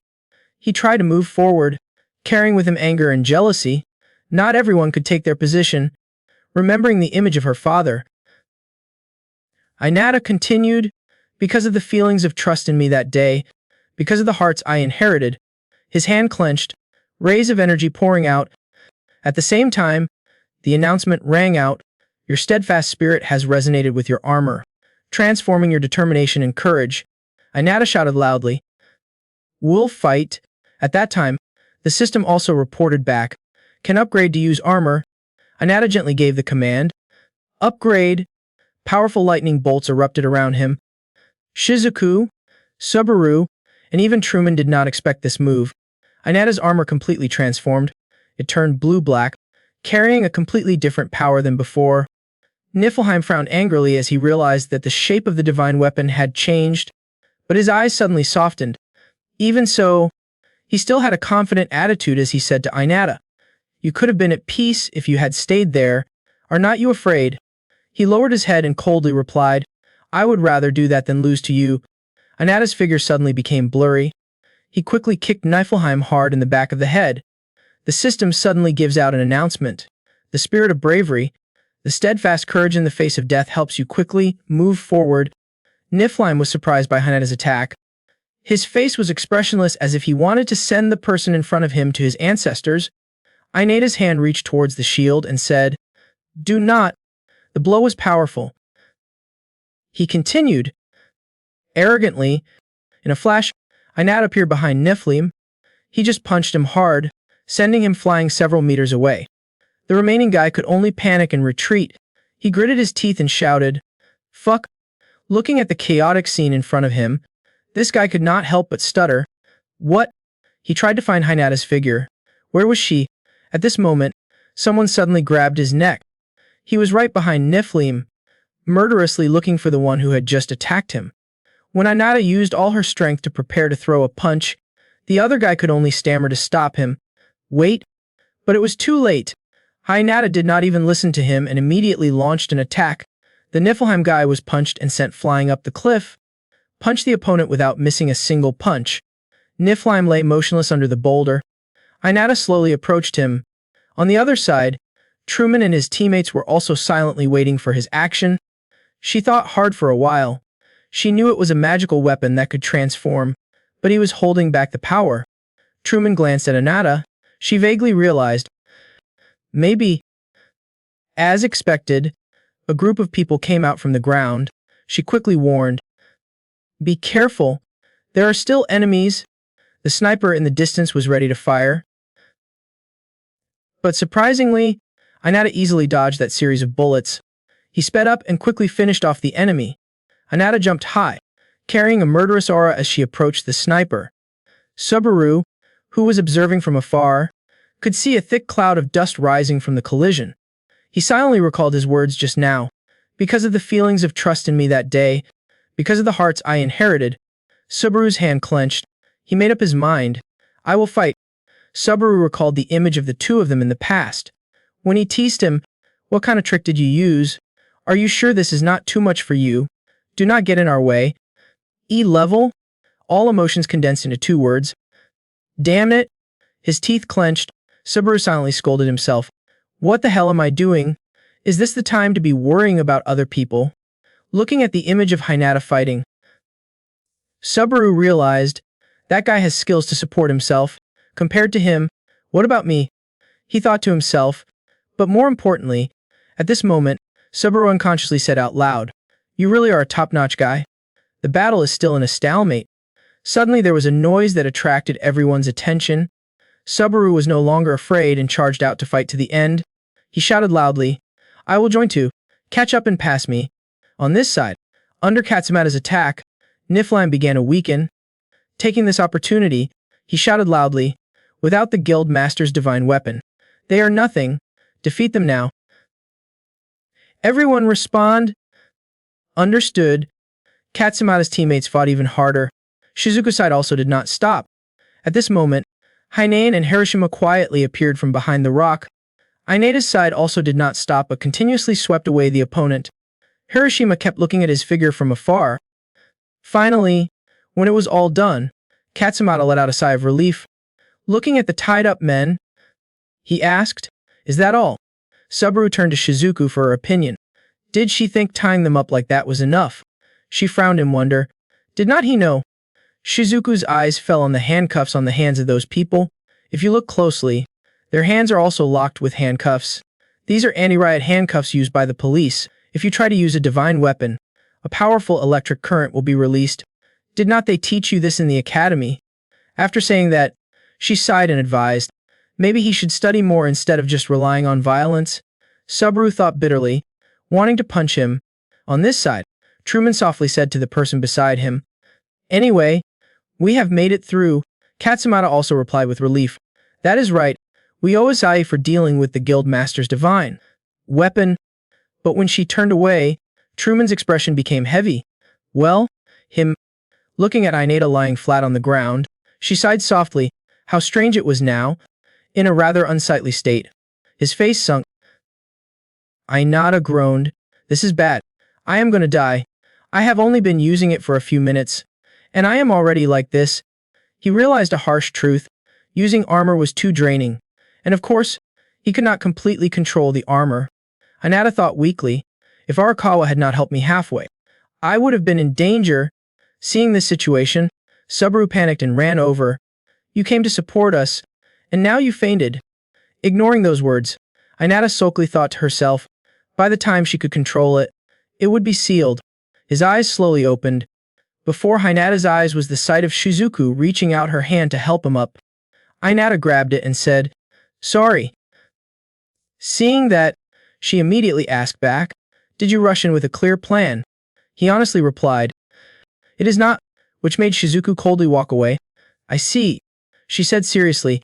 "Then I think you should really leave the academy," making everyone wonder, what is wrong with her? Subaru could not help but sigh. She is so rude. Inata replied indifferently.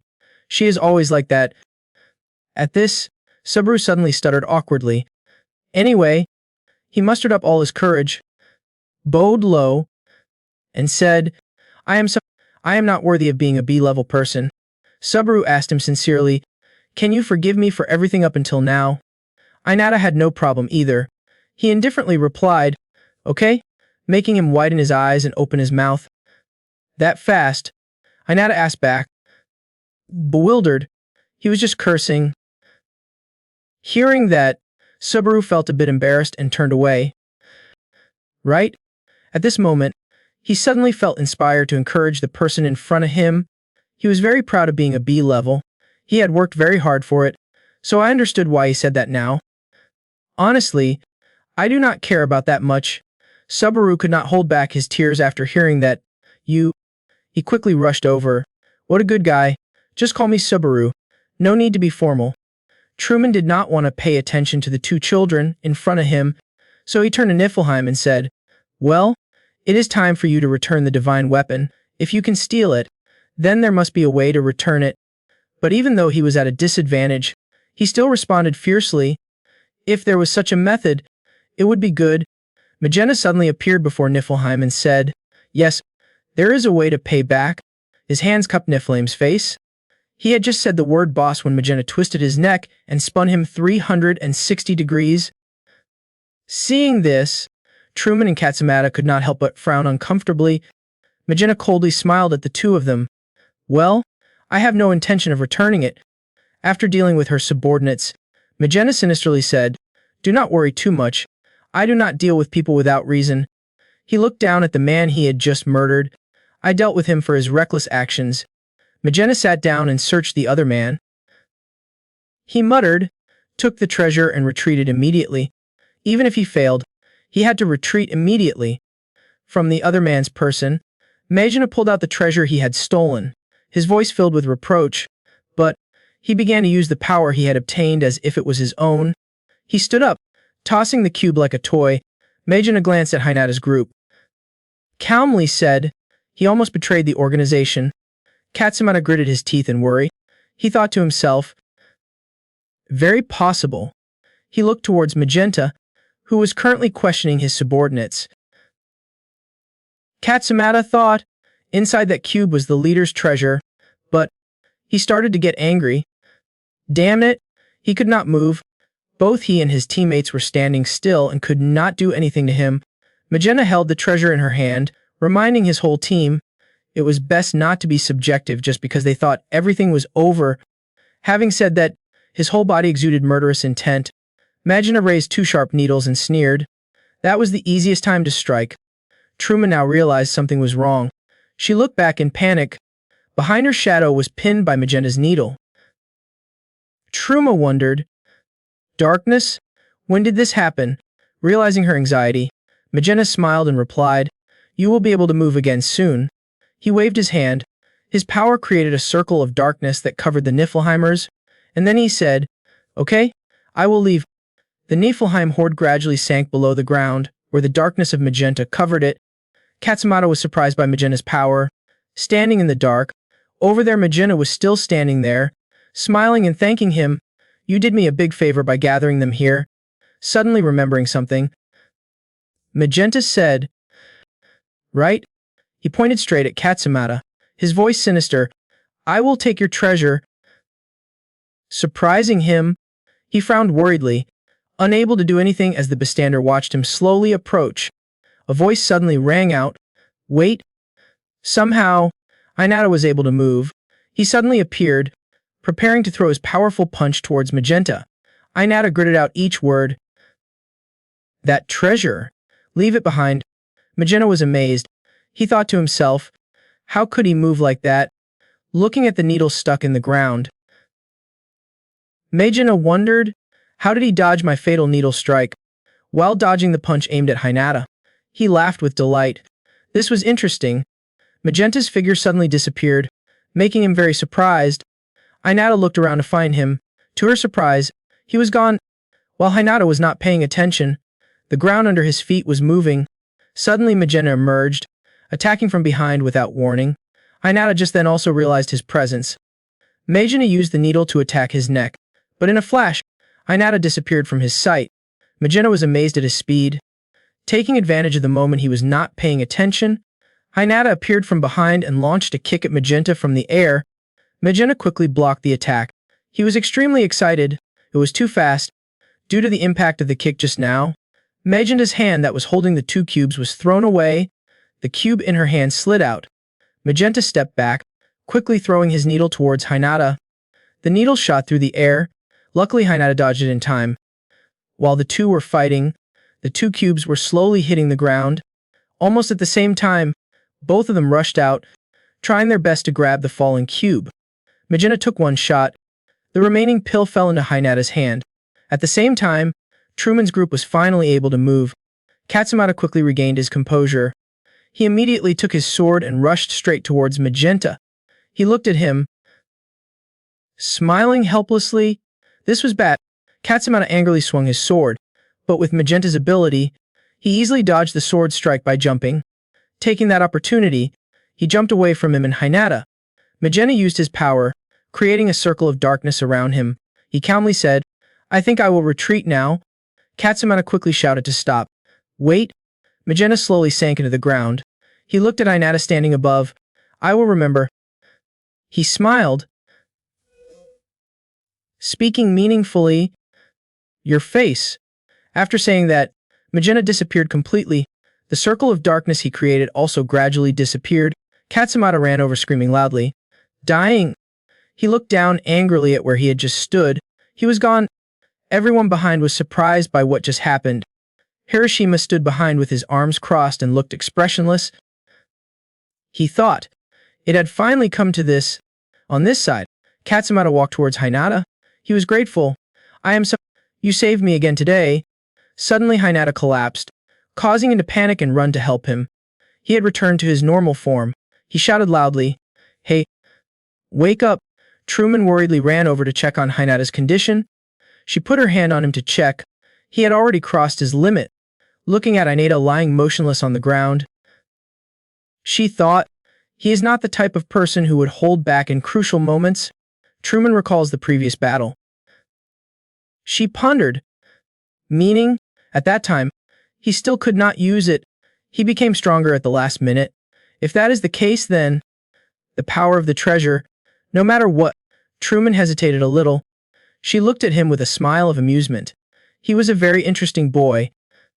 Azahai Inata, at the Kansai Alien Countermeasures Command Headquarters. During the regular meeting of the Alliance, Truman began his analysis. And this is the result of this incident. Kuria frowned in frustration. Stealing treasures? That was too much. Renpei beside him had a headache thinking. He spoke up. "We must quickly think of a countermeasure." Truman immediately replied, "It is simple." She raised her hand and pointed at the back of her hand, explaining that it was enough to just protect the back of her hand with a seal. It seemed like they had no other way to take possession other than aiming at the hand. Oge crossed his arms and glanced. "I have a clue about the person who controls the darkness." He continued, "The S-Class Criminal Guild. Niflame, their boss is rumored to possess that power." Renpei kept frowning. He put his hands on his hips and replied helplessly, "We are facing countless troubles." Junji also spoke up at this time. "By the way, Sherry, what are you planning to do from now on?"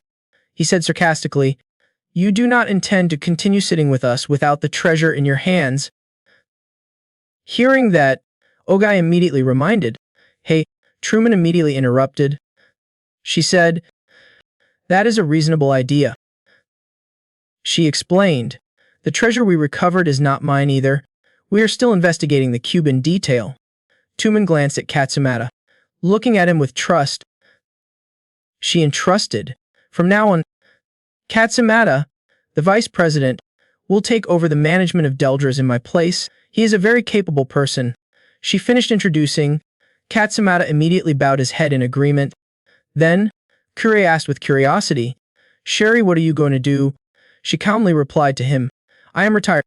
She shrugged her shoulders and said happily, "I found what I wanted to do." And he wondered what she wanted to do. Truman said firmly, "Yes, I have a request for Mir." Tsushima. He was surprised. She clasped her hands together, propped her chin up and looked at him, smiling smugly. "Can I ask you a favor?" Later, the Valkyrie Academy school-wide assembly. The school loudspeaker rang out. "Okay, this is an emergency announcement, but starting today, A temporary staff was appointed. This announcement caused the students to talk excitedly. Shizuku was extremely surprised. On the contrary, Sachi did not seem to mind. Aane stood below listening nervously. Letting me introduce a new teacher. Truman suddenly appeared. She slammed her hands on the podium to signal silence.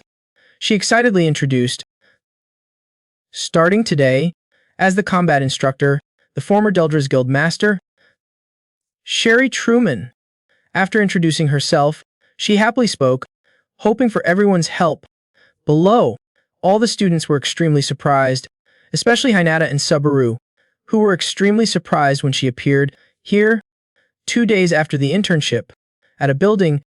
In the small room right now, Inata was having a headache thinking about how to use the pile of magic stones he received. While Nanashi was lying on the bed relaxing and reading a book, he looked at the sparkling magic stones in his pocket. Hinata was so surprised that she could not believe her eyes. She received this much. He wondered, hesitantly asking, even though he knew the reward was based on ability, but was this too much? Nanashi closed the book he was reading. Puzzled, what are you still worried about? She urged, quickly absorb it. He hesitated. I was thinking instead of absorbing this pile, I should sell them and use the money to pay for my mother's hospital bills. She sat up and said calmly, okay? On the other hand, there are also things you can't absorb, right? You are curious, is not that so? Nanashi looked at the golden magic stone and said, let us try absorbing the biggest one. Inata touched the absorption property. The system immediately displayed a notification. You cannot absorb the lizard's magic stone until you defeat them. He looked at the notice in surprise. I can't cheat, right? Nanashi looked at the notice and calmly said, of course. She suggested, I said this before, but unless you prove your strength and heart. Nanashi implied that the armor would not reveal its true power. The armor reacted because he tried to face strong opponents. She repeated, you fainted when you overabsorbed it. Remember, even though you could not control it completely right, Inata helplessly sat listening to her reprimand. He glanced thoughtfully, the armor of courage. Inata immediately opened the armor stats again. He calculated, looking at the features of this armor, increasing physical strength, it would help him be faster. Inata remembered magenta. He imagined, if he had not awakened the power armor before then, thinking about it, he secretly decided that he would not think about money right now, and picked up the other magic stones.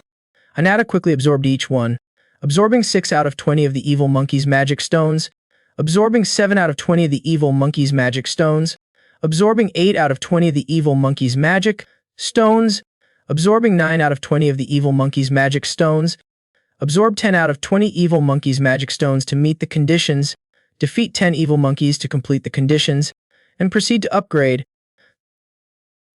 System notification, reward, get resistance skill, impact resistance level 5 achieved, mental strength E4 achieved, strength +5, endurance +3, intelligence +1, physique +9. You are qualified to use the berserk armor. After the announcement, Inata clearly felt her power increase significantly. Nanashi sat behind watching him. She smiled proudly. The system continues to announce, the reward is equipping the rage armor. Getting skills. Rage skills. Passive. Effects. The closer to death you are, the stronger you are. The next day, Class B was extremely noisy. The students below were chattering excitedly at Truman's appearance. She stood right on the podium looking down. Inata was surprised she was here. The homeroom teacher of Class B began to stabilize the class. Okay? But Subaru sitting below was still extremely shocked. He slowly introduced, as had been introduced from the gathering this morning. From today, Sherry Truman would be, he continued solemnly, the teaching assistant of Class 1B. Subaru could not sit still at this moment. He opened his mouth in surprise. Why did she become a teacher after only 3 days of internship? The homeroom teacher signaled, everyone, please welcome her. After saying that, he turned to her and instructed, okay? Miss Sherry, just observe until you get used to this. Subaru thought to himself, why our class? He prayed, go to class. The homeroom teacher asked you, please support us when needed. Truman nodded in agreement. I understand. After talking, she walked straight to the back of the class. Then she turned around. Truman stopped right behind where Hinata was sitting. She looked at him and chuckled. Subaru was still lost in thought. Maybe she was aiming at someone. Under Truman's cold gaze, Hinata closed his eyes and endured, unable to help but shiver. He thought to himself, did I do something wrong? Was it because I did not give the cube back at that time? Inata recalled, as he held out the cube. He hesitated. About this cube, Inata hesitantly asked, can I keep it? Truman wondered at this suggestion. Why? He answered honestly, this thing belongs to someone important to me. Both she and Katsumata looked at him with doubtful eyes. Truman flatly refused. It was an important research subject, as if he knew the outcome. He bowed his head sadly. Inata handed the cube back to her. Truman took it. She suddenly said, but... She held up the cube, looking at him brightly. I promised to keep it carefully. He recalled her attitude at that time, silently denying his previous thoughts. She was not the type of person who would get angry just because of that. At this point, Inata could not help but have a headache thinking about the reason. So why? Anyway, Inata sighed helplessly. I can't concentrate. He felt her gaze. Thinking miserably, how long do I have to endure this? Lunch? In the schoolyard, under the shade of a tree. Two students, a boy and a girl, were having lunch. Budget was leaning against the tree eating a cake. He seemed to be about to say something. Next to him was Hagen. She was shy to be sitting and eating her crush. She shyly said, Chloe, I made a cake, and then she pulled out a pack of cookies from her bag. He seemed to not pay attention to what she said, and coldly said, Hey Akiko. Hagen held the bag of cookies excitedly. Yes, she was extremely happy inside. Chloe was waiting for her, Akiko, and calling her name. Budget looked into the distance, hesitantly asking, the guy in Class B, what did he think of Ashi after meeting him? Hagen wondered, you mean the name changed the armor? What do you think? She thought for a moment and then continued, that armor was a bit embarrassing. Budget was helpless before her answer, and said, I am talking about its power, not its appearance. He asked tentatively. He did not seem to be very famous. If I fought Asahi, who do you think would win? Hagen shouted excitedly. Of course. Chloe's victory was certain. He replied, I understand. That said, Budget was still skeptical. Was not he? He remembered when Hinata fought Magenta. Although that kick was a bit weak, but that speed... While he was lost in thought, Hiroshima came from afar to encourage him. If he was still wondering, why not try fighting him? He asked casually, do not you prefer fighting people over monsters? It is more fun, right? Before Budget could reply, Hiroshima smiled sinisterly. Okay, it will come soon. Budget stood there doubtfully. Hagen looked at him worriedly. He continued, the Military Academy Exchange Festival. Back inside the school, Akane waved happily and called out, Hey Asahi, I hear, followed by Sachi, who was smiling as she brought her lunchbox to join in the fun. Akane asked, how was the internship? Subaru immediately took over. He put his arm around Hinata's shoulder and excitedly said, Great, I really wanted to show you. Hinata was munching on a loaf of bread, so she just waved back. Both of them asked curiously, Who is this? Subaru proudly introduced, I became friends with Asahi during the internship. Akane wondered, is not his forehead a bit big? Subaru was surprised. What is wrong with his forehead? Akane walked over to Hinata. She pulled a chair and sat across from him, suspiciously asking, Really? Hinata calmly replied. Temporarily, she asked with concern, Did you just lose weight? He recounted. Many things happened. Subaru smiled brightly. Okay? Anyway, starting from today, let me join your team. Akane agreed. If Asahi agrees, then I have no objections. To Sachi, she flatly refused. Subaru shouted, wondering why. She said seriously, You are too reckless and careless. So no. He doubted. It is that obvious. While the other two were arguing, Inata turned to Akane for her opinion. What did he think? She wondered. Akane looked at him dejectedly and said, unable to refute Shara's words. Sachi beamed with victory. After saying that, she glanced towards the classroom door and whispered, by the way, looking at the people outside. Akane wondered, do you know who they are? They have been staring at us for a while now. Deba and Nishikiori were standing at the door looking inside where they were sitting. Inata just now discovered. He exclaimed in surprise. She said, actually they were there before we arrived. Subaru shouted in surprise. Before that? How disgusting. In their eyes seemed to be focused only on Hinata. He was angry. And, were not they aiming at Asahi? He turned to Hinata worriedly. He was definitely being targeted all day. Both by Sherry and them. Subaru could not stand it anymore and shouted at the two of them. You guys should hide better. Who is hiding like that? Being discovered, Deba did not hide anymore. He pushed the door and entered. If everyone had discovered. He walked in arrogantly, hands clasped at waist, glasses pushed up, and Nishikiori followed behind him with great confidence.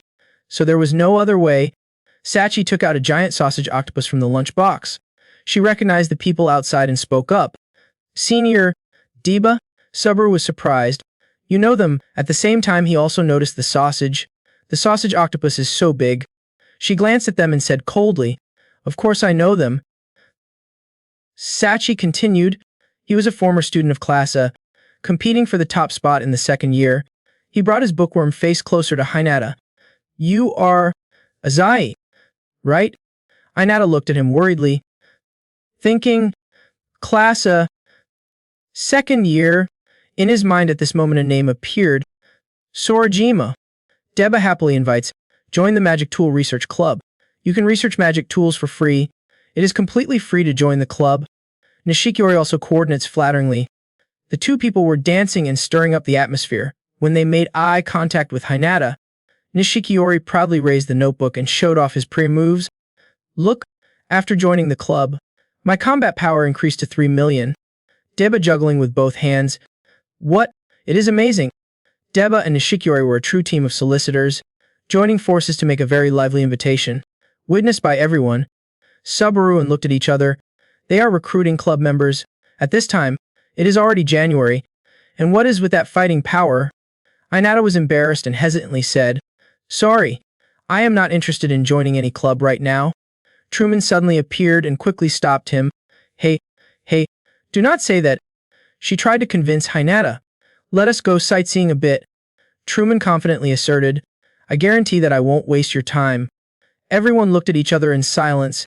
Subaru felt doubtful, Emph looking as if she knew something already. But, he suddenly realized, did not she just start working as a teaching assistant today? After school, Deba took everyone to visit a place. Looking at the room in front of them, everyone was talking. So this is the research room of the Magic Tool Club. You criticized bluntly. What a mess. Inata looked at Deba. He was the only member of the club. Deba hummed in response. Yes.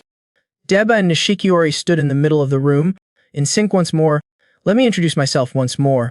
I am a student of Class A Year 2 and the president of the Magic Tool Research Club. Mitsuru Deba. Nishikiori continued. Me too. I am Maho Nishikori Class Year 2. Deba suddenly felt sad. The club should have another member. His name is Hagen. But... He sighed. He left the academy. Hinata was surprised. Hagen was once a member of the Magic Tool Research Club. Deba glanced at Inata, his voice mysterious. As he knew, he started rambling. Our academy is a military school. Most students come here to train themselves, so there are not many clubs. The few clubs focus on combat skills. Deba talked about the clubs he knew, like the Combat Support Club. Most of the clubs focused on physical development. Deba continued to explain to Hinata. As for the Culture Club, this was the only research club. Subaru looked at the strange object, smiling with interest. If someone chose to be a normal student, they would not have come to this academy. That is right, Deba continued sadly. The Magic Tool Research Club is not well known. We do not even have a teacher to guide us. Inata sympathized. Without an instructor it is hard to get known, like other clubs. Nishikiori hesitated. We had an instructor, but they retired last year. Inata sighed. Nishikiori wiped away tears. Even so, we still tried to maintain the club. But recently, she told the principal what he said. He would say straight, without a teacher and with only 2 members left in the club, he would cut the club's budget. He will also take back the club room. He said, "So that is why you asked Miss Truman to be your instructor?" Aane asked. "Yes." Nishikiori nodded. She looked shyly towards the teacher, but on the condition that Hinata joins the club. Inata was confused. "Why me?"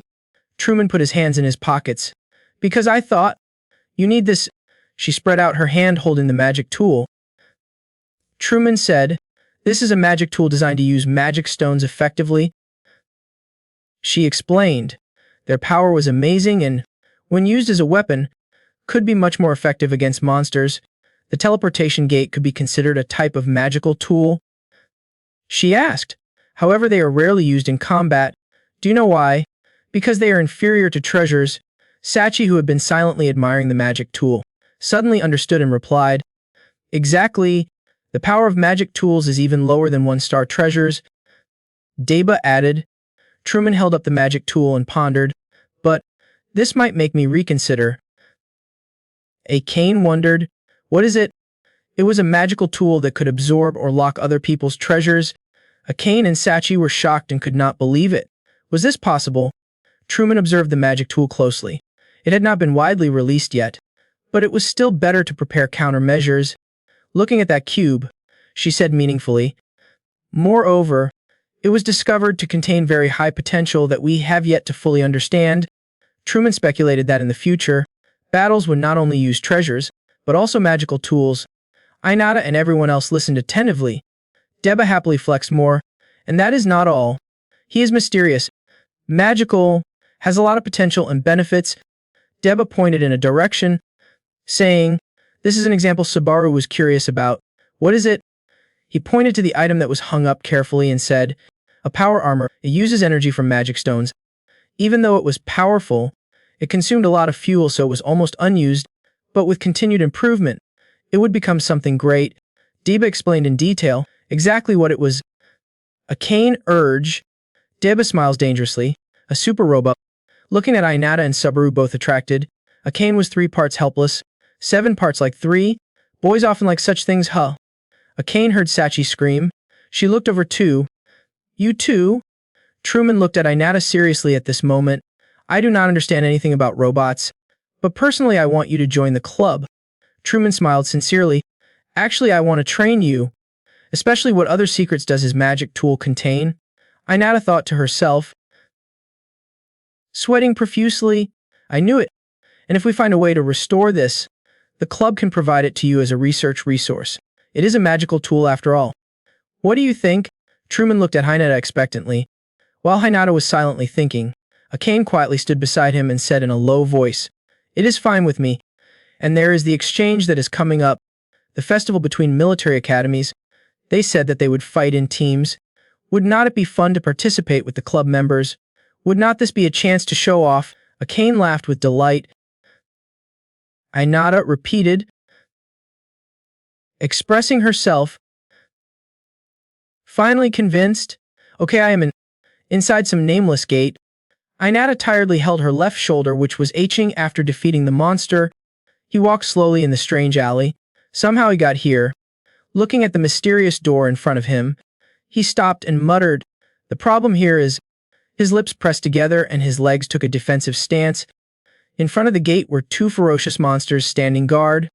The horse-faced and buffalo-headed monsters were extremely aggressive and warlike. Challenging Hinata, Inata got into position with a determined look in her eyes. Ready to strike, he turned decisively toward the monster, then prepared to land a fiery punch. A powerful blow rushed towards the giant monsters. Inata pressed down with all his strength. He gritted his teeth. It did not affect anything. The giant horse monster began to counterattack. Inata transformed into a green warrior, easily avoiding the monster's attack, then nimbly jumped onto its shoulder. Then he used all his strength. Hinata punched it straight in the back. The monster glanced contemptuously, then laughed maliciously. Hinata was furious that she had used all her strength, but to no avail. It was ineffective.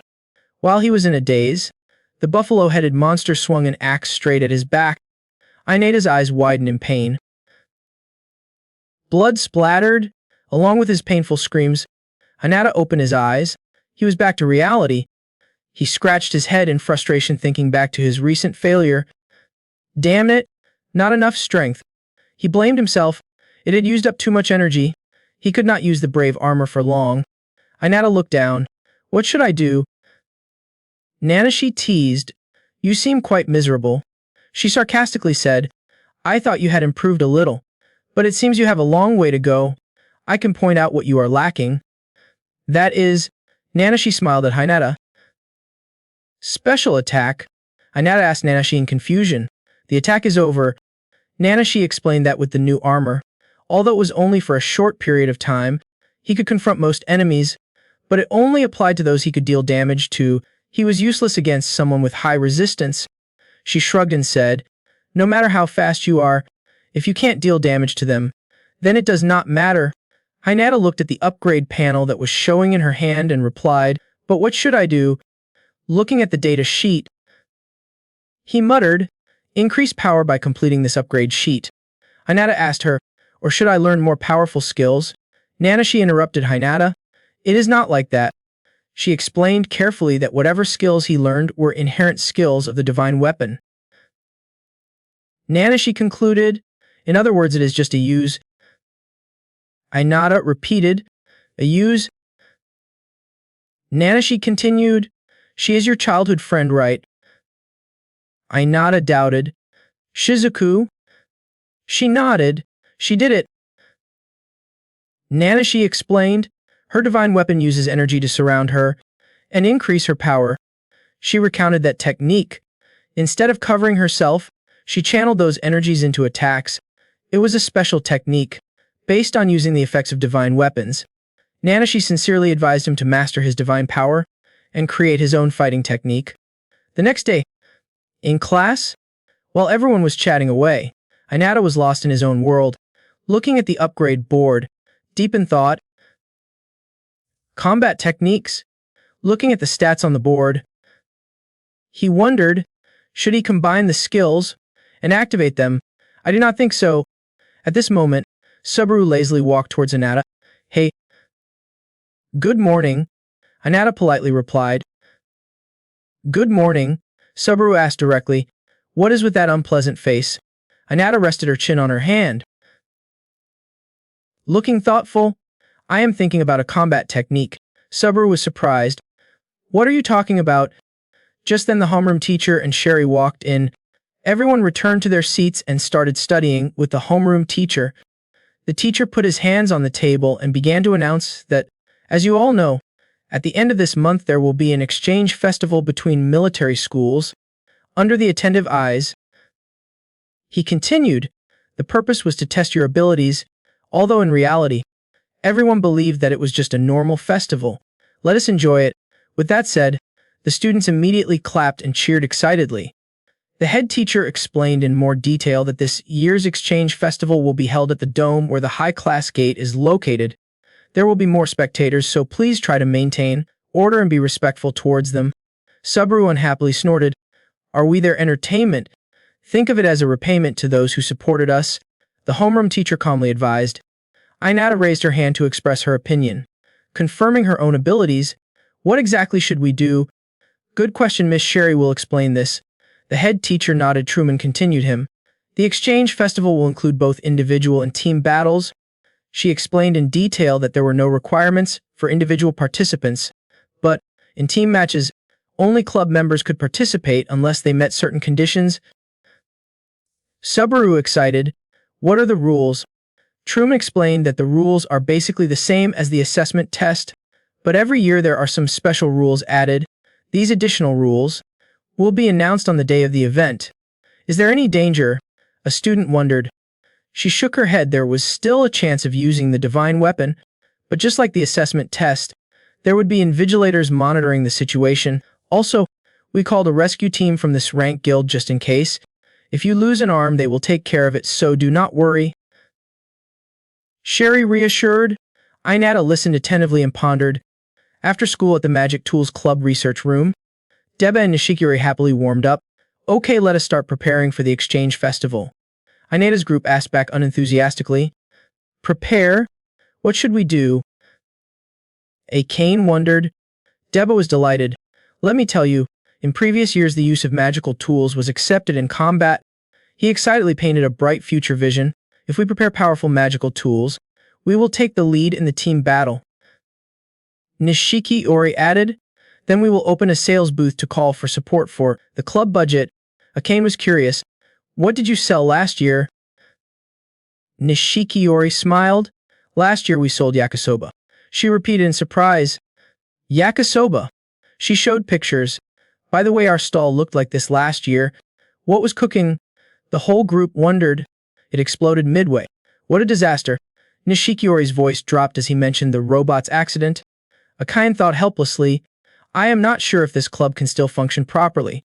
Subaru asked again. After all, you joined the Magic Tools Club, right? Aine nodded in response. After hearing what Miss Sherry said then, she took out the candy from her mouth and explained clearly. My divine weapon specializes in long-range support, so I thought I would find a better way to use magic tools. You think deeply. Subaru applauded. Aine harshly corrected Subaru. I am not you. I am Yap. Okay, Subaru also laughed. Sorry. You can call me Subaru. Sachi, who had been silent the whole time, suddenly spoke up. By the way, I won't join the club. Subaru immediately asked back. So what are you doing here? In the middle of the Deba auditorium started to spread. Anyway, we started by explaining about the magic tools. Before that, can you call Miss Sherry here? He looked at Inata. He agreed. I understand. Aine looked at Inata. Proactively suggested. I will go with you. Inata and Aine walked together down the deserted hallway. She spoke first, breaking the silence. Time must have passed faster. Inata nodded. Yes. Suddenly from the front a sharp voice rang out. Hey, hurry up. It was Hanazaki. She was urging Rin, who was picking up the scattered papers on the ground. We do not have all day. She replied timidly. Sorry. Aine asked softly. They were students from another school, right? Inata froze, staring at Rin. That is... In front, Odi was also mocking Rin with Hanazaki. If you know you are a hindrance to others, then do not sign up for the festival organizing committee. An Auden Academy student passed by and saw Rin being bullied. He hesitated for a moment. Then he said coldly, I will go first. Rin tried to pick up the messy pile of papers, calling out, wait for me. Hanazaki impatiently shouted. Hurry up. Rin was flustered. Sorry. I am so... Odi looked at her clumsily. His blood rushed to his head. He gritted his teeth, full of anger. Without saying a word, he kicked Rin hard in the back, causing her to fall forward. Inata and Aine were stunned by the sight. Rin held her chest. The pain made her cough. Hanazaki frowned at Odi. Was not it a bit too much to do that? Odi glared at her and yelled. Shut up. Odi did not stop there. He pulled Rin's hair and shouted. Hey, she cried out in pain. Let me go. He leaned close to Rin's ear and growled. What would you do if I got affected? She burst into tears. Why? He looked down on him. A Class D kid like you does not belong here. Behind, Hanazaki slightly curled his lips into a sly smile, secretly pleased that he was actually the one who made it fall. Odi kept threatening her. Anyway, can you stop doing this? If not, Rin replied unconvinced. Odi got angry.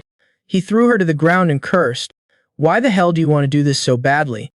If so, try picking this up. His foot was about to slam down on Rin.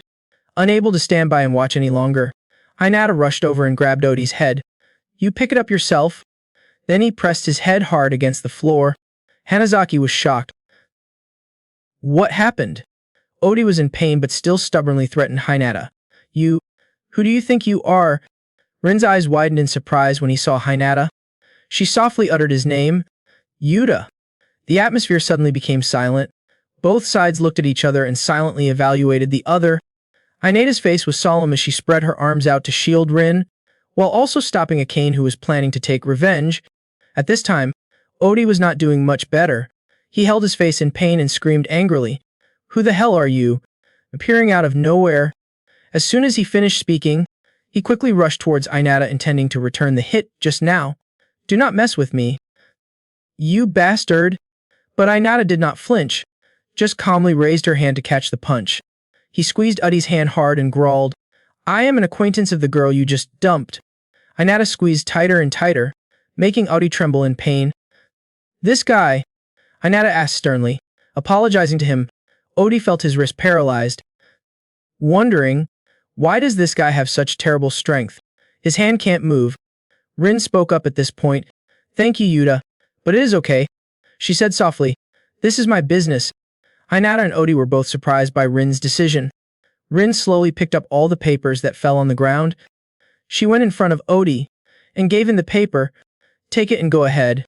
If I am late, just blame me." Uddy and the cowardly Hanazaki hurriedly left. He did not forget to warn Hinata. "I will remember your face." Hinata turned back to ask Rin, "Are you sure?" Rin nodded. "I do not want to make a fuss and lose points here." Hinata was surprised. "Point?" Rin nodded and smiled. "Well, more importantly, Yuta." She looked at him gratefully. He still kept that sense of justice. "Thank you for really saving me." Rin wondered. "So he joined Vey Academy?"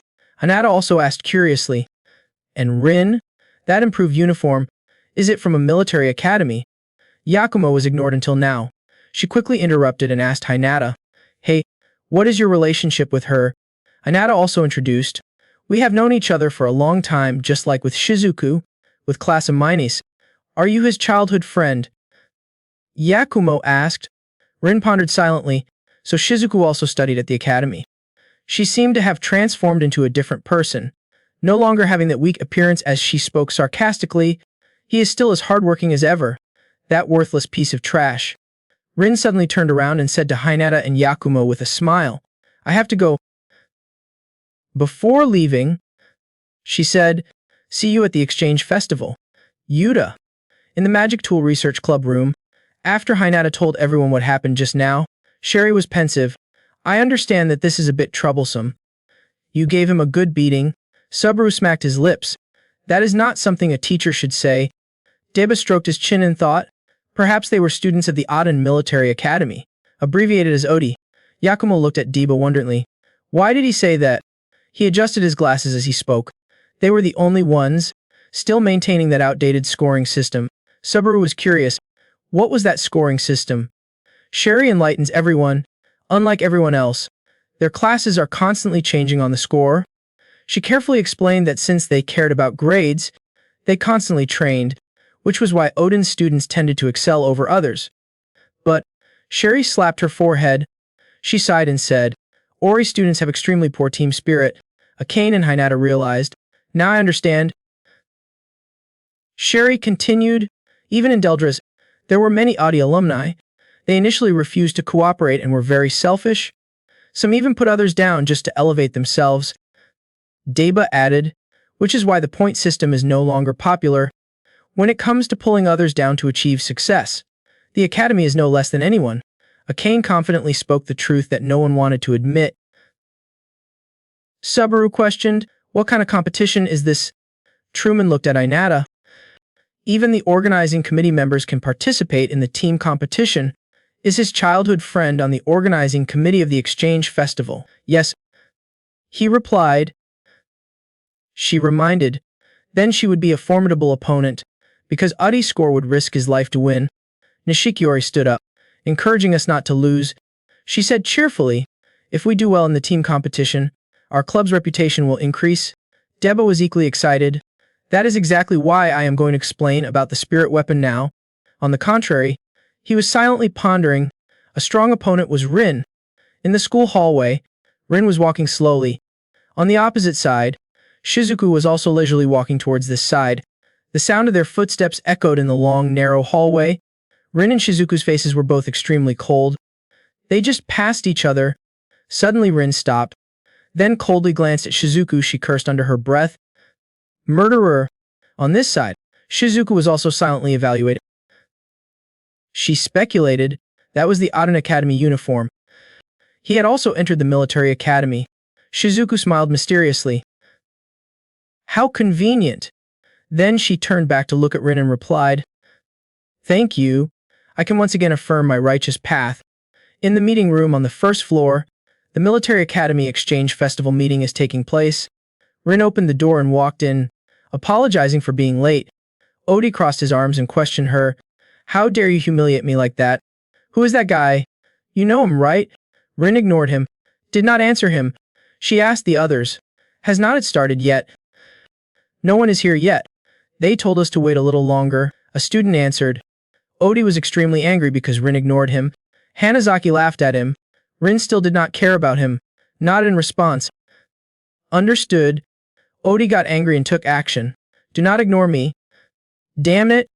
He powerfully aimed his punch at Rin's head, but she easily dodged it. She put her hands on the floor, then gave Odie a kick to the head, causing him to squirt syrup. To the astonishment of the class, Rin brushed his hands and calmly said to Odie, You kicked me first, right? At this moment, he was still dumbfounded and had not yet reacted to what was happening before his eyes. Rin emphasized, tit for tat. At this time, Odie was in so much pain that he fell to the floor. On the opposite side, Hanazaki was trembling with fear. The classmate sighed towards Rin. Is the farce over yet? He thought it was an act. Rin asked again. Of course. He nodded. For someone who should have dodged the attack, to stumble and drop all the papers, if not pretending, then what was it? He snorted in disdain. Rin pouted and explained. There was someone I wanted to meet who happened to pass by. The student shook his head. Was it necessary to act like that? Rin blushed. I wanted to show the person I cared about my weak side. She said shyly, but I did not expect you to be so strong. That surprised me. He's amazing. Now Hanazaki looked at the student. She was suspicious. What is the matter? Are not you in class? He smiled and replied, Do not you know, even though we were in the same year, you used to be in class B, right? He explained. She was a transfer student, so for that reason she did not have any points. So for the time being, she started in class. The student introduced herself. She is Mukamin Rin, formerly of Oath's Academy class, a 4-star divine weapon user. Right now, in the Valkyria Academy's divine weapon performance measurement room, fully equipped for evaluation. Aane, Subaru and Sachi were standing watching Hinata do it first. They were all extremely surprised by his overwhelming strength. Inata finished the first test with a smooth slide across the floor. Truman saw this and shouted loudly. Enough! Sachi was overwhelmed by his speed. She secretly sighed in her heart. After so many encounters, she thought his aura had changed, but this time it was on a completely different level than before. Inata stopped. He tiredly bent down and breathed heavily. The armor on his body also gradually disappeared. Truman looked at the rating sheet and gestured. Okay, go on. She pointed at the device in front of her and demanded, Now strike with all your might. Without using the fighting technique you said can only be used once. After hearing that, he raised his hand and summoned a new outfit. After the armor was put on, Inata put all her strength into her right hand. He leaned over, raised his arms high, and got into an attacking stance. Inata quickly delivered a powerful punch to the measuring device. His power was so great that the numbers on the device were jumping around. After a while of jumping numbers, it stopped at 1,258.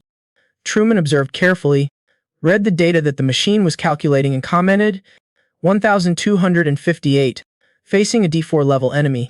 Just one hit was enough to take them down. She then looked at the data table attentively and thought about the analysis. Now that we have clearly confirmed your divine artifact's performance, right now, your divine artifact is ranked only 3 stars. Inata and Aane heard that and widened their eyes in surprise. Only Subaru and Sachi were not surprised. Aane loudly affirmed in confusion. It must have reached 4 stars. Did not she see the previous horizontal jumps? Truman replied nonchalantly. Of course, that was an impressive speed, but even considering that, it was still only in the 3-star range. Subaru rested his chin on his hand and reasoned, If it is 3 stars, then it is on par with my divine weapon.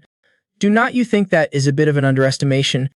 Aane with a 2-star rating nodded in agreement with his opinion. As for Sachi with 4 stars, she gave the opposite opinion. I think that is a fair assessment. Aane immediately angrily asked loudly. Why? Do you think you can beat Hinata right now? Sachi calmly turned to answer. It is true. If we fought right now, I would probably lose. But the spirit is not meant to be used against me. She heard that and froze in confusion. Truman gestured and agreed. That was true. The spirit existed to protect us from disasters caused by creatures from other worlds. She seriously explained. What was important was not whether it was effective on humans or not, but how effective it was on those monsters. That was what determined the rank of the divine artifact. Truman analyzed to the opponent, lacking durability and damage. His destructive power was low because his divine weapon needed time to accumulate energy. Those were the reasons why he was underestimated. Subaru tilted his head and replied, I understand. She thought to herself about her student's special abilities. However, to his divine artifact, actual rank meant nothing. Truman suddenly looked back at Hinata and asked. The armor was draining his stamina. He scratched his head and admitted, well, that was true. She immediately gave him advice that he should train his strength more to avoid a repeat of what happened last time. Inata silently admitted, that was true. Remembering the previous incident, he told himself that the new armor still lacked the basic necessary capabilities. If it did not have enough durability, he could easily faint. You never know when the new armor will awaken. At that moment, the only thing that is reliable is his own endurance. Truman suddenly raised the whistle around his neck and added, that is why. She blew the whistle and waved her hand to give orders. Right now, 5,000 laps around the field. He did not hesitate to answer, okay, then ran out of the room. Subaru wondered in confusion. Did he commit suicide? Do not just say that. Suddenly Hinata remembered something. He turned around and said, before that, there is something I want to ask. Truman wondered. What? He asked curiously. It was about my fighting techniques. Subaru was startled. He looked at him with a puzzled look and then silently exclaimed, is it that serious? She began to explain.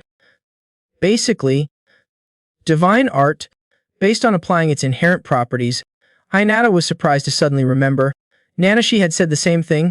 Subaru also curiously peeked at his data sheet. Truman put his hand on his chin and pondered. In his case, could not he apply the technique of accumulating energy and releasing it into his fist? He looked down and asked again, do you mean anger fist? The system panel appeared in Hinata's hand. He read the information while thinking. It is a skill obtained from the rage armor. But when she said apply, what else can I do but throw a punch? The system shows details. Skills. Rage punches. Battle techniques. Effects. The accumulation of power when clenching the fist and releasing it in an attack. As soon as Inata finished reading it, she suddenly realized something. He noticed the clenched fist and wondered, could it be? The scene shifts to the parallel training gate, where Shizuku is diligently training with the artifact. She closed her eyes, focused on listening and analyzing the sound. The space was quiet, only the sound of dry leaves rustling. Shizuku decisively swung her sword with great force, cutting the green monster in half. It probably intended to attack but was discovered by her. After being destroyed, a pink magic stone dropped from the elf's body, but Shizuku was still not satisfied. She thought to herself, I have to sense the enemy without relying on sight. Concentrating, she frowned and focused her mind on her auditory perception. But right now, the dark memories of her childhood came flooding back. Every curse from the people around her kept ringing in her ears. Scum, go to hell. Disappear now, just seeing you makes me angry. You are disgusting. Stupid. Enough is enough. Never appear again. It created a Shizuku of high school with an expressionless face, lifeless eyes because she was too desperate and deadlocked. Not only that, the image of Rin looking at Shizuku with a contemptuous expression also appeared. She spoke sarcastically. Murderer. Shizuku frowned in annoyance and this also caused her to lose focus. Suddenly there was a loud explosion from behind, causing her to open her eyes and turn around. It turned out that an elf was approaching to attack Shizuku, but was destroyed by someone. A pair of slow footsteps approached accompanied by a familiar voice. It seemed he had let his guard down this time. It turned out to be her classmate Hiroshima. Shizuku exclaimed in surprise. Hiroshima? She put away the antique sword and nervously asked, What do you want? He replied smugly, I want to ask you out on a date. Of course he was immediately rejected. Shizuku turned away and bluntly said, No thanks. You are not my type. Hiroshima just smirked and stayed silent without saying anything more. Suddenly he held up a strange document clip and asked, Why did not you participate in the group competition at the exchange festival? She asked curiously. Group competition? It was rare to see him say something like that. Hiroshima handed over the document and replied, it was because Kuro was extremely interested. He said he wanted to participate because his opponent was also there. Shizuku calmly replied as she received it. He really enjoyed competing with others. Huh, so that document was an exam paper. Suddenly his eyes fell. His voice thoughtful. I think it is okay. After all, just like that day, there will come a time when you will be targeted by others too. He was referring to the Niflheim that suddenly attacked last time. Hiroshima continued. It was important to be ready for that. She still pondered and looked at the paper. Shizuku read through it and wondered to herself. Fighting against humans? This line reminded her of Rin's terrifying hostile gaze. So she did not hesitate to sign the exam paper. He was a bit surprised to see that. Shizuku filled out the information on the paper and silently recalled that it probably was not a coincidence that she met him that day. Okay, I accept your challenge. After signing it, she returned it to Hiroshima to his delighted expression. Shizuku turned around and left, but did not forget to remind me that if I participated, I had to win, so be ready for it. He smiled and replied, okay, let us. It looks like Hiroshima is up to something very suspicious. The scene cuts to inside Nanashi's gate. The bull-headed horse-faced monster was hit by the attack, foaming at the mouth and screeching in pain. It lost its balance and fell staggeringly behind Inata. In front of him was another one that had collapsed under the scaffold, and when the red monster fell, Inata had to kneel. He was panting tiredly, sweat pouring down his face. It seemed the battle just now was quite fierce. The armor also disappeared with that. Inata still kept breathing heavily as if he was about to lose his life. He tiredly told himself, I did not think it would work, but I did it. He kept encouraging himself, I did it. Fighting technique. Indeed, Inata had punched through the stomach of two enormous monsters dozens of times his size, a new feat that he could not have imagined. The day before the festival, the bustling scene of stalls and people bustling with excitement, Subaru and his friends walked around the shopping area. He spoke. The festival atmosphere had been filling since the day before. Aane followed suit. This is a joint festival of 3 schools, right? Suddenly a voice called from afar. Hey, we are here. Aane, still holding a candy in her mouth, hurriedly ran over and exclaimed, this place is great. It is close to the event venue. Nishikiori happily replied. Exactly. Truman winked at the side. I used the connections from my time in Deldris, immediately making Aane excitedly praise. I like this about you, miss. The story was still going on. Deba leaned forward and asked, where's Shirahane? Subaru was sweating and opened his mouth to gently remind. Senior Deba. Subaru looked at his senior with a dissatisfied expression. She was not a member of the club. She said she would go to all the snack stalls. Deba heard that and suddenly realized, that is right. Now that you mention it, I remember. Truman happily continued the conversation. Well, tomorrow is the exchange festival. She thought of the exciting confrontation between the 3 schools in the competition and became more excited and began to explain. This year, it was the Battle of Valkyria, Odin, and Thur Academy. The first day would be for the team tournament, and the second day would be the individual competition. The paper of the team tournament rules had been distributed yesterday, but now let us go review it. Then, Truman raised the glass box with a serious expression and said, in the team tournament, a team of 4 people will collect magic stones together. By placing those stones into this divine artifact, everyone will receive points. Immediately, a series of numbers appeared on the box. She explained further, the team that defeated the most monsters in an hour and got the most points would be the winning team. Aane took the bottle. Her face filled with wonder. There will be harassment from other teams. Right? She calmly replied. Of course. She calmly continued explaining that each team's representative would have to wear this bracelet on their arm and leg. Subaru saw the strange object and asked, what is that? She rummaged around for something and did not forget to answer Subaru. It was a divine weapon that increased the weight up to 30 kilograms for each bracelet. The representative had protected her divine weapon with these bracelets, and the other members of the team. Then she found 2 balls, one green and one yellow, and had to carry these 2 balls with her. Akane was a bit curious. And what would happen to these two balls?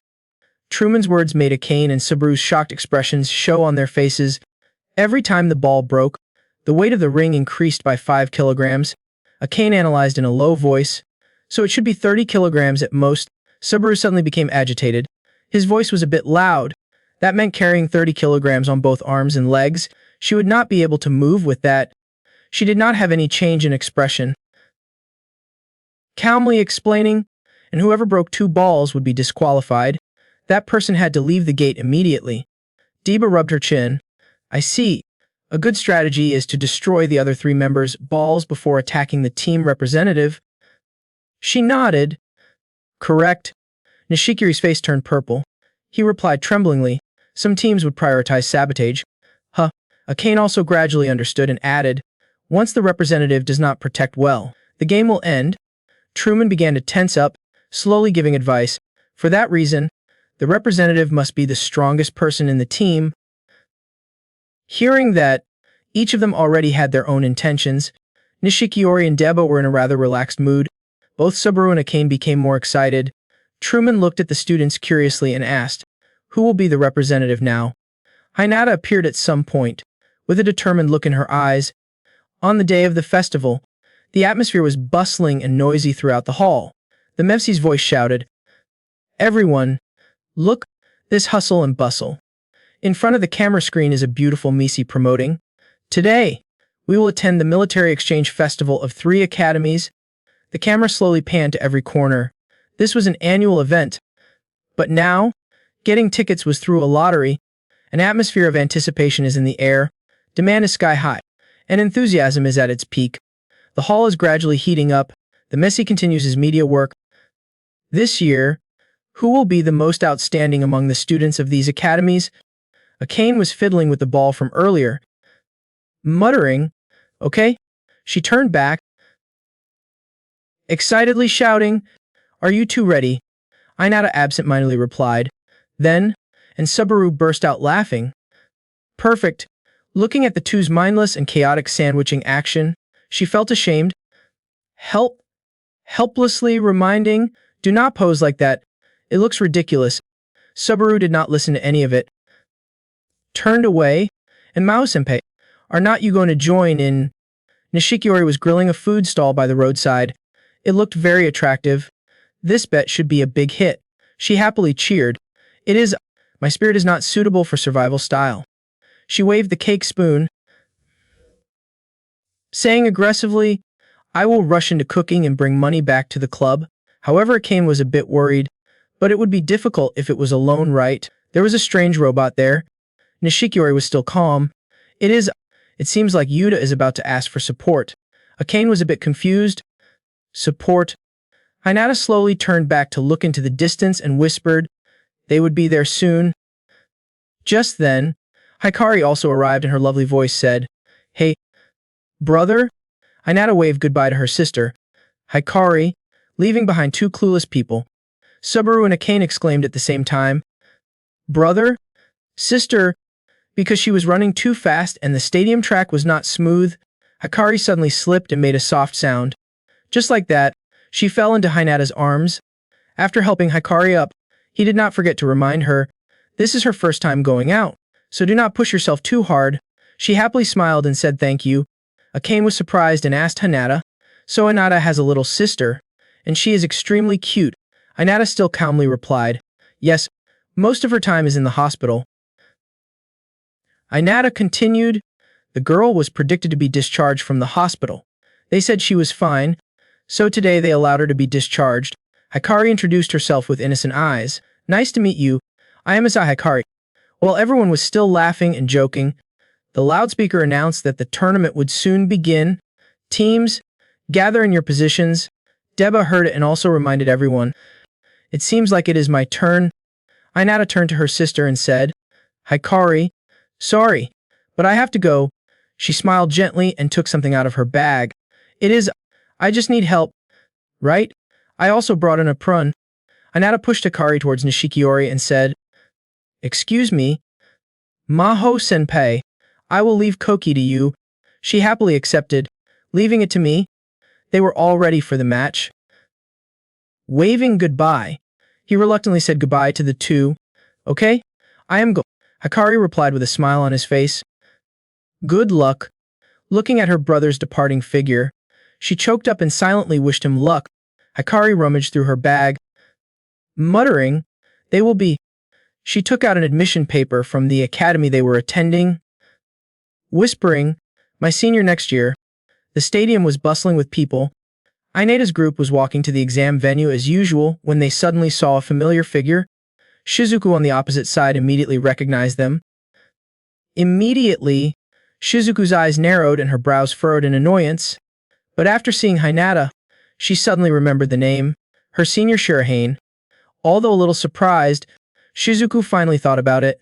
She joined the Magic Tool Research Club. Buget saw Hinata and could not help but ponder the name. Azahai Inata. Hiroshima felt displeased just by looking at their faces. The atmosphere suddenly became tense. Inata's group was also keeping a cautious attitude. Aane clicked her tongue in annoyance and said, what is it? There is a bad smell. Inata did not care at all. Just curiously asked, will Shizuku also participate? Shizuku confidently replied, they invited me, but if I participate, I expect to win. Before she could say anything more, she turned around and left, leaving behind a diversionary sentence. Well, today is a festival, right? You might as well enjoy it.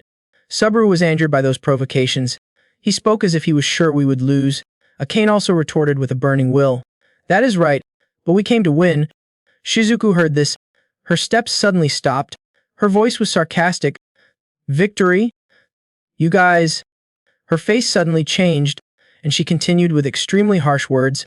Then, Senior Shirahane will have a hard time. She will become a burden to the team. Inata's group exploded in anger, only to see Deba's face darken, and he replied calmly, not really. He was as confident as the sun, refuting her words. In the team tournament, strength was not necessarily the most important thing. Trust between teammates was also a challenge. Everyone looked at Deba with admiration. His words were firm. My teammates are all good people, and I am sure they will give their all. Akane's eyes sparkled as she softly called. Senior Deba. Shizuku's personality is arrogant. Hearing that she only said one sentence. Ignorant. She turned and walked away without looking back, her voice strong. The essentials. A force that would not harm the team. When all the teams were gathered on stage, the Memsi's voice echoed throughout the auditorium. Now, the sounds of the audience buzzing when they saw Truman. Hey, that is, I heard rumors, but is it true that she retired? Truman as Memsi made the whole room excited. Are you ready? She boldly declared.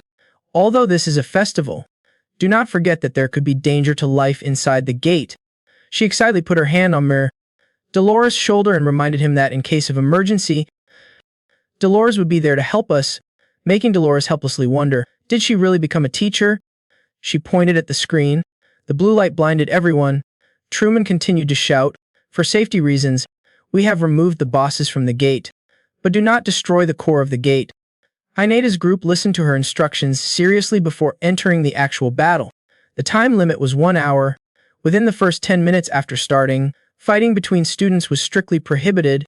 Shizuku's side was also ready, and at the same time she gave a slight warning. Of course, assassination was strictly prohibited. Even if it was to destroy the balls, anyone who seriously injured the opponent would be disqualified, so be careful when fighting. After seeing that the other groups were all prepared, she leisurely said, okay? Truman smiled charmingly. Perhaps she was starting to get excited about what was about to happen. After a series of law announcements earlier, it was time for the big moment. Now, all were in a state of readiness, waiting for the signal. The team tournament of the competition had begun. At this time, on the side of the D-level gate, the giant tree forest, a small mutant bat flew away. Inata quickly caught it from behind. He instantly kicked the bat with all his might, causing it to cry out in pain. And just like that, the poor animal fell hard to the ground. Aane happily ran back. Good job. What an impressive armor. At this point, Hinata started to get exhausted, sweat dripping down. Its only drawback was that it was too tiring. Subaru immediately smiled encouragingly. However, the armor was probably better than before, right? He now started to think again. It was thanks to Sherry's guidance. Deba looked at the devices in his hand. What is the situation around? Inata updated what he remembered. There was no one nearby. However, we can't let our guard down. Aane wondered and could not help but ask. It has been almost 10 minutes since we came in here, right? Subaru saw that and thought, that is the time when conflicts between teams are allowed. Looking at what the device had just provided, Deba immediately explained clearly to them.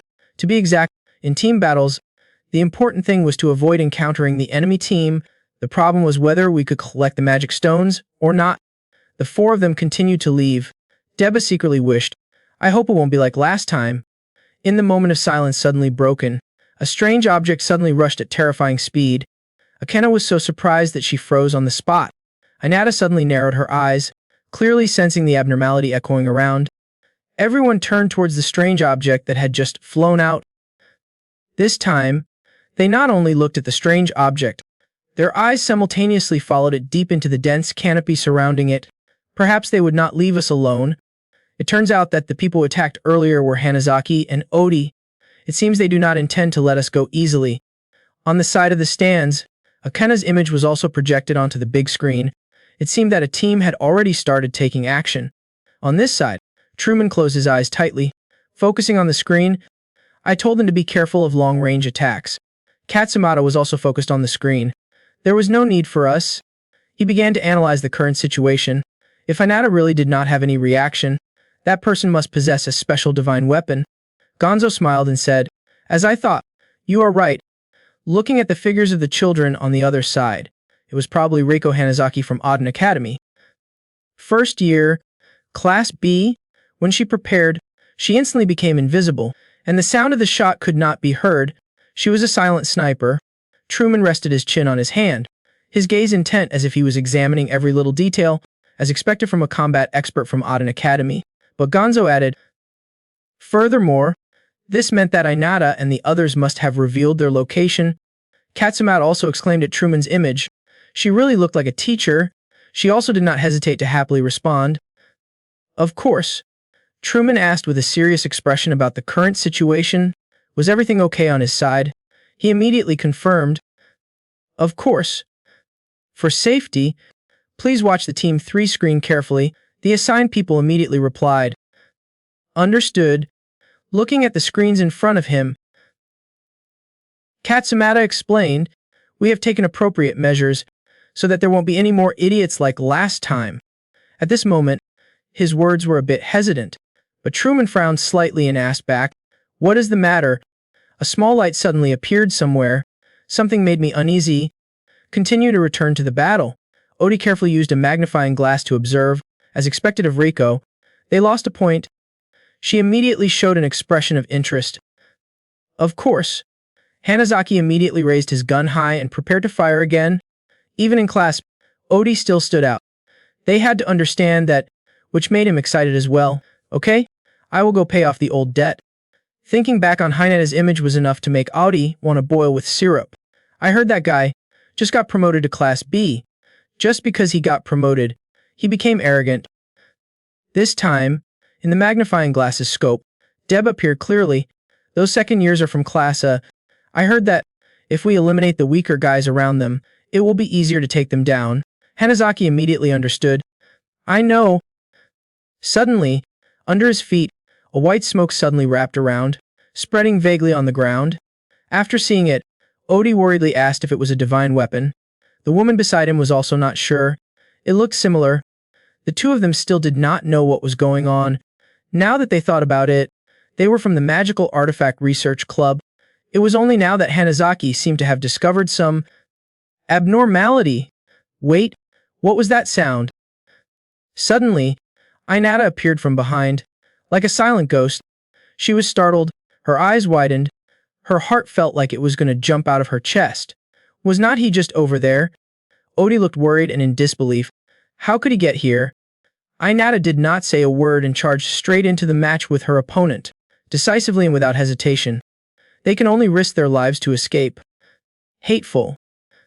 Suddenly, an arrow shot out from his glove, pulling a long string that led them to a safe place. Hanazaki held Odi tightly, his eyes following every movement around. At this moment Hinata suddenly shouted loudly, I won't let you escape. He did not hesitate but quickly rushed towards them. However, something unexpected made him slightly surprised. At the same time, Inata kept her distance from Hanazaki and Odi, her eyes fixed on the two. Even so, he smirked as if he realized everything. Did you notice? A small butterfly fluttered, like a gentle touch in the tense space. Then suddenly it shattered into 1,000 sparkling pieces.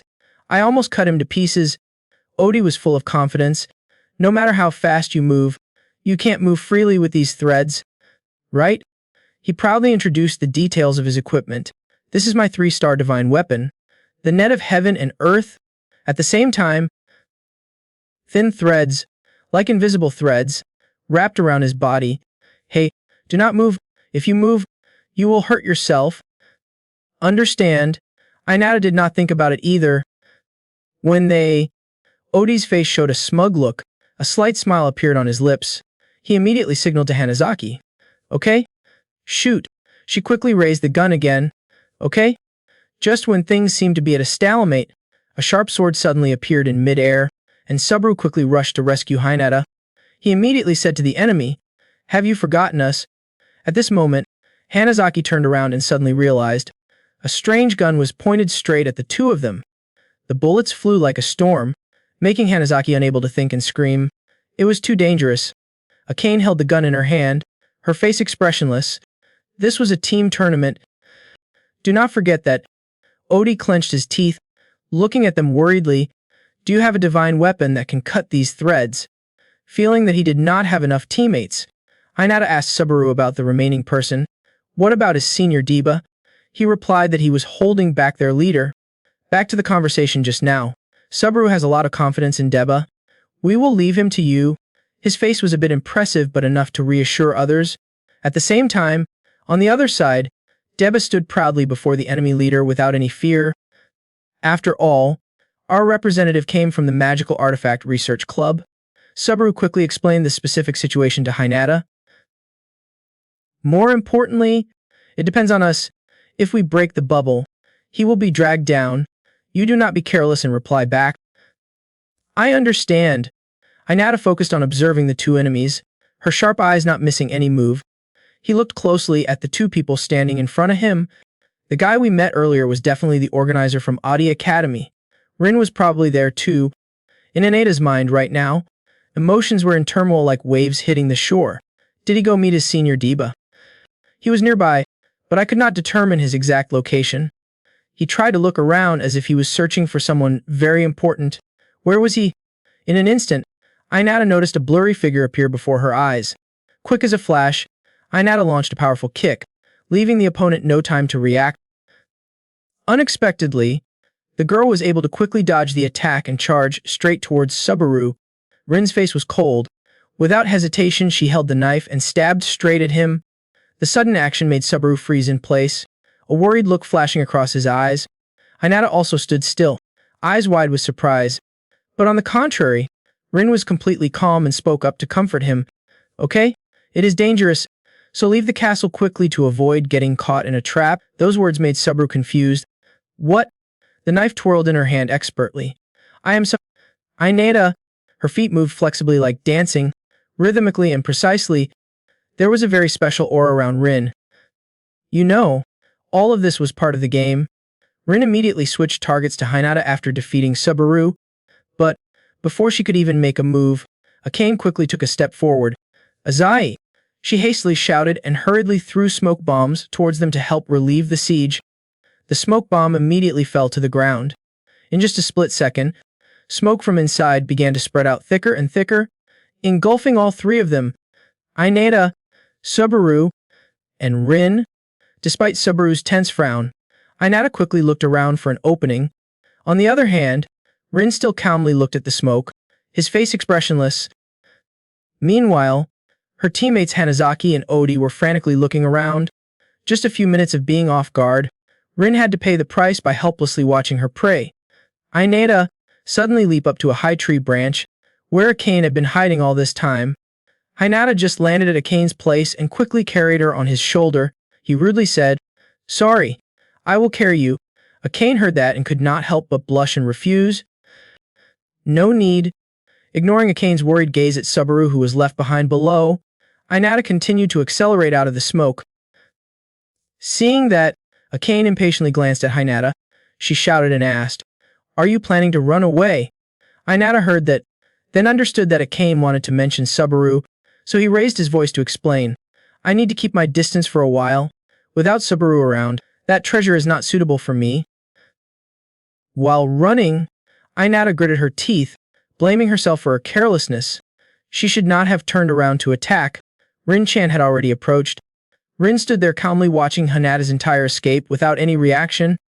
As soon as the smoke cleared, Rin started to look interested again. She said, clearly hiding her aura, yet I still felt it. "How admirable." Inata-kun. On the other hand, Subaru was still bothered by Rin's fierce attack just now.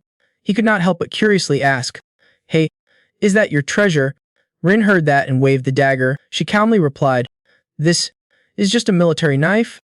Subaru opened his eyes wide in surprise when he heard that. He could not believe it and thought, "It is just a knife? Even reinforced armor can't cut it. So is this thing enough to break the sphere?" Subaru continued to ask in a serious voice, "When did he approach?" Rin showed an innocent expression and replied, "Approaching? I was here from the beginning. You guys just came closer." Subaru thought in panic when he heard that. Impossible.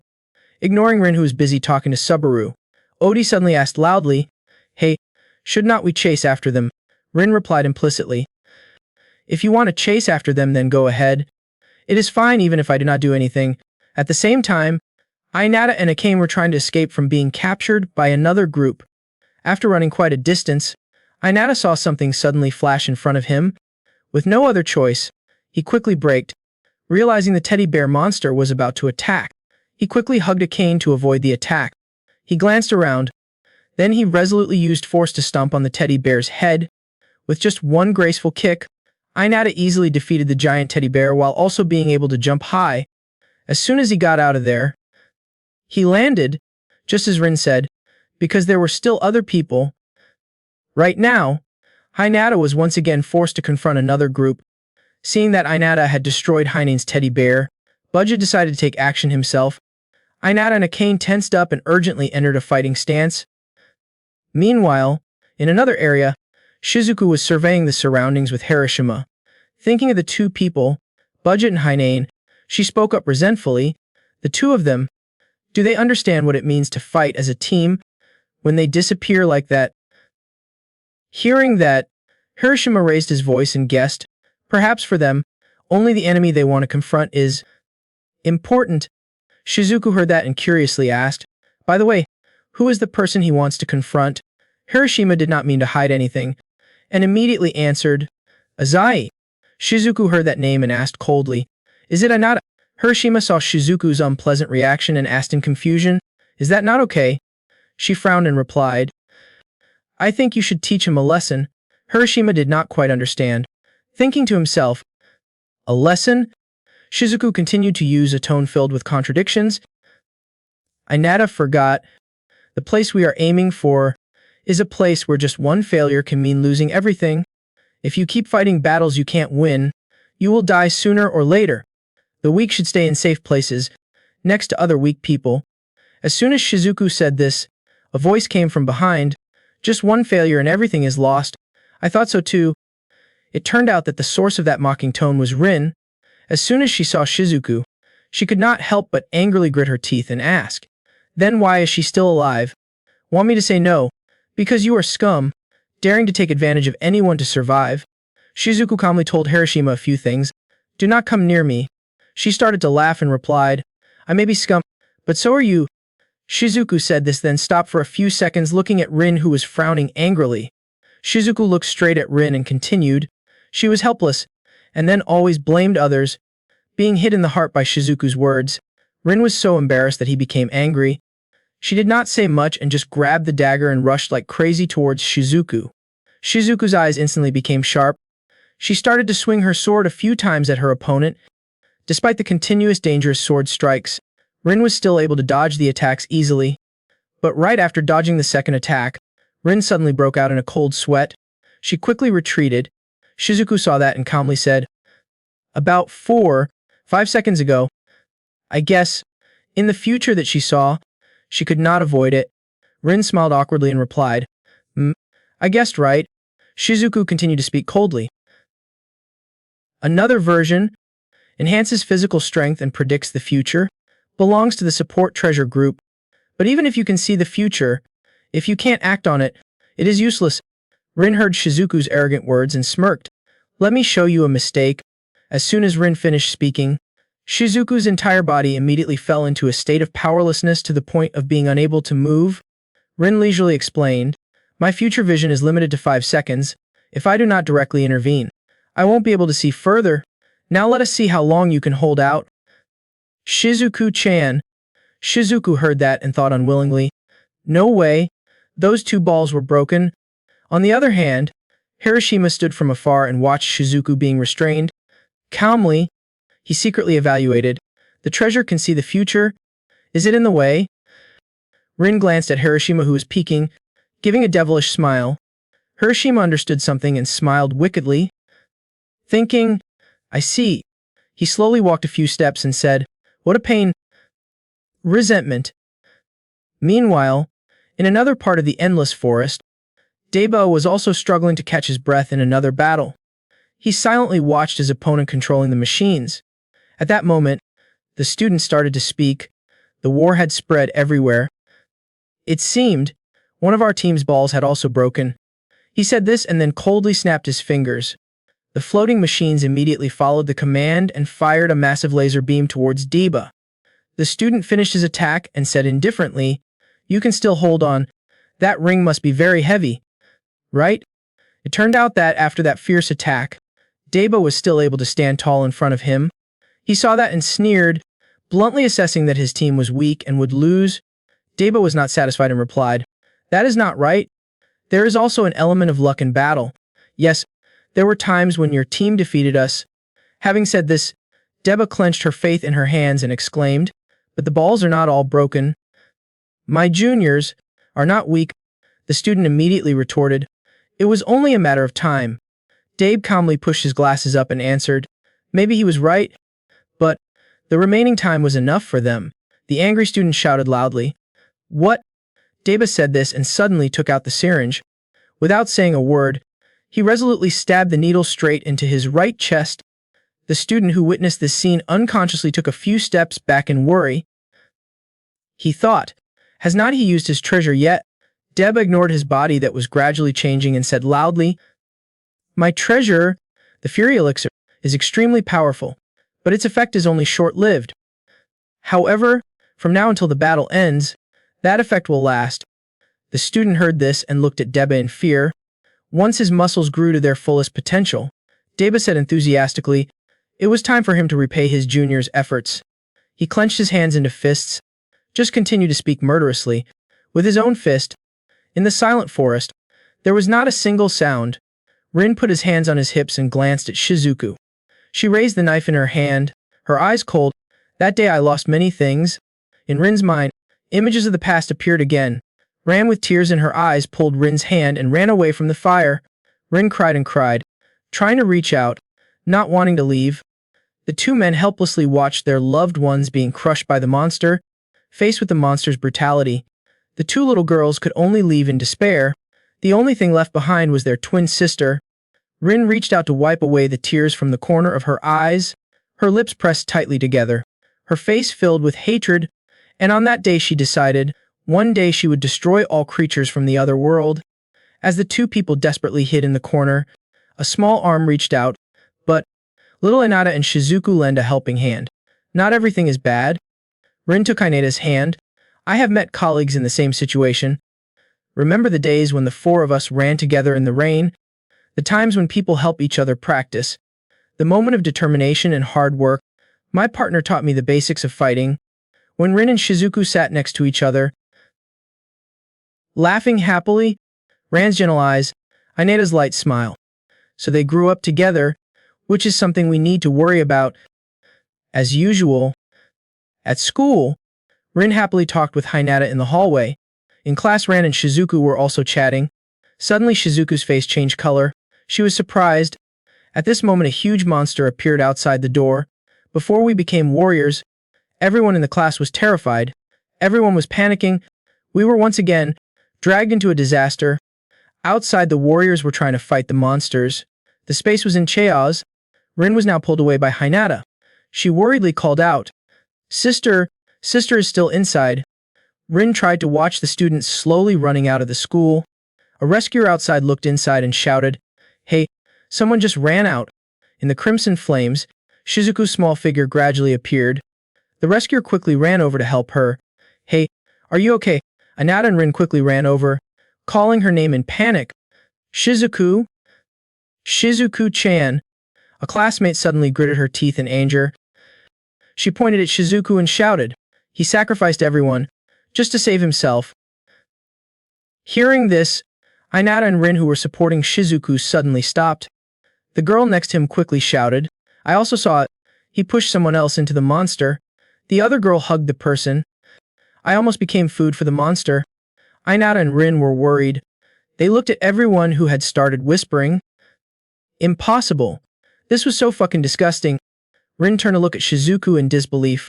"Hey, it is up, right? Shizuku-chan." But the only response she got was Shizuku's terrifying silence. As if remembering something, Rin's voice trembled.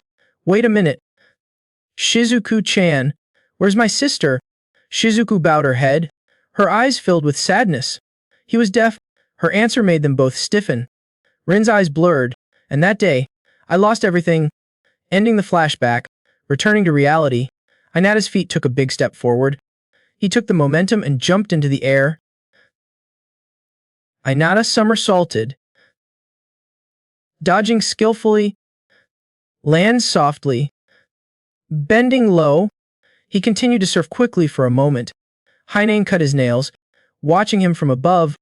She stretched out her hand in annoyance. "Hey, stop moving around so much." The strange monsters charged straight towards Inata. He decisively slashed it away, then happily turned to like. Aane winked, smiling and raising her hand in response. Seeing that, Hagen gritted his teeth in anger. How could a classic kid dare? After Bucket wondered why he did not take care of that Class C girl first, Hagen turned his head in surprise. "Klo-kun?" She glared, glanced at the tear on her arm and replied, "Because of that person, we already lost a ball because of her." Budget frowned. Hateful. His attack missed its target. He stood high above, controlling the power to attack Hinata. Why? Seeing that he could still dodge it easily, he was annoyed. How could he react? Budget was startled as Hinata was rushing towards him. Noticing the attack approaching, he frowned. Disgusted, he quickly backed away to avoid being attacked. This is bad. He can't get closer. Budget's face was not smiling. Inata looked at him seriously, but Budget pursed his lips as he realized he had no way to overcome the sharp weapon. He swung his arm. If he saw an opportunity, suddenly the surrounding space became magical. Inata's eyes widened in surprise. Budget's expression was not much better either. What? Did I do something? Aane sensed something unusual, tilting her head in wonder. What was that? Nanashi stood up in disbelief. Impossible. She leaned forward, her voice harsh. Too soon? This stage should still be later. On Rin's side, Hiroshima stood not far away observing the two. Shizuku? Secretly wondering what happened. Shizuku glanced. What is that? Rin put away the knife and turned around, her expression not very surprised. It seemed like time was up. Shizuku quickly turned around. Wait, you know something, right? Rin smiled slightly. She shrugged. Yes, from now on. A snake suddenly slithered across Hiroshima's hand. He immediately blew it up in his hand, smirking at Shizuku.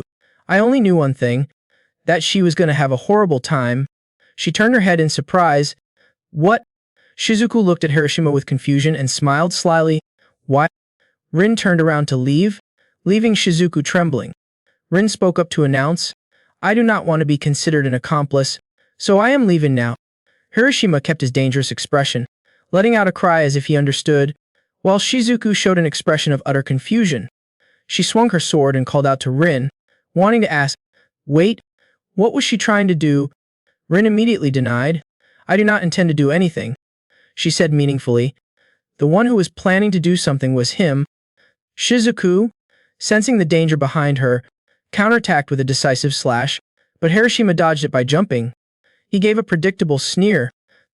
As expected, he could still move that much. Shizuku gritted her teeth in anger. She was sweating profusely. Hiroshima raised his hand and snapped his fingers. Then, he makes his moves with a mysterious air. But what about this? A sudden force of gravity caused Shizuku to lose her balance and her entire body to collapse. She cried out in pain. Hiroshima looked at her, unable to hide his triumph. Shizuku lay flat on the ground and growled. "What did he do?" He answered without hiding. "I destroyed Close Sphere."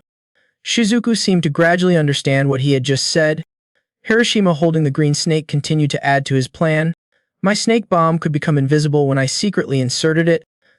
That way, I could make it explode at any time." He thought of Budget and Heinen's pale faces and guessed that they were probably in shock right now. Hiroshima leisurely walked towards Shizuku, who was trying to hold on, with his hands in his pockets. Shizuku, despite being in a dire situation, still tried to get some information about his goal. He just kept walking closer. Simple. Hiroshima held a sharp needle ball and pointed it at her, stating his purpose. "I just want your divine weapon." Shizuku stared at the object in Hiroshima's hand. The memory of the thing that stabbed Truman flashed through her mind. She recognized it immediately. It was... Hiroshima continued to walk towards her steadily. "Do not be so surprised. There must have been some bad rumors about me." He grabbed her head and pointed that scary needle at her. "You know the risk of keeping me by your side, right?" At this point, Shizuku was enlightened, his face wide open and stuttering. Since he was a part of that organization, Hiroshima loosened his tie. He revealed the tattoo under his white shirt and began to reintroduce himself. "I was a member of the Nibelheim long before I came here." He let his pet snake slither freely on the ground. The best time to steal the powerful divine artifact was before it developed. The boss sent us out with that plan. Then Hiroshima controlled it to stick tightly around Shizuku and continue to show off, to stir up this cultural festival and attract attention. Hiroshima came here and started to fall into deep thought. That was the original plan. Shizuku knew she could not fight back, so she turned to Rin for help. Rin turned a blind eye, pretending not to know anything. "I am different. I have nothing to do with it," she sarcastically said to the person lying pathetically on the ground. "I am just a victim who will abandon her and run away from here, just like what she did to my sister in the past." Shizuku's expression became more and more unsightly. Hiroshima lightly warned, "She better not expect any help, okay? For now." He mentioned the guards were fighting. They were also holding back a large monster outbreak there. The scene shifted to the guards. They were all confused, struggling to fight the monsters. The monster's destructive power is terrifying. "Damn, what is going on?" Katsumata saw the situation and immediately tried to take command. The party event was cancelled, keeping as many students as possible in the portal. Truman looked at the scene before his eyes and could not calm down. This was the first time this happened. She did not take her eyes off the pile of monsters, exclaiming, "Unless my eyes were deceiving me." Right now, Truman looked at the UN army like swarm of monsters, threatening everyone, as if a D-class portal had become a higher-level portal. The enemies that appeared were equivalent to the threat of a B-class teleportation portal. Katsumata could not believe what he just heard. It was impossible. He had never heard of this before. A crazy wolf spirit opened its mouth and bared its teeth, aiming at the two people. Katsumata was worried about Truman's safety and tried his best to persuade him. "Captain, please evacuate quickly. Right now, this place is too dangerous for you." Truman reluctantly ran away. "I will stay outside to help with the evacuation." Katsumata stayed behind to fight the monster while Truman took advantage of the time and immediately moved. She was running when suddenly a huge flying object flew out and blocked her way. An Aden Academy student immediately rushed forward and punched the beast away. He urged, "Miss Sherry, please go. I will support here." Truman hurried but still politely thanked her. In her heart, she only hopes one thing. "Everyone, please try to get through safely. I am leaving now. This place is not safe anymore." Inata on this side was also running at lightning speed. He rushed from one place to another at the speed of light. The sunset gradually increased the excitement. This time Rin really left. Now I am leaving. This place is no longer safe. Hiroshima on this side is still watching closely. A giant monster outbreak. This is far from what I was told. He ignored the trembling Shizuku and walked towards her. So, whatever. Hiroshima still stuck the needle in her arm. Anyway, it was still going according to plan. She endured the pain, and that beast just sucked her spirit into a mysterious purple box. He took the box filled with Shizuku's divine artifacts. First, down one at a time. Hiroshima still had no intention of stopping his plan. Next, Azahai Inata, his divine weapon. A big red lizard appeared with fire coming out of its mouth. He looked at the monster in horror. Hiroshima was hit by its tail and could not hold the box firmly when he realized it was a drake. Just knocked the clown straight into the tree and continued to charge out of control at him. The divine artifact box flew towards where Shizuku was sitting. He clutched his chest and speculated. That size was smaller than a drake. Was it a baby drake? Hiroshima was skeptical. However, it was an enemy equivalent to BC rank. Why would it appear at a Drank portal? In the logo on his uniform, suddenly a voice rang out. Hello? Can you hear me? Hiroshima realized. Boss. Hiroshima's boss quickly put out the fire. An unexpected situation happened. The activity was cancelled. He picked up the communication device and argued. Do not say it so casually. We have been hiding for a long time. Boss knows. Magenta asked back. Did not you hear? He sat on the chair looking very chill without explaining much. If you do not want to die, then quickly retreat. Then he concluded with just 2 words. Understood. Hiroshima came here and had to obey orders. Understood. The damn lizard had noticed Shizuku's existence. It was slowly moving towards where she was sitting. Before he left a message. I had no intention of taking your life, but your luck has run out. He took something small out of his pocket and crushed it. Water from that flows down to the ground. It created a space hole for him to escape, leaving her sitting on the ground whining. Why? She held her divine weapon and was complacent. Why do not you go out? My divine weapon should be here. The red dragon had no intention of sparing her. She gritted her teeth in frustration. Was this her punishment? Shizuku remembers the past, for that day. Then she thought about what she had achieved, and gave the power she sought above all else. It opened its mouth to bite but was helpless, looking as if it could not keep its promise. Before leaving, she left a sincere message from the bottom of her heart. I am so... Ran. Suddenly Hinata flew out of nowhere and kicked the dragon's beak. Shizuku looked at her savior in confusion. Hinata's cool as a hero saving a beauty. Inata delivered a powerful blow from above to the monster's head, causing it to roar in pain. To Shizuku's surprise, not giving the monster a chance to attack, he added another punch to its body. Then Inata landed very cool, making Shizuku very surprised. Why is he here? Suddenly the teddy bear on Hinata's body cried out, Meow. At the same time the teddy bear in her pocket also reacted. My Mew. Shizuku was a little surprised. Anko's teddy bear. Inata nodded and explained. He gave it to me.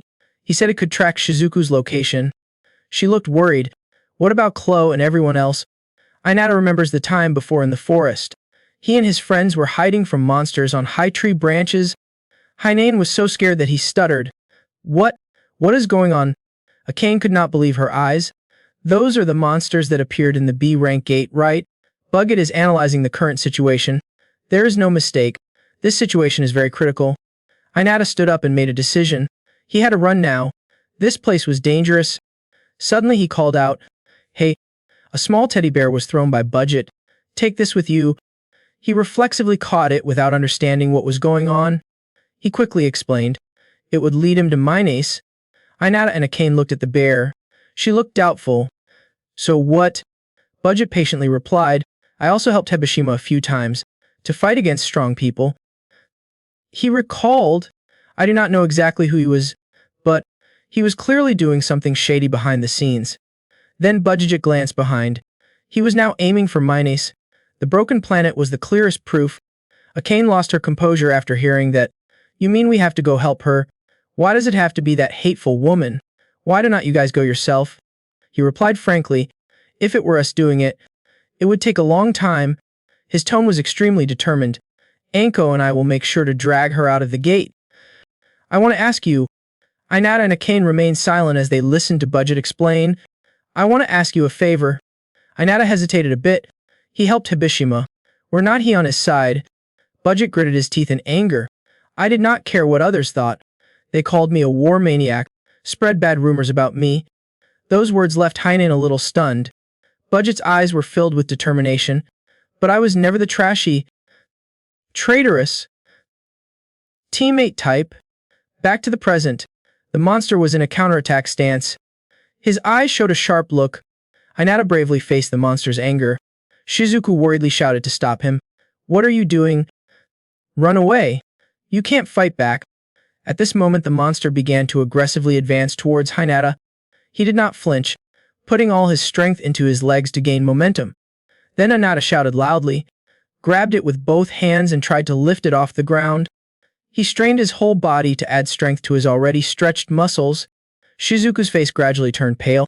Are you crazy? Run away quickly. Before she could finish advising him, Inata was determined. I won't run. His expression was a bit sad. I always regretted why she did not come back for them that day. Shizuku's past appearance flashed through his mind. I do not know what happened that day, but ever since that day, she has been obsessed with pursuing power. She suddenly laughed bitterly. Yes, and this is the end. A gloomy voice echoed in Shizuku's mind. Fading away, she said bitterly, I still treat you badly. Shizuku remembers the days when she was rejected. Her friends wrote terrible insults on her desk. Trash? Trash? Everyone around isolated and laughed at her. If you still come to school, then I will quit. Go away? Thinking back on the memory still makes Shizuku angry, to the point of yelling at Hinata. I always find him an eyesore. The monster who had been watching all this time suddenly used a provocative move. It would not be a problem if someone like her disappeared. He shouted angrily, Stop! Hinata shares honestly. No matter how bad others say about her. He gasped and continued to hold the monster back, which did not matter to me. Shizuku was completely stunned. In Inata's heart, Shizuku is remembering the time when he was still in school. There was a time when his friends stuck a piece of paper on his back, making him a laughingstock without even knowing it. At the small passage of the classroom corridor, he and she met each other here. As the two passed each other, he suddenly heard a rustling sound behind him. It turned out that Shizuku had torn the black paper that her classmates had teased her with on her back, and that was how he realized he had been made fun of. Inata felt very warm inside. He felt that no matter how she changed now, she was always a good person, always had been, and always will be, until they became close friends. When they studied in the library, Shizuku was always by his side, happy to see him studying hard. Inata reminisces every time she fights, a person who always thinks of others. She always hid behind the tree trunk, silently worrying when he fought with monsters. Snapping out of her memories, Inata took the monster's attack while panting. Just before he could finish his sentence, the monster began to escape his restraints, then madly spat fire, forcing Hinata to retreat backwards. He quickly regained his footing, both hands clenched, in a determined stance ready to fight, and not forgetting to shout loudly to reassure Shizuku. A good person. Shizuku looked at Hinata, who was trying to fight to protect her, in shock. Her eyes suddenly flashed with emotion. In the end she burst into tears, crying for herself, and everything that had happened in the past. Yet now Hinata still did not abandon her, and always believed in her. Shizuku's eyes closed tightly. Tears fell drop by drop onto the tightly clasped hands. Ahead Inata fought with great fervor and courage. Determined to protect her, he rushed towards the monster, throw a powerful energy punch, hit it straight in the ribs, then quickly moved towards the tail of the monster. Inata landed a devastating blow. But all his attacks were like mosquito bites on stainless steel. The monster was not harmed at all, but used his tail to whip him away. Inata quickly used her legs to restrain that violent thrust. He sighed in frustration. Still no use. If that is the case, Inata stood up, deploying a higher level. His mind was absolutely focused, mobilizing all his strength. Blue light burst out and gathered, covering him from his feet to his head. Inata's body gradually changed. The monster also turned its head, because it felt the strange energy source. He quickly moved through the tree branches, leaving behind green electric sparks wherever he passed. Inata was concentrating on finishing the final steps, pressing her feet to the ground. With that he launched his body towards the monster, and released it. The body moved at an incredible speed, completely disorienting the monster. It was bewildered and could not catch up with Hinata. Seizing the opportunity, Inata frantically ran faster. Accelerating, he gradually took control of the situation and increased his speed. He unleashed the full power and potential of his new level. Accelerating, Inata then landed on the ground, crouched in a charging stance, and prepared for a high-speed attack. Strength was gathering in every muscle of Hinata. He charged straight into the stone wall at an altar speed, causing the stone wall to shatter. His power completely released. The explosive power turned into a powerful purple color. At the same time, the revenge skill was activated. He flew straight down from above to the red dragon monster. It was madly breathing fire at him. Shizuku called out in panic, "Yuta!" Suddenly her eyes widened, staring straight ahead. The sharp purple stream, strong as an arrow, pierced straight into the monster's body. Inata coldly landed, leaving behind the fire dragon roaring in pain. The monster's giant body was split into 7 pieces and shattered. Inata was so tired that she was panting constantly. The purple power source quickly disappeared. He returned to his original form and collapsed. Witnessing that scene, Shizuku's face showed a blank expression. Her inner self was fighting madly. Was I wrong? In her mind, she was recalling. One day during recess, she and her best friend Ran were happily chatting. Shizuku's eyes suddenly widened and she looked out the door. A monster with red eyes appeared right outside the window. She immediately reacted and shouted to her friends. Everyone quickly turned the table over to make a barrier. Shizuku's voice was stern and firm. Hurry up. After taking tables to a corner, everyone huddled inside. Below on the floor were monsters crawling into the classroom. Looking around for them, Shizuku whispered a reminder. No matter what, do not move. A short-haired girl did not understand. Why? We have to run quickly. Ran quickly explained. Do not you hear the noises outside? It is remote outside. Shizuku was analyzing the situation. It only reacted to moving objects.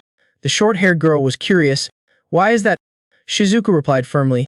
Her eyesight was not good. She was a little skeptical. How do you know? Shizuku glanced to the side hesitantly. As I had learned, she pouted unconvinced. You can learn, even though you do not have the spirit to fight. You are really strange. Shizuku did not know how to react to those insults. Ran could not sit there patiently anymore and shouted, Listen, Shizuku-chan. Shizuku quickly reassured him. Someone would definitely come to the rescue. She firmly restrained her group of friends who were planning to run away. Before help comes, we must survive together. The whole group immediately fell silent and sat down sadly. However, the monster noticed the table surrounded by Shizuku's group. Immediately it moved towards where everyone was hiding. The group of people quickly held their breaths. Everyone's expressions were very serious. The monster was approaching again with a loud noise, its long tongue lolling out as if hungry. The sound of it was like a hammer hitting everyone's heart. The whole group trembled and covered their mouths. Everyone's face was pale. What is even more terrifying is that when it does not see anyone, its eyes peek through the gaps of the table. Trying to look inside, the monster kept looking around. The short-haired girl's face was pale, her mouth trembling and stammering. I could not stand it anymore. With that, she broke the siege and ran out. The monster had also discovered this delicious prey. Shizuku and her team ran after her. Ran angrily looked at her and scolded loudly. Idiot!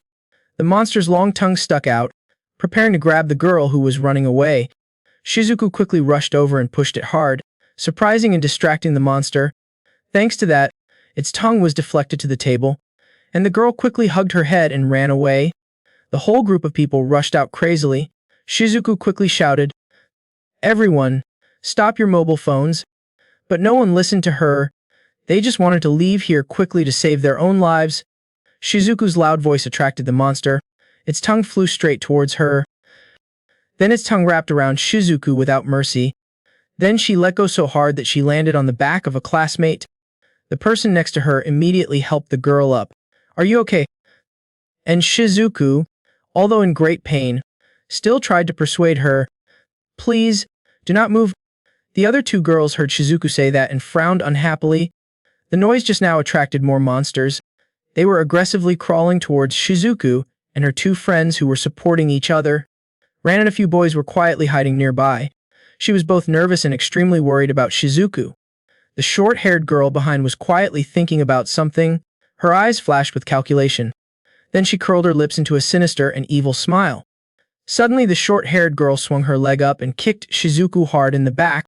The kick sent her flying towards the monsters. Shizuku turned back to look at her with a stunned expression, her eyes filled with disbelief. The short-haired girl did not care and pulled her friend to run away. Immediately, the monsters aggressively advanced towards Shizuku. Now she could only helplessly accept her fate in silence. In the meantime, Ran reached out her hand. Shizuku-chan. Then she jumped to shield Shizuku and was immediately eaten by the monster. Ran's syrup splattered everywhere, but she did not complain, instead smiled with satisfaction. That scene made Shizuku extremely panic. She painfully called out in vain, "Ran-chan!" The other students witnessed the horror of the monsters and were scared to death. They lost their minds, screaming loudly, then ran madly towards the door. The monsters chased together in the direction of the sound. Only Shizuku was left heartbrokenly hugging Ran in despair. Why? Regardless of the crowd that was screaming non-stop. In the middle of Shizuku's sobbing. Why? Ran tried to hold her hand. Ran weakly advised, "Shizuku-chan, be stronger." At this point, Shizuku could no longer contain her emotions. And then, tears were about to well up in her eyes. Shizuku hugged Ran in her arms and cried loudly. A question always lingered in Shizuku's mind. Whose fault was it? She could only drag herself out of the chaotic room. Shizuku's mood was now unstable. Because of those who ran away, Shizuku denied it. The words of her short-haired friend criticizing her still echoed. She was the one who sacrificed everyone's lives, just to save herself. Shizuku did not blame anyone. Everyone was just trying desperately to survive. But she did not forget. The short-haired girl's best friend had framed her. I saw it too. She pushed someone else into the monster to escape. Shizuku realized this was going to happen sooner or later. It is my fault. Everyone is criticizing her. Shizuku has lost all hope. Because I expected something from a useless person, and she blamed herself, her own weakness. Coming out of her reverie, Shizuku was filled with regret. But, in the end, I became a useless person. She blamed herself and fell to her knees. Inata and I were panting from exhaustion. Suddenly he spoke. "Shizuku, you once said that the weak are just a burden, right?" She gritted her teeth and accepted. Yes. Old memories seemed to resurface in Shizuku. Back in middle school, everyone was weak. Suddenly Hinata interrupted with a bit of thought. Hey. His tone revealed doubt. She wanted to say Ran-chan is also a burden. These words made her stunned. Shizuku's expression was only sad. Hinata was satisfied with this answer. She thought back to her good childhood friends, including him, Ran-chan. Shizuku regretted it so much that she cried.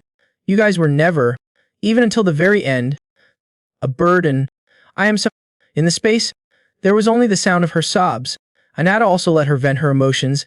Shizuku kept repeating, I am really sorry, as she looked up at the slowly darkening sky. Along with the dragons flying around, Inata urgently urged, in any case, to hurry up and escape from here. Shizuku heard that and did not understand anything, so she anxiously asked, What is the matter? He replied in an uncertain tone, I do not know either. Then he put his hand in front of her. Could she run? Shizuku replied while trembling like a leaf. Sorry, but it is difficult. I can't even summon my sacred treasure. Inata showed sympathy for the situation. I understand. He quickly changed his armor, then got into a position to carry the person, and got on. Shizuku could not help but feel awkward. He was having a hard time too, right? He also had to wear his school uniform again. Inata did not bother to avoid it and answered frankly, Well, that is right. He carried Shizuku on his back and promised, No matter what, I will protect you. Just like that, the two of them left that place together. At this moment, Shizuku lay comfortably on Hinata's sturdy back, then suddenly sadly expressed her feelings. To be honest, I was disappointed in you. Shizuku's tone was a bit melancholy, partly because I had expectations of him. In her mind, she was recalling the previous images, but more than anything, I thought it was stupid of you to keep rushing into danger, even though you were not strong, but those things were also completely wrong. Inata heard that and answered frankly, That was not a mistake. His eyes held determination.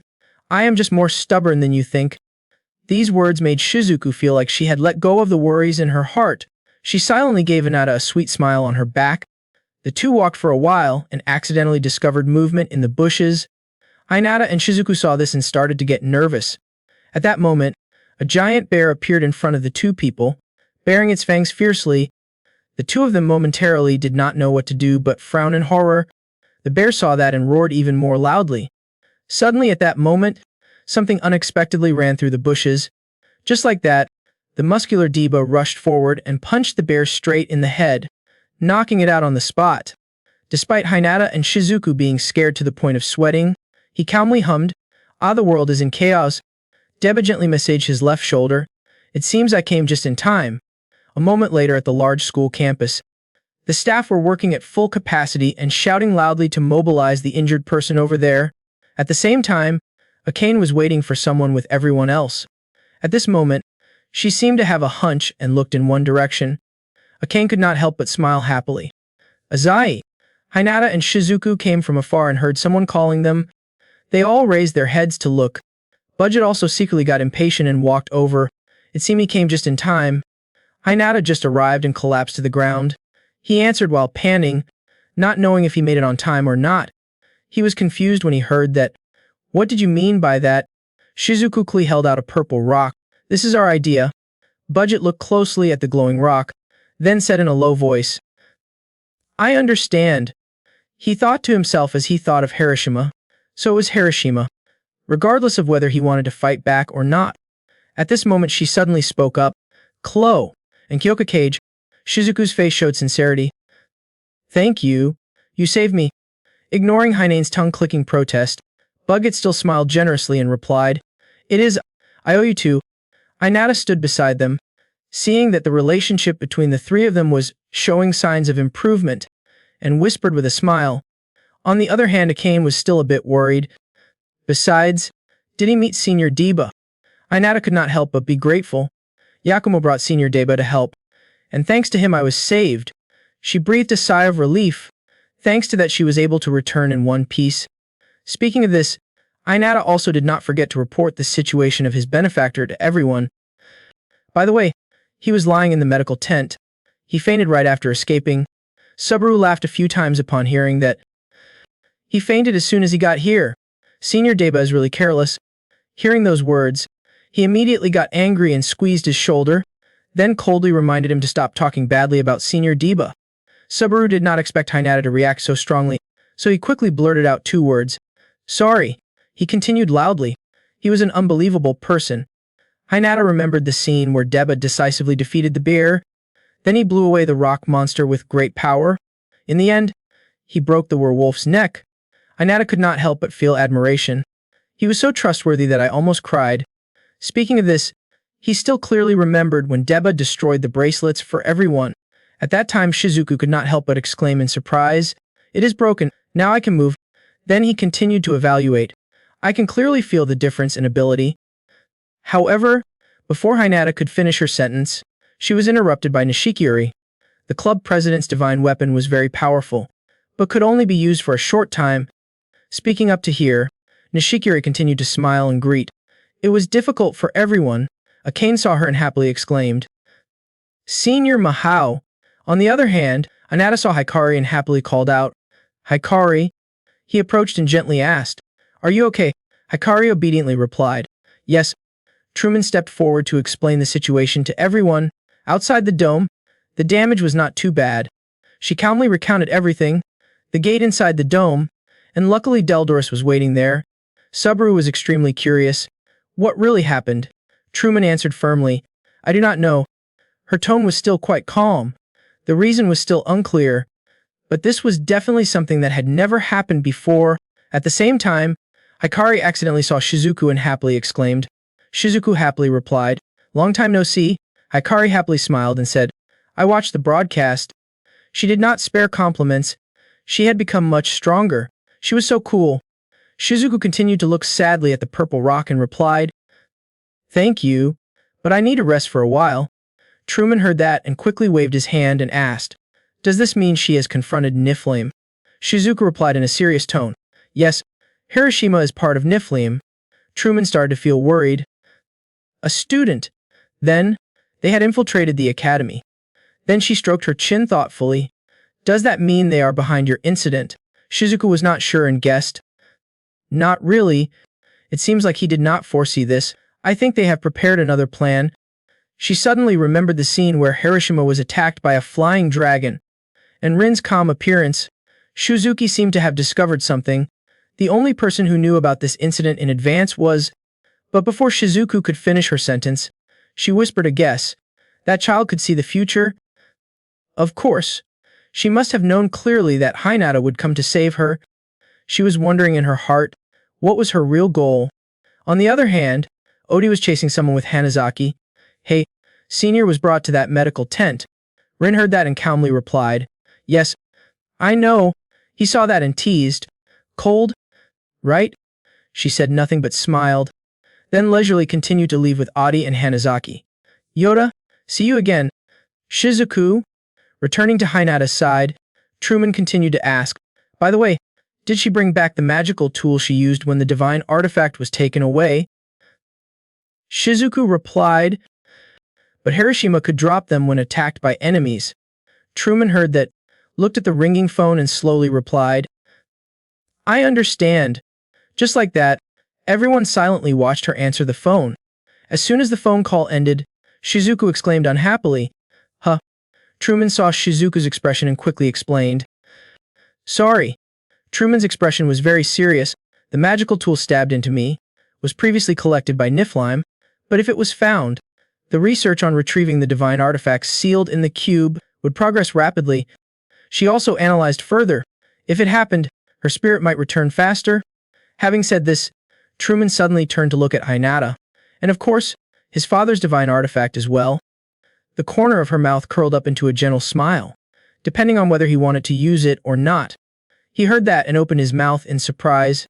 Then suddenly remembering the majestic and imposing appearance of the person in the past, I thought to myself, Spirit, Father. At this moment, Hinata was looking at the newsfeed on his phone. The content was unprecedented.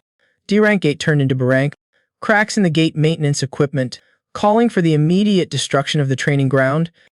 His eyes focused on the words, Is this rank criminal organization Niflheim involved? He read up to here and then calmly spoke. As expected, this matter was becoming shocking. At this moment, Inata lazily lay down on the floor, thinking to herself, the gate was immediately closed, after destroying the core. Normally, the exchange festival would be cancelled. At first, I thought it was Niflheim's doing, but what the hell is going on? Nanashi seemed to guess what Hinata was thinking. She suddenly spoke up. It had moved to Phase 2. He lay on the ground not understanding and asked. Stage 2, Nanashi answered with certainty. This incident will happen countless times in the future. She said with a serious look, More dangerous gates will gradually appear. Hinata asked in surprise, How did she know such things? Nanashi stood up and replied, I can't say it here. Because they would recognize. Hinata looked at her, who was suddenly reaching out, wondering who would recognize. Immediately, the system screen made by Nanashi appeared, with the content line being, The key of truth has been collected. You can now access the challenge portal. Keyword, Veritas. Seeing this, he asked in confusion, What is this? Nanashi walked to the space gate and urgently reminded him, There is not much time left. I will wait for you at the deepest point. There. I will explain everything. Inata heard that and looked tensely. Before completely disappearing, she did not forget to remind him, If it was you, you would find me. Then Nanashi impliedly said, I am waiting for you. Azahai Inata. The next morning, the students were gathered whispering and discussing in front of the notice area. Inata was also curious and went to get information. While he was still waiting, he suddenly saw Aane and Subaru standing not far away calling him. Azai, you are late. Over here, Inata recognized and replied. Subaru Yakumo. At this moment, he quickly walked in front of the two of them. He asked, What was all this about? Aane replied, I heard. There are a lot of new internship positions posted. It does not seem to have been officially announced yet, but new portals keep popping up. Subaru also joined in the speculation. It must be related to the incident 2 days ago. She also agreed to answer. It seemed so. At the same time, Deba came from afar and added, it seemed that besides the internship positions, there were also other requests that had been posted. Aane exclaimed in surprise. Senior, she worriedly asked, are you feeling better? Deba laughed heartily and replied, haha, you are always like that after using your divine weapon, so do not worry. Inata suddenly remembered something, so she turned to ask, by the way, are there any requirements besides the internship? He thoughtfully replied, recruiting mercenaries who are not affiliated with any guild. Subaru could not help but wonder, what is a mercenary? Aane heard Subaru's silly question, then frowned and reminded, we learned it in class. Are you really paying attention? She started giving a series of examples. People with official passes to enter the teleportation gate, usually involving people who are not part of a guild. Subaru asked curiously, so that means I do not need to join the guild? Aane tried to use a patient tone to reply, if I do not join, then there is nothing for me to do. Requests for gates to be destroyed by the government, or taken by a reputable guild. At this moment, Deba also began to explain. In other words, it meant that the number of gates appearing exceeded the guild's ability to handle. Inata glanced at the notice, then analyzed it with everyone else. He said, and it turned out, that was why students as mercenaries were being called. Hearing this, Deba suddenly raised the card and happily used it as an example. If you complete 5 C-rank trainee gates, or higher, you can get a license before graduation. I have one too. Subaru heard this and lazily exclaimed. He was silent for a few seconds, then continued to stare at the notices. He spoke in confusion. There were many requests from Phoenix. Dave replied calmly, meaning that they were dealing with the many gates that appeared. The other two heard that and exclaimed in admiration.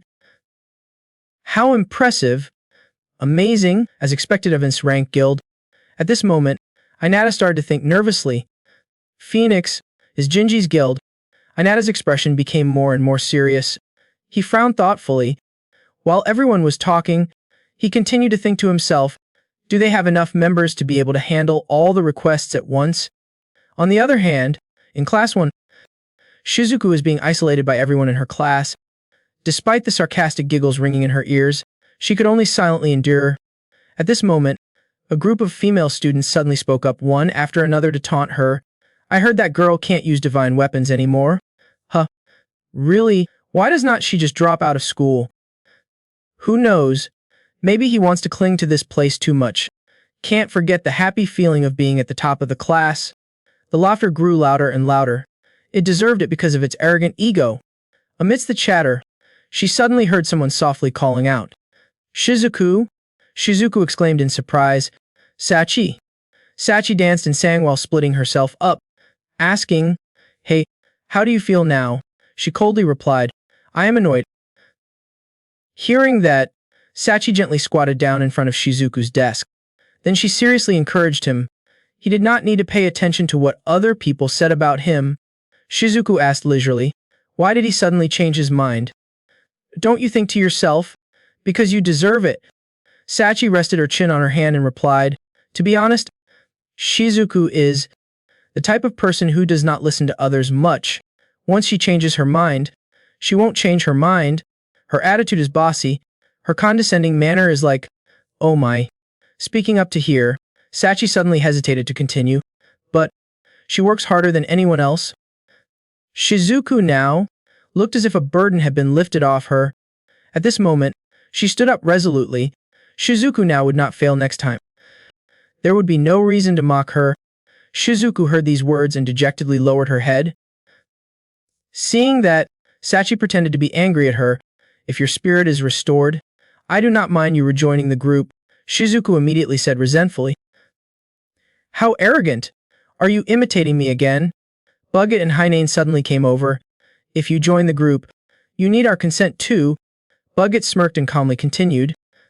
After all, I am part of the group. Hagen heard that and muttered in protest. I do not agree to let him join. Shizuku turned to look at the two of them and smiled. Time passed by quickly, and in the blink of an eye, darkness gradually took over the sky. At the Phoenix Headquarters Association building, at this moment, Jinji was sitting back and talking on the phone. Okay, then, please do as planned. Conquering the gate is still the guild's business after all. Yes, Leave it to us. My guild will handle everything. Having said that, Jinji was about to press the end call button while saying goodbye. Okay? As soon as the call ended, Jinji started laughing so hard that his body shook.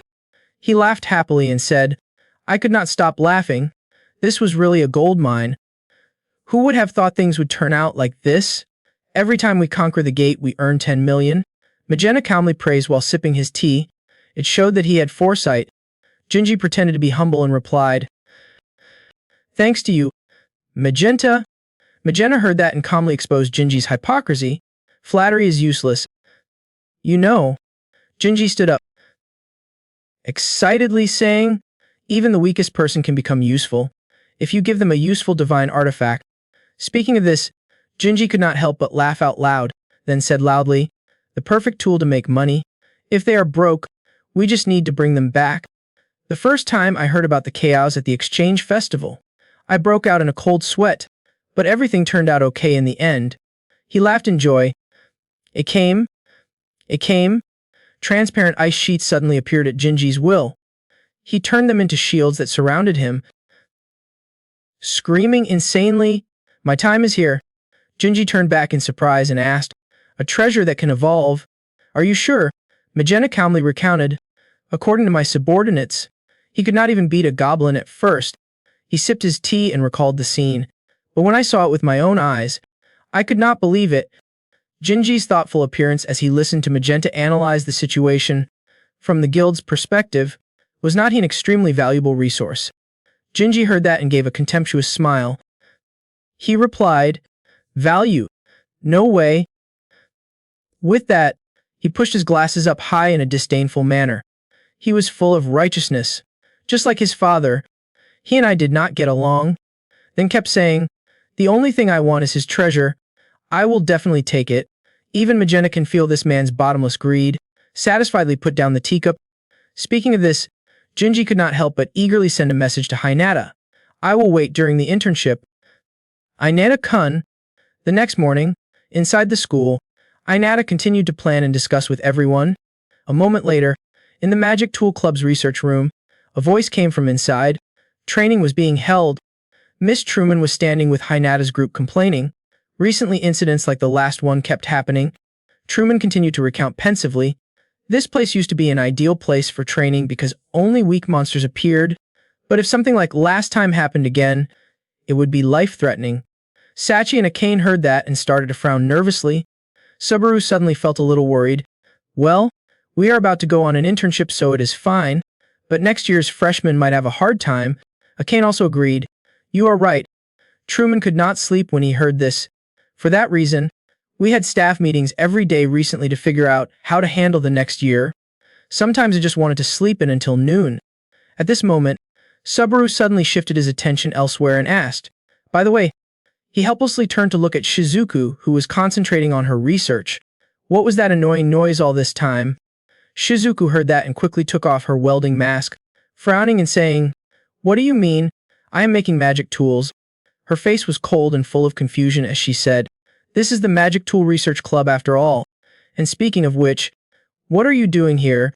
Seeing Shizuku's bored expression, Subaru complained uncomfortably. How annoying. On the other hand, only Hinata, who discovered Shizuku's presence, smiled brightly and greeted. Shizuku, are you also in the Magic Tools Club? She dejectedly replied. Shizuku's face suddenly darkened, her head full of mushrooms as she gloomily admitted, but right now, this is the only thing I can do. Unlike that lifeless appearance, Sachi was now smiling and showing off. To be clear, the one who invited her was me. Subaru replied amusedly. He was not a member either. Shizuku suddenly stood up and said, there is more. I think I have not thanked you properly. Akane was attracted by her words. Hearing that, Akane looked like she could not believe it and asked again. Shizuku replied softly, if you had not sent Senior Deba, I probably would not have been able to come out safely. Shizuku said this and bowed sincerely to thank him for what happened that day. Akane witnessed this scene and whispered, I see, so he is just a clumsy guy. Putting everything aside for now, Akane proactively reached out her hand in front of Shizuku and made an offer. Okay, next time if I get into trouble, remember to help me. As if silently setting a new milestone for their relationship, Akane and Shizuku quickly shook each other's hands. Shizuku smiled and said emotionally, "Of course." Miss Truman saw that and looked away, then slowly said, "Then, you two came here because you wanted to join the club. Turns out Bucket and Hagen are here too." He politely turned back and replied, "We just stopped by to take a look. We were free after school, so we went for a walk." Hagen affirmed, "Clokan and I are an inseparable duo." Sachi quickly waved her hand to explain, making it clear that she did not invite him there. Subaru heartily replied, "Well, just join." Suddenly, Budget walked up to Hinata and expressed his curiosity. "But Asahi, let me ask you this." He was stunned to hear his question. "How did you dodge my Phantom Dancer attack?" Hinata looked unsure of the analysis. "There were many factors, but I think it was the sound." Budget did not expect the answer, so he subconsciously asked again. "The sound how?" Through Hinata's answer, Budget seemed to have realized his own limitations. He began to think. He added a rotational movement to increase the power, but it seemed that made the opponent realize the attack. Budget thought it through and then mused, saying there were still many areas for improvement. Truman stood there, looking at her students' positive attitudes, whispering with satisfaction, knowing how to recognize and progress together. That is how students should be.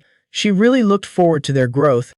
Before she could relax for long, Miss Truman suddenly saw Deba and Nishikiori happily sliding up to the door and simultaneously exclaiming, "Whoa, it is really bustling here." Time flies. In the blink of an eye, the sky has turned to dusk. At this moment, in the dormitory, Inata was attentively reading the paper in her hand. He started thinking, Phoenix intern huh. Thinking of those important faces, Inata did not even bother to pay attention. The guild was run by Jinji, who used to be his father's comrade. At this point, he immediately dusted his butt off the small bed. "I do not like him, but the group itself is very trustworthy. It will definitely be a valuable experience." Inata clenched her fists. Blurry pieces of data gradually appeared. "But anyway, that meant having to infiltrate dangerous teleportation gates. I had to prepare carefully before the internship." Immediately after, Inata transformed her armor and shouted the command, "Veritas." As soon as the command ended, the space gate opened in front of Hinata. He exclaimed in surprise. It opened. With a more determined gaze than ever, Inata silently made up her mind. "From now on, I can't rely on Nashi's advice anymore. I have to overcome it on my own." At this moment, before Hinata's eyes was a tunnel with classical architectural design. Just like that, he dodged the trap engines inside again and again. Inata defeated the dragon monster by herself, then switched to finishing off the pair of buffalo-headed and horse-faced monsters. Inata now stood before a giant gate, thinking, "This is the first time I have come this far." As soon as the gate was pushed open, Inata stared in surprise at a point in front of her. Hitting him was a cave mouth that was emitting light, revealing a view of the sky. Inata could not help but wonder. Stunned, where was the exit? He frowned in surprise. Turned out that in front of Hinata at that time was an ancient castle that looked extremely gloomy. Along with that, dark tums sprouted up everywhere, making him a bit shocked. Did the dungeon end here? Inata looked up at the top of the tower, a sudden surge of anticipation. "Nanashi? Are you there?" The air around was so quiet that Hinata's footsteps could be easily heard. As she walked, Inata continued to look around warily. He secretly assessed. Unlike inside the dungeon, here there was no longer the feeling of being constantly attacked by something. Was this a cemetery? Inata suddenly realized something was wrong and quickly turned back. What caught his eyes was the words, Asahi Inata, carved on the tombstone. He was secretly terrified. This is... Inata's face showed confusion. No way. Just like that, Inata could no longer see the words Asahi Hinata. To another Asahi Inata. He could not help but think in confusion. All the tombstones had his name engraved on them. Inata was getting more and more nervous. He started to grit his teeth and silently scolded. Nanashi, you really have bad taste. Well, it is true that I have been lonely quite a few times in this space. Suddenly he heard the faint laughter of a ghost. He thought that was bad taste. Seeing this scene, Inata's pupils contracted in horror. But as soon as he turned around, there was no one to be seen. However, the ghost's voice continued to echo. All these tombstones, no doubt about it. The ghost suddenly came to whisper. All the times he left behind. As soon as she finished speaking, the ghost disappeared in a puff of smoke. As soon as that eerie voice ended, Inata's whole body started sweating profusely. He was so scared that his pupils dilated and contracted. Then he wondered in shock, were all these tombstones his? Inata fell into thought, staring pensively at the name engraved on it. Her tombstone. Inata stood there, stunned. All around him were barren lands, withered trees, and countless graves. He could not believe it and subconsciously said, all of these were his graves. He turned his head to look behind him. What the hell was this dungeon? Before him was a large castle, surrounded by a dark, gloomy aura. Inata could not understand, in the first place, what it was created for. He walked towards the castle. Reach out and push the door. The huge door slowly opened, rays of light from outside shining through the gap. Inata frowned in surprise. Inside, several candles were lit. The entire hall was immersed in a mysterious purple light. In the middle was a dark figure with an unclear face, but his entire body exuded a no small amount of murderous aura. His sharp eyes glanced straight at him. The door suddenly slammed shut. Startling Inata, he glanced back and thought, I am locked up. The dark figure lowered his body without saying anything, as if he wanted to challenge. Inata quickly transformed, ready to fight. He was a bit skeptical. Should he defeat this thing? His body quickly emitted a powerful aura. Seriously looking at the dark figure in front of him, he rolled his eyes, his hands clenched into fists. Inata immediately rushed towards it without hesitation. It also reacted quickly and swung its fist. No sign of him, only a white shadow passed by in an instant. Inata had moved behind it without knowing when, using her elbow to nudge its flank. The dark shadow did not have time to react, was attacked and was thrown far away. His body slammed into the wall. It lay on the ground, its whole body gradually disappearing into the black smoke. Inata could not help but wonder, should I defeat it? It is that easy. He turned his eyes to feel the murderous aura appearing behind him, noticing something unusual. That is right. Inata looked at the weapon in the black shadow's hand just now. The weapon was different from before. Was that a noble weapon? He clenched his fists. Even with other weapons, he immediately appeared behind it, full of confidence. Then he could still defeat it the old way. But it seemed that this method was no longer effective. Inata was surprised to see that dark figure turn to face her. It swung its weapon strongly. A fatal slash came. He quickly jumped to avoid. The sword quickly slashed through. Inata safely landed on the ground. He looked at the dark figure before him, unable to help but be surprised. His reaction speed was completely different from before. His eyes became determined, definitely stronger than his first self. Inata ran quickly, wanting to continue the attack. But no matter how it attacks, the shadow can still defend and even fight back. He gritted his teeth and stepped back to avoid the knife strike, unable to help but curse under his breath. Damn it! Inata jumped away, feeling frustrated, unable to get close because of that greatsword. She could not recklessly charge in. Inata frowned, remembering the previous confrontations. Just like before, she was too weak against sharp weapons. He leaned over, his heart already decided. He had to use that move to distract. But still, Inata immediately passed by the shadow's body. He thought to himself, if it reacts. His face became determined, his eyebrows furrowed. The great sword filled with murderous intent was swung up. Inata did not have time to dodge and was slashed straight at by the sword. He was stunned to see his own blood flowing out. Then, his consciousness gradually became hazy. His voice gradually became smaller. I will be caught. At this moment in reality, Inata panicked and hugged the person sitting up. His breathing was rapid and urgent. His face was now covered in sweat. He lay on the floor, his hands on his forehead and sighed. He had to think of a way to cope. The next day, at school, it was lunchtime. Inata nibbled on the cake in her hand while staring at the small display board, wondering if she should equip anything else. Rinchin also uses a knife. He was frustrated. There were many suitable options, but non-weapon equipment was easy to break. The table was displaying a series of passives suitable for staffs, passives suitable for daggers, passives suitable for punching gloves, passives suitable for costumes, passives suitable for greatswords, passives suitable for one-handed swords, passives suitable for small guns, passives suitable for shields. Subaru saw him in a daze and turned to ask, "What are you thinking about?" Inata immediately replied, It is just that I have no way to deal with sharp weapons. Aane sat opposite, hearing that she covered her mouth. That was helpless. Sachi continued, it depends on the compatibility with each noble weapon. Sachi calmly brought the food to her mouth. So everyone formed a team. Aane smiled happily.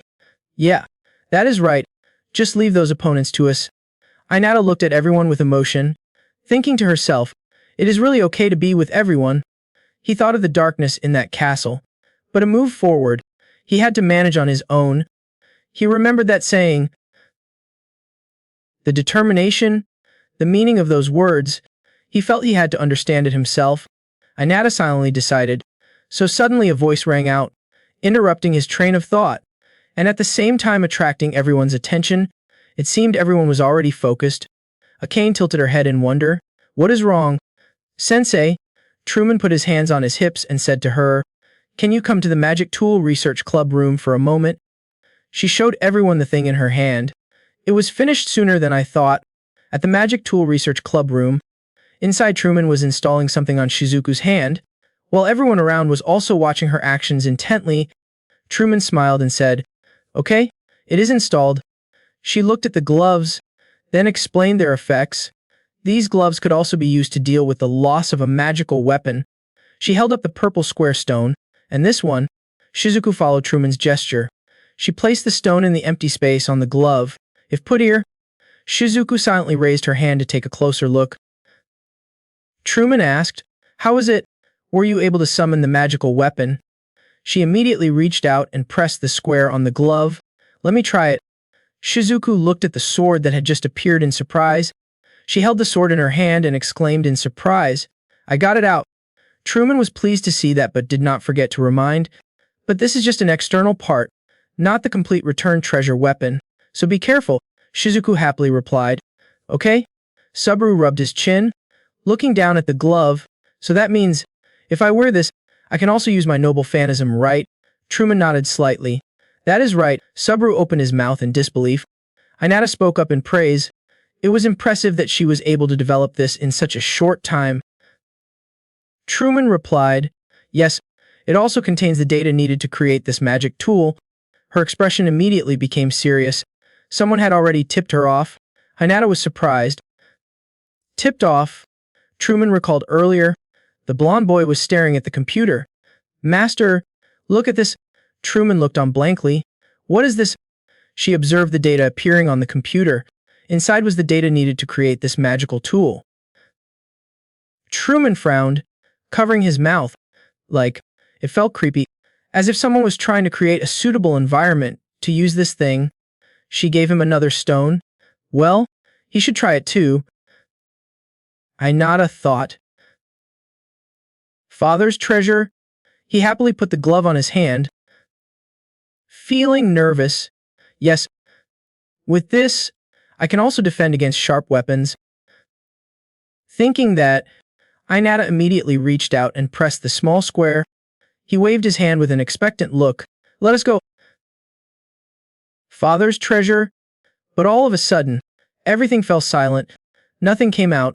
Subaru raised his eyebrows in doubt and urged, what are you doing? Quickly summon it. Inata looked at the glove in confusion. He frowned and tried again. He held his arm tightly, but the glove still did not react at all. His face became tense, gritting his teeth in confusion. His protective aura refused to appear. Truman put his hands on his hips and asked, what is wrong? Inata touched the glove on her hand and replied, the treasure won't appear. He was stunned, not understanding why it did not appear. He took off the glove, turned to Subaru and said, Subaru, can you try it on? He asked back a little surprised. Is okay. He put the glove on his hand. His eyes filled with doubt. How can I separate it from my treasure? Aane suggested, let us try imagining a shield. Subaru waved his hand, the other hand holding tight. Like this. Suddenly a large shield slowly appeared. Subaru's eyes and mouth were wide open in surprise. Aane stood by excitedly. It appeared. He looked at the huge shield in his hand and exclaimed. Subaru raised his shield. It was a giant shield. Seeing this scene, Inata fell silent again. His mood sank. He could not help but feel disappointed. Why could not he make his thing appear? Shizuku said nothing. just stood behind him, arms crossed, observing.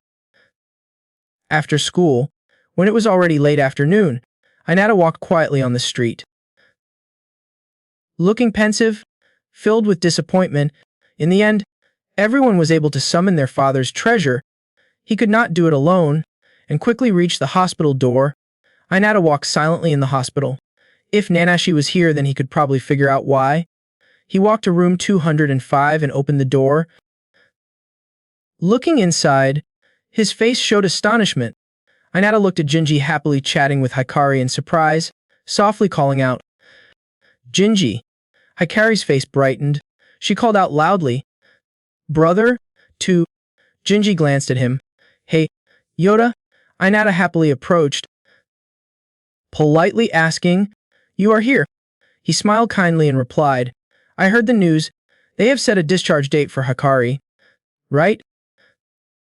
Congratulations. I never thought that the day would come when she could be discharged from the hospital." Inata politely replied, "Thank you, sir." He asked with concern, "Where will you live?" I immediately replied, "I plan to move out of the dormitory and live in an apartment near the academy with her." Jinji still smiled. It would cost much less than paying for her hospital bills. Inata secretly rolled her eyes at Jinji. This man was talking about money again. He raised his eyebrows and reminded, "Do not make that face." Jinji turned to him. "I have good news for you," Inata asked without much interest. "Good news?" He curled his lips, pushed his glasses up slightly, and someone saw the purple snake's glasses glowing. He explained, "You know what that means, right? The liver of the basilisk glows. It can cure all kinds of diseases." Jinji glanced over and said meaningfully, "Your mother's illness." The direction he was looking at was Inata's mother. She was in a coma. On her body was a strange piece of stone. Possibly, it could cure her. Hikari heard that and sat up, his face filled with joy as he asked again, "Can my mother be cured?" He softly replied, "Yes." Inata frowned. "Then what are the conditions?" He looked straight at Jinji in disbelief, his words without any hesitation. "I doubt you are giving it for free." He was a bit surprised by his frankness. How harsh. But yes, he smiled unkindly. He waved his hand. Considering what it was, many members of the guild wanted it too. Jinji pointed straight at him. "So it is for whoever finds it. In other words, you will have to claim it yourself." Inata immediately realized. He asked the main question, "How difficult is the portal?" Jinji raised his eyebrows. "That is the problem. The portal is reported to be Class B, but I only have a temporary license. With that license, I am only allowed to enter Class C portals." He pushed his glasses up again. His plan was as follows. He asked him, "You are scheduled to intern at one of our Class C portals, right?" Inata seriously replied, "Yes." Jinji said the prepared plan. "We will just need to say that you came here, and let you enter the B-class portal."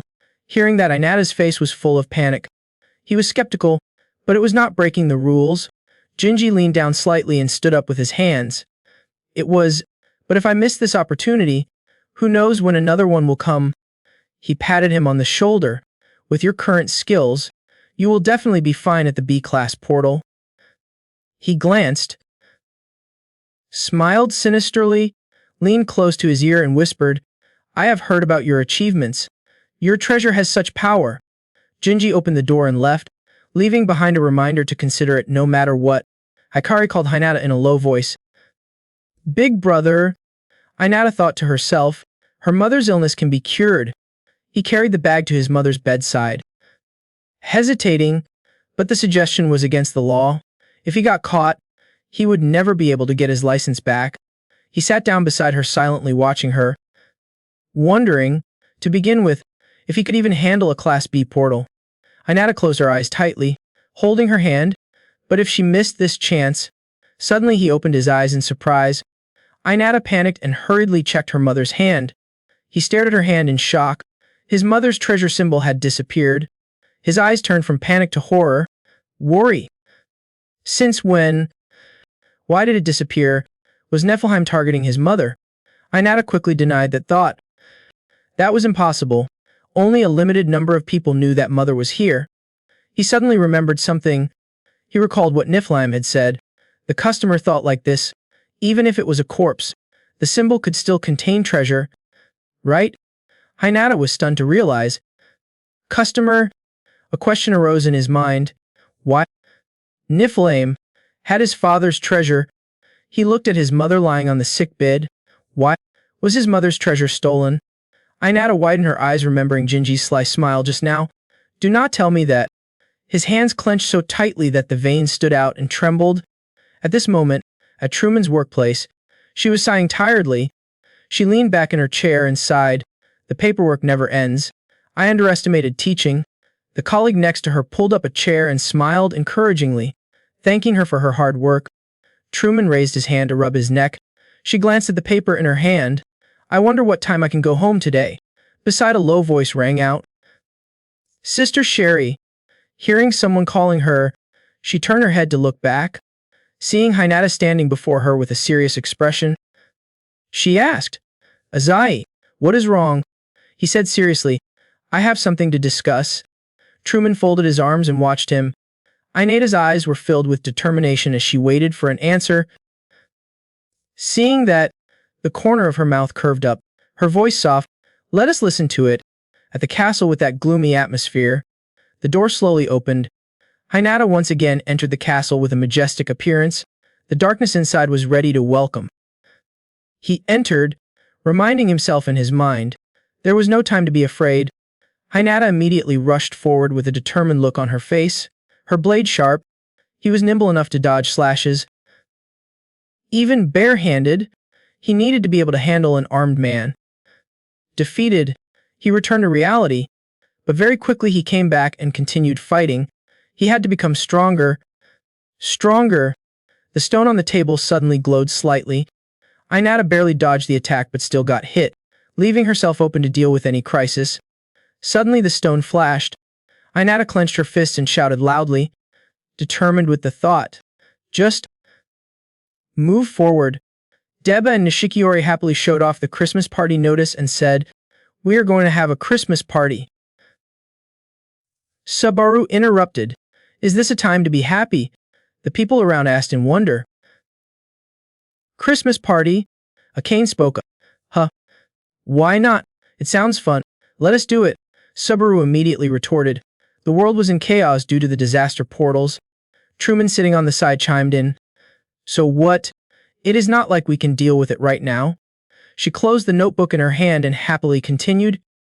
Besides, you are still students. Enjoying the present is also your job. Aane smiled excitedly. As expected of a teacher, Sabaru stood beside him and sighed helplessly. The training gate was closed anyway, so there was nothing to do. Deba and Nishikiori nodded at each other like chickens pecking rice. Deba's face was filled with confidence as he continued. And so, this year, we will definitely keep it up. Sabaru recalled the scene of last year's event. He asked in disbelief, what happened to Senior Deba last year? Nishikiori explained, everyone cancelled at the last minute. I could not come for certain reasons. He stood by silently shedding tears. It was terrible. Everyone was helpless when they heard that. Inata then dared to speak. Can I bring Hikari? He immediately raised his index finger in agreement. Of course. It would be more lively that way. Aane sat across from him, saying nothing and just silently observing. She silently watched Inata's every move and muttered. Christmas huff. A while later, Inata went to pick up her younger sister Hikari from the hospital. She looked happy, smiling and happily receiving congratulatory flowers from the nurses and doctors who had taken care of her all this time. Hikari smiled brightly and thanked everyone in good health. Inata was equally happy to see her sister recovering so well. Then, she held the flower in her hand and excitedly affirmed, From today, I am... She breathed a sigh of relief. It was wonderful to be healthy. He asked worriedly, Are you really okay now? Hikari obediently said, Yes, I can run well. I am no different from anyone else. Hikari's face was filled with life as he spoke. You know, cases of complete recovery from crystallization are almost non-existent, he replied softly. You know, Inata fell into deep thought. Compared to her mother, her symptoms were better, but usually it was incurable. He was lost in thought. Even at the most difficult moments, it seemed like the crystallization was barely progressing. The image of his sick mother appeared in his mind again. Perhaps she was protecting him. Hikari suddenly turned and asked, "So where will we live from today?" Inata smiled but did not answer. Then he led her to a house.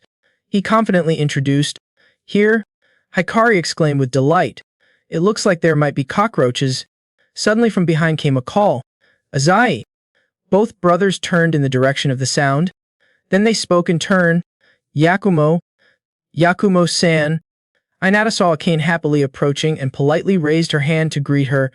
"Why are you here?" Hikari was also curious and brought up old stories. The last time they met was at the exchange festival, right? Her little face was full of questions. "But why are you here?" Akane asked back. "Hikari is the younger sister, right?" She winked. There were many things that boys could not understand. She quickly interrupted. "Yakumo-san."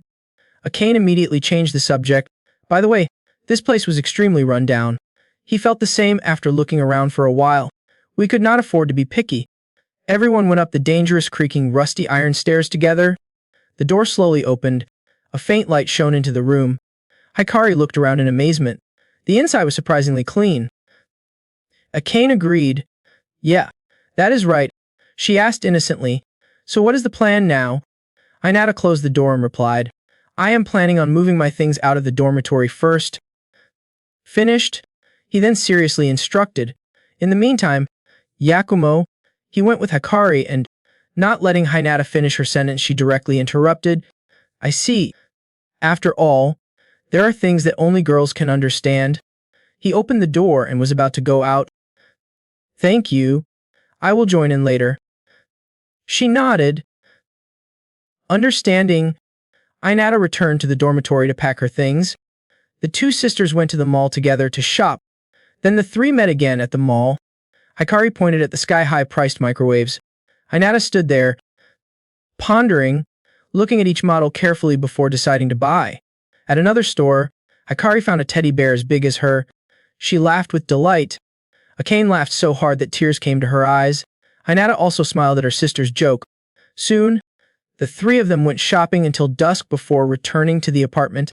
Hikari spoke up. "In the end, we did not buy much." Inata replied, "Yes, the flower the doctor gave me when I was discharged from the hospital is in the water tank because there is no vase." He turned to Akane and said, "Sorry for bothering him." She waved her hand. "It is." Then she blushed a little shyly. "Well, but I can ask a favor." "Sometime soon?" Inata asked. "Okay?" Hikari's eyes lit up and she smiled. Thinking, "I understand," she excitedly said. "It is quite late today, so Akane-san should stay for dinner too." She was startled and asked back. "Really?" Inata also agreed. "I was planning to do so anyway." She blushed and hesitantly replied, "If you say so." As he put on his apron and prepared to cook, she spoke up. "By the way, what is Hikari planning to do from now on?" Inata asked. "What do you mean?" Akane turned to her little sister and said, "About her age. She is in her 3rd year of junior high school, right? Have you thought about your future?" Hikari was silent and did not respond. He took the initiative to answer for her. Even though she had been discharged from the hospital, she still needed to take it easy for about a year till she could adapt to the world. Hikari suddenly fell into deep thought. She quietly put her hands on the ground to gain momentum to stand up.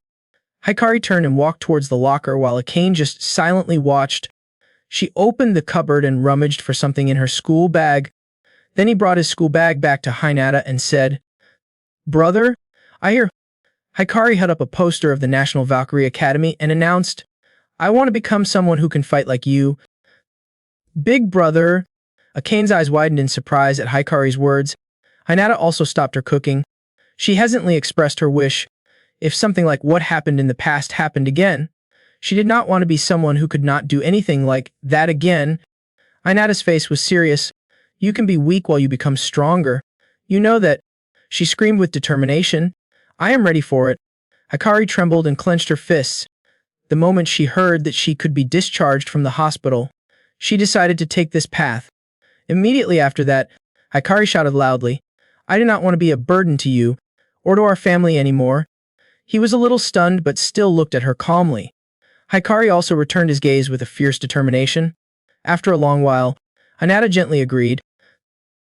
Understanding, Having received her brother's approval, Hikari was so happy that she jumped up and down, while Aane was somewhat incredulous, hesitantly asking again.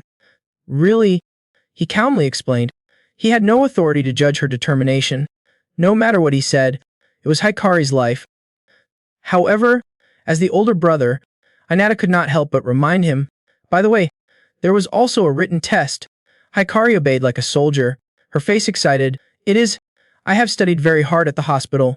Aane sat on the side and saw such a scene, also smiling gently. It was dark soon, with only the moon shining brightly in the night sky. The three of them were sitting around the dinner table. Aane asked, speaking of which, Azai, you have practice tomorrow, right? He replied while chewing, yeah. Then he turned to his sister and said, sorry for leaving you alone. She happily shook her head and said, it is, I will make dinner and wait for you to come home. She asked again, have you prepared anything for tomorrow? Inata replied, not really. In his mind he was thinking, I want to dive today to prepare for tomorrow, but suddenly he stood up and transformed through the armor saying, sorry for some unusual things, so do not be surprised. Hikari wondered in surprise. What was that? Aane asked while chewing. He suddenly transformed. He said nothing, just turned to the side and raised his hand in the air. The other two carefully observed his actions. Inata shouted the move. Veritas. The space fluctuated as if a gate was about to open. The other two were both surprised and speechless. But after a while, nothing came out. All three of them were embarrassed. Hikari spoke up and asked, brother, are you, perhaps, one of those weirdos? I guess no one can see it. You actually created a magic gate that only you can see. Inata turned back to his sister and said, I am about to faint. She panicked. Why? He pretended to stammer. You see, the sound of cheerful chatter echoed from the apartment. In the quiet night, Jinji leaned against the electric pole below the street and watched, secretly exclaiming, he had found a pretty good place to live. He pushed up his glasses, dangerously self-examining, although security seemed lax, which was also helpful. Night fell. Moonlight shone through the glass window, illuminating a part of the dark room. Inata was fighting with someone here. The opponent swung his sword and slashed. Luckily, he jumped up in time to dodge. He quickly clenched his fist, frowning as he prepared to swing his fist. A fatal slash was delivered. That slash cut Hinata's body in half, but he had no problem, continuing to launch moves that surprised his opponent. He explained, it was a feint, then focused his energy into his lightning fist. The direct punch caused the shadow to break in half, but the opponent was also using a shadow puppet like him. It was slowly disappearing. Inata reminded herself, do not just wait for an opening. He frowned determinedly. He had to create it. He had to be one step ahead. He turned his head to look at a few more people slowly rising from the ground. The next opponent was, Inata thought to himself, two at the same time, one holding a gun, one holding a pair of swords. He exclaimed, wonderful. He gathered energy to create a sphere between his hands. I will try a new technique. It is practice day again. One of the team asked Jinji if he needed to call some buyers. He replied, not today. He turned his head to look at Hinata, who was walking over, and said, we have a special guest today. The other guy smirked with pleasure. I see. As soon as he got closer, he opened his arms and smiled fakely. Hey Yoi-kun, I have been waiting for you. He said seriously, I hope you will guide me today. He replied, yes. Jinji asked with concern, by the way, are you okay? Inata did not understand, so she asked again, what do you mean? He immediately explained, I thought we would discuss it carefully first. The liver of the glowing basilisk is first come, first served. Then he continued, meaning you must be faster and more accurate than the other members if you want to take it down. At this time, another person in the guild came and called. Guild leader, it was Phoenix Vice President Hitomo Igarashi. She smiled and teased, do not be so difficult. Yoi-kun is still nervous. She continued, right Goto. The tall, muscular man with a black cloth on his head is Henji Goto of the Phoenix Society. He replied, whatever. Goto coldly left first. As long as he did not get in our way, Igarashi covered his mouth and cried, "Oh my god!" Inata stood to the side, still not understanding the situation. She immediately added, "Sorry, you probably do not remember me. You were just a kid back then." She reached out to shake his hand and introduced herself. "I am Hidemi Igarashi, Vice President of Phoenix." She said, "When I first joined Phoenix, your father helped me a lot." Igarashi winked and said, "So today, I will repay the favor. If I can take it down, the liver will be yours." He was shocked and exclaimed, "Really? Hidemi-san, that is so precious." Jinji stood to the side and sighed. Goto turned his head and glanced, frowning without saying anything. Jinji waved his hand. "Let us begin." Igarashi replied, "Yes, we will go in small groups." She explained. He added, "This is only a B rank anyway. The main force is focused on the more difficult gates." He pointed at the people in the waiting group and continued, "As for this group, they were all aiming for the liver of the glowing basilisk." Inata frowned at night. "7 people, not counting me?" He asked. "Jinji, why do not you go to the other side?" He replied, "Since you are here, I will stay." Jinji continued, "Besides the glowing basilisk, this is also a training session. Let me assist you. I am preparing to transform into armor." Hinata fully equipped, ready to step through the entrance gate. At the B-class gate, the Imperial Capital ruins. Stepping through the door, Hinata suddenly exclaimed, "These buildings." Looking around, he commented, "It looked like someone had lived here before." Aragashi explained, "Not uncommon for high-level gates." Jinji drew his sword. "After all, there are things that you just can't understand, no matter how much you think about them." Immediately after, he swung his sword and cut a monster in half in the air. She was on one side complimenting him. "Quick reflexes." As expected, he replied, "Of course." Looking at the monster that was just defeated, he judged, it was just a common basilisk. The basilisk lay on the ground with its neck cut in half. Syrup splattered everywhere. Jinji cursed under his breath. Annoying, invisible and poisonous. In the habitat of basilisks, glowing basilisks rarely appear. Inata stood to the side observing and thinking, the information about the glowing basilisk seems trustworthy. Jinji reminded everyone, be careful when moving forward. Stay alert. Their poison is not simple. Everyone said in unison. Understood. He praised. You found something good. He immediately showed off his sword. This is a treasure. Jinji continued. Its name is Silver Mirror. It can detect creatures within a certain range. But that is all. Inata thought to himself, this must be a lie. He looked at the glowing sword in Jinji's hand and thought, there is no way, it is just that. Is not he going to show me his true power? He pushed up his glasses and asked, by the way, are not you going to use the blue armor? Inata hesitantly replied, that, it is a lot of stamina, so I want to save it. Jinji raised his voice, but without the green armor, you will be a burden in this B-rank gate. You know, Igarashi whined and stopped him.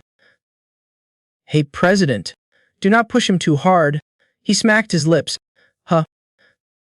She continued, Yeo-kun needs to save his energy to fight the glowing basilisk. Goto approached him and called, hey. He reminded, if you think you will be a burden then. He seemed to look down on him. His strength was already insufficient. It was best to give up the goal of taking the liver. He replied, sorry, but... Immediately Hinata turned around with a frown. He took a running start and jumped high into the air. He spotted a shapeless basilisk high up in the sky and quickly took it down with one kick. The monster fell to the ground with a loud noise. Hinata turned back determinedly and said to Goto, I did not come here half-heartedly. Then he followed everyone deep inside those ancient buildings.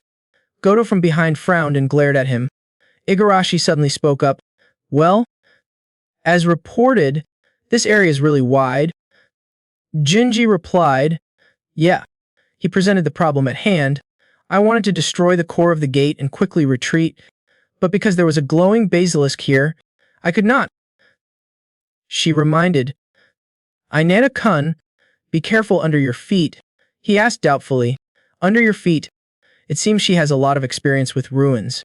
In these types of gates, where there are remains of old civilizations, traps are set everywhere. Right after that she stepped on some mechanism and it made a clicking sound. Igarashi sweated as he looked down at his feet and exclaimed softly. The brick she stepped on sank in, like the trigger of a trap mechanism. Inata also looked down helplessly. Junji held his head and sighed. You are stupid, she said loudly. Sorry. A light from the ground shone up. The strong light blinded Hinata, and she had to raise her hand to shield her eyes. Then everyone disappeared into thin air. Inata's eyes widened. He looked around and silently judged. Could it be a teleportation trap? Suddenly there was an earthquake around him. He was using his strength to fix himself on the ground, so he would not fall.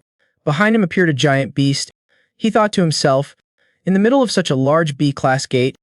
Immediately he changed into the blue armor. The monster roared. Inata broke out in a cold sweat. Was he separated and alone? The giant monster bared its angry teeth at Hinata. He tried to calm himself down. Calm down. I have prepared for this situation. Inata immediately stood on his tiptoes. Blue lightning suddenly appeared around his feet. With me now. I can do it. Then Hinata accelerated and jumped up to the monster's eye level. Then he used his elbow to nudge its eyes, causing the monster to cry out in pain. Not giving it time to react, Inata prepared the next attack. A light source gathered between his two hands. Blocking it, he released a bright electric current, causing the monster to only close its eyes and scream. His whole body was shaken to the point of trembling, and Hinata landed safely on the ground. He suddenly put force into his legs. Seconds later, Hinata jumped up so high that the monster had to look up. He landed on the ceiling, hanging upside down. Inata immediately jumped down at breakneck speed. He used the thunderbolt to strike the monster's head, causing it to shatter. The monster fell down and gradually disappeared. A pink crystal appeared inside. Inata wiped her face. The warrior's armor had a secret. He thought. When activated, it would release electricity when teleporting. At the same time, it would also increase the body's movement limit. Inata accumulates electricity in the palm of her hand. The electricity is stored and converted into energy that can be used at any time. He recalled the previous battle. Even the special moves were enhanced. He made full use of this mechanism. Inata held the stone in her hand and sighed. It was really difficult to control, but it was fine in the end. Inata opened the notice board. On it appeared information. Absorb magic stone from a giant. 1/5. He changed back into his red armor. The sounds behind him made Hinata turn around to look. There was applause, followed by a sigh of relief. Hitomi walked over and praised him without reserve. Good job. Inata. He was a bit surprised. Hitomi. Inata was a bit confused. Were you following me? She smiled awkwardly and tried to explain. I was just teleported here by mistake, conveniently observing your skills. Hitomi happily winked and praised. He looks like he can take down B-rank monsters. Not bad. Inata followed her and expressed her doubts. What about the others? Hitomi shrugged helplessly. It seemed everyone was teleported to different areas. She suddenly saw something. Wait, there is one more person. Hitomi crossed her arms, both of them looking at the man nearby. Goto? Goto was quite surprised that she was exposed so soon. When did she find out? She calmly replied, Do you think I am that easy to fool? Hitomi was a little annoyed. Would not it have been better to show up sooner? He leaned against the wall. I just wanted to observe how you fight a little. He walked over and patted Hinata on the shoulder. Well, I admit you are pretty fine. Hinata replied blankly. Thanks. Goto immediately took the lead. Now let us go back to the starting point first. Hurry up. He awkwardly followed behind. Yes, only Hitomi stood silently in place. She pursed her lips and made a judgment. I felt he was plotting something. A moment later, the three of them had arrived at another area. Hitomi lamented, We were thrown too far away. Because of these buildings, now we do not even know where the starting point is. Inata seemed to be wondering what to do now. She rested her chin in her hand and thought, wandering aimlessly would only be a waste of energy. Hitomi is seriously looking for a solution. So what should we do now? Suddenly Hinata changed into blue armor. Witnessing that scene, she was extremely surprised. Huh? What happened? He calmly replied, There is the enemy. In front of them suddenly appeared a group of monsters shaped like dinosaurs. Hitomi praised. They discovered it quickly. In a corner not far away, a mysterious person was hiding behind a rock, silently observing them. Inata had a little doubt. It seemed like there were fewer of them. I remember there were more of them just now. Hitomi suddenly patted his shoulder. She pulled out 2 daggers, then smiled slightly, leaving it to me. Hitomi threw her twin swords, parried one, then added another. The 2 monsters were stabbed in the neck and head respectively. She threw another knife, and one final blow. The monster growled, its body radiating a purple energy. Inata thought. Their movements? He opened his eyes wide to observe. That was the power from her divine weapon. Hitomi twirled the dagger in her hand. Of course, it made the injured person feel like time was passing 10 times slower than normal. Inata silently analyzed. The effect was completely opposite to her ability to concentrate. Hitomi held the knife and pointed forward. So the rest is up to you. You rush forward. Got it. Hitomi raised her fist. Then he punched the monster hard. Inata continued to kick its stomach, the consecutive attacks leaving the monster unable to react. He was so dizzy that he stuck out his tongue. But he quickly jumped up. He flew high in the air and turned around. Inata landed, conveniently punching the monster in the head. Hitomi raised 2 index fingers at him. Looking satisfied? Very good. She turned to Goto with a mocking tone. Are you okay? You might even be stronger than Goto. He did not pay any attention and pointed behind. Let us move to the other building for now. Hitomi got angry when she was ignored. Are you planning to ignore me forever? Goto explained. From a high place, we can easily observe to find the starting point. Hitomi gently rubbed her chin. Well, I agree with that idea too. She pouted. Maybe she would be lucky enough to meet everyone again. Inata was strangely silent at this moment, her eyes always fixed on one direction. The 3 of them went together to the place Goto suggested. He looked at the 2 people behind him, as if he was thinking about something. In an abandoned building, 3 people were walking up a very long spiral staircase. Inata looked around. Unlike the C-type gates, this one really looked like it was once built by a civilization. Hitomi also spoke up. It is strange, is not it? She recounted that there was a theory that this world was the remnants left after an intelligent civilization was destroyed. Some people said that, but it sounded like some fake scholars making up stories without any evidence. Inata kept those words in mind. What an intelligent civilization. He suddenly thought of someone, perhaps related to Nanashi. Hitomi suddenly became a little curious. By the way, Inata, are not you going to change back to the red armor? Inata was a little stunned. Huh. He smiled and explained. Since I did not know where the enemy might appear from, I planned to keep this set until I met up with everyone. Hitomi looked sympathetic. Do not push yourself too hard. That armor takes a lot of stamina. Does not it? She spoke up to advise. Since we were inside the house, we probably would not encounter any enemies. Why not change back? Inata also found her words reasonable. Yes, she was right. Immediately, he changed into red armor. Goto's eyes suddenly widened as if he had been waiting for this moment for a long time. He suddenly rushed forward. Hitomi stabbed him with a knife, but he blocked it. She immediately questioned, Goto, what are you planning to do? He grinned. You saw it. In a flash, Inata returned to his green armor. He quickly teleported behind Goto. Was he setting a trap for him? Hitomi suddenly smiled strangely, making Inata surprised. She rushed forward to attack him so fiercely that he could not believe it. It was impossible. He looked at Hitomi, who was madly charging forward. The one who set the trap. Was it Hitomi? Goto's shield suddenly rushed out. It barely covered Hinata and blocked the attack. Goto's expression was extremely cold. She took a wrong turn. Hitomi frowned in disgust, always liking to get in my way. Finally, there was an opening. Inata looked over in surprise. Impossible. Goto's serious look made him realize, Uncle, you just protected me. The 3 of them stood on the ground. Igarashi groaned in frustration. Because of Goto, my plan was all ruined. I should have caught him off guard first, then slowly tortured him. Inata glanced at her in surprise. Goto turned around with a cold face, without any emotion. Igarashi smirked, raised his eyebrows and asked, Why did you betray me? Suddenly a large shield flew past. Igarashi quickly stepped back to avoid it. She smiled. What a sudden thing. The shield once again flashed by. Igarashi somersaulted to avoid the attack while raising his voice. Wait, let us talk a little more. The corners of her mouth twitched in amusement. Otherwise, jumping away, she threw the dart in her hand straight at the two people. Igarashi raised his voice excitedly. In just a blink of an eye, I will end this. As soon as he finished speaking, Inata was stunned. A dart suddenly stuck straight into his shoulder. He glanced at the wound in shock, while Igarashi had already quickly landed.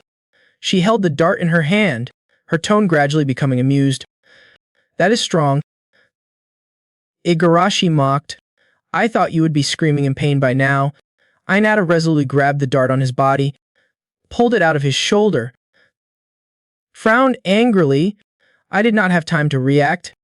He glanced at Igarashi, who was saying something unclear, thinking to himself, everything around him was moving abnormally fast. That was the effect of this treasure. Goto looked at Igarashi in a low voice. She was not it Jin who helped her. She smiled faintly. Help me? Igarashi raised her hand to pick her ear with a disgusted look. Of course he did. He cared so much it was tiring. She remembered earlier. Jin raised his shield and stood in front of her, rescuing the injured person.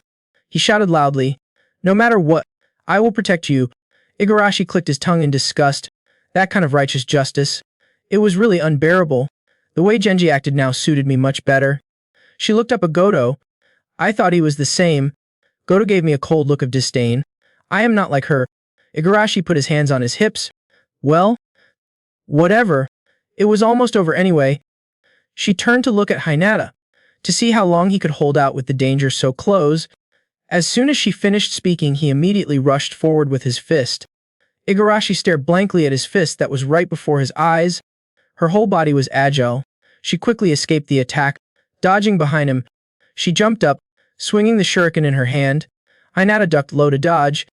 He somersaulted a few times and returned to Goto's side. Hinata whispered to Goto beside her, "Let's run." Goto just glanced at him, showing no surprise. He quickly erected two shields to form a large shield. Okay? Igarashi used his hand to shield himself from the billowing dust. Now only Igarashi was left standing there in the dust. Secretly surprised, the way they moved just now, his treasure had no effect on him. She raised her eyebrows in confusion, or maybe they had some kind of effect resistance. Igarashi rolled his eyes for a moment.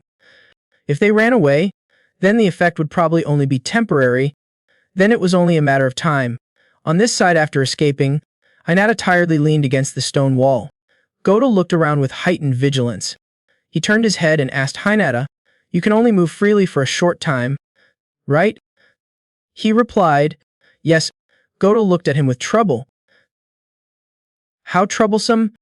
Goto reminded him that the Igarashi treasure's effect lasted for 1 hour, and during that hour, the speed of perception increased 10 times that of a normal person. How long will that power last? Inata replied, "It is almost gone. I can only use it 2 more times." Hearing him say that, Goto propped himself up and sighed. This is really tough. He turned to look at him with his hands on his hips. Put that glowing basilisk away. I really want to take its liver, but survival is still the top priority. Inata pouted, a look of disappointment appearing on her face. He bowed his head, his eyebrows furrowed. Understanding, Goto struggled to his feet. Why did you save me? Inata looked at Goto with a serious expression. He bowed his head and said softly, Your father helped me once. Some old memories came to Goto's mind, and he hurriedly ran towards the person not far away. He looked at his comrade gasping for breath in the rubble. Goto painfully lifted his comrade in his arms. He said something, and then Hinata's father passed away without closing his eyes. Goto hugged his friend's cold body in his arms and screamed in vain. Back to reality. He quickly turned around and left as if he did not want to mention the past. That is all. Inata silently watched Goto's back. The golden sunlight shone through the gaps between the leaves. Goto held his magical weapon in his hand and walked forward. He probably noticed it too. He explained that Igarashi had intentionally stepped on that teleportation trap. Inata's expression remained calm. Goto rolled his eyes. This outcome was already in his calculations from the start. In other words, running away was already useless from the start. He glanced into the distance, a female figure hiding behind a large stone pillar. Goto turned to Hinata and said, "Let us retreat to get a grasp of the situation." But now they were no longer chasing him, his face showing clear sadness. Goto silently glanced at the distance where someone was lurking, thinking to himself, they knew the plan was ruined, yet they still did not do anything. He wondered, were they playing with him? It was Jinji. He definitely had some kind of plan. Goto turned to say something quickly to Hinata. He thought to himself, the concentration effect has worn off. Seeing everything happening so fast, he could only helplessly. Everything was happening so fast. He could not use his ability to sense presence anymore. Suddenly a monster from behind rushed to attack him but was quickly blown away by Goto. Looking at the monster's blood-splattered, Hinata was stunned. This is bad. I could not react in time.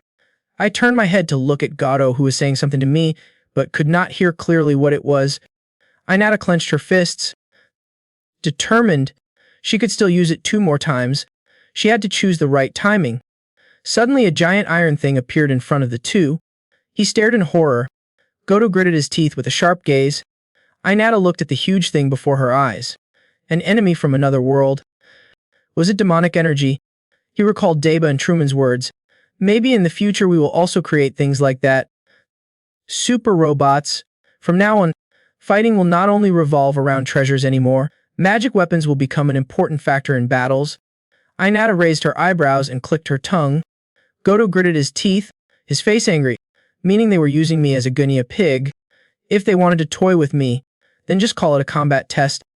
They are looking down on us. The robot raised its arms with huge guns. It immediately attacked the two. Goto quickly put up his shield and shouted loudly, "Sugu!" Inata crouched low and hid behind him. From above came the sound of mocking laughter. Hey, hey. Genji stood tall, hands on hips, looking down defiantly. Let us see how long you guys can last. His voice echoed in Inata's ears. Remember to record a lot of data on human combat abilities. Inata. He gritted his teeth in worry. What should he do? Should he use it now? He looked up at the person standing in front of him. Goto was also glancing at him but did not say a word. Inata seemed determined. His eyes also became determined. Here, I will trust him. Trust Goto. Elsewhere, in the soft sunlight, was Truman's silhouette. She curved her lips into a slight smile. Well then, she crossed her arms with a confident expression. Behind her were Hinata's friends and Katsumata along with a few subordinates. Everyone. It seemed like they had to personally take action for their little student.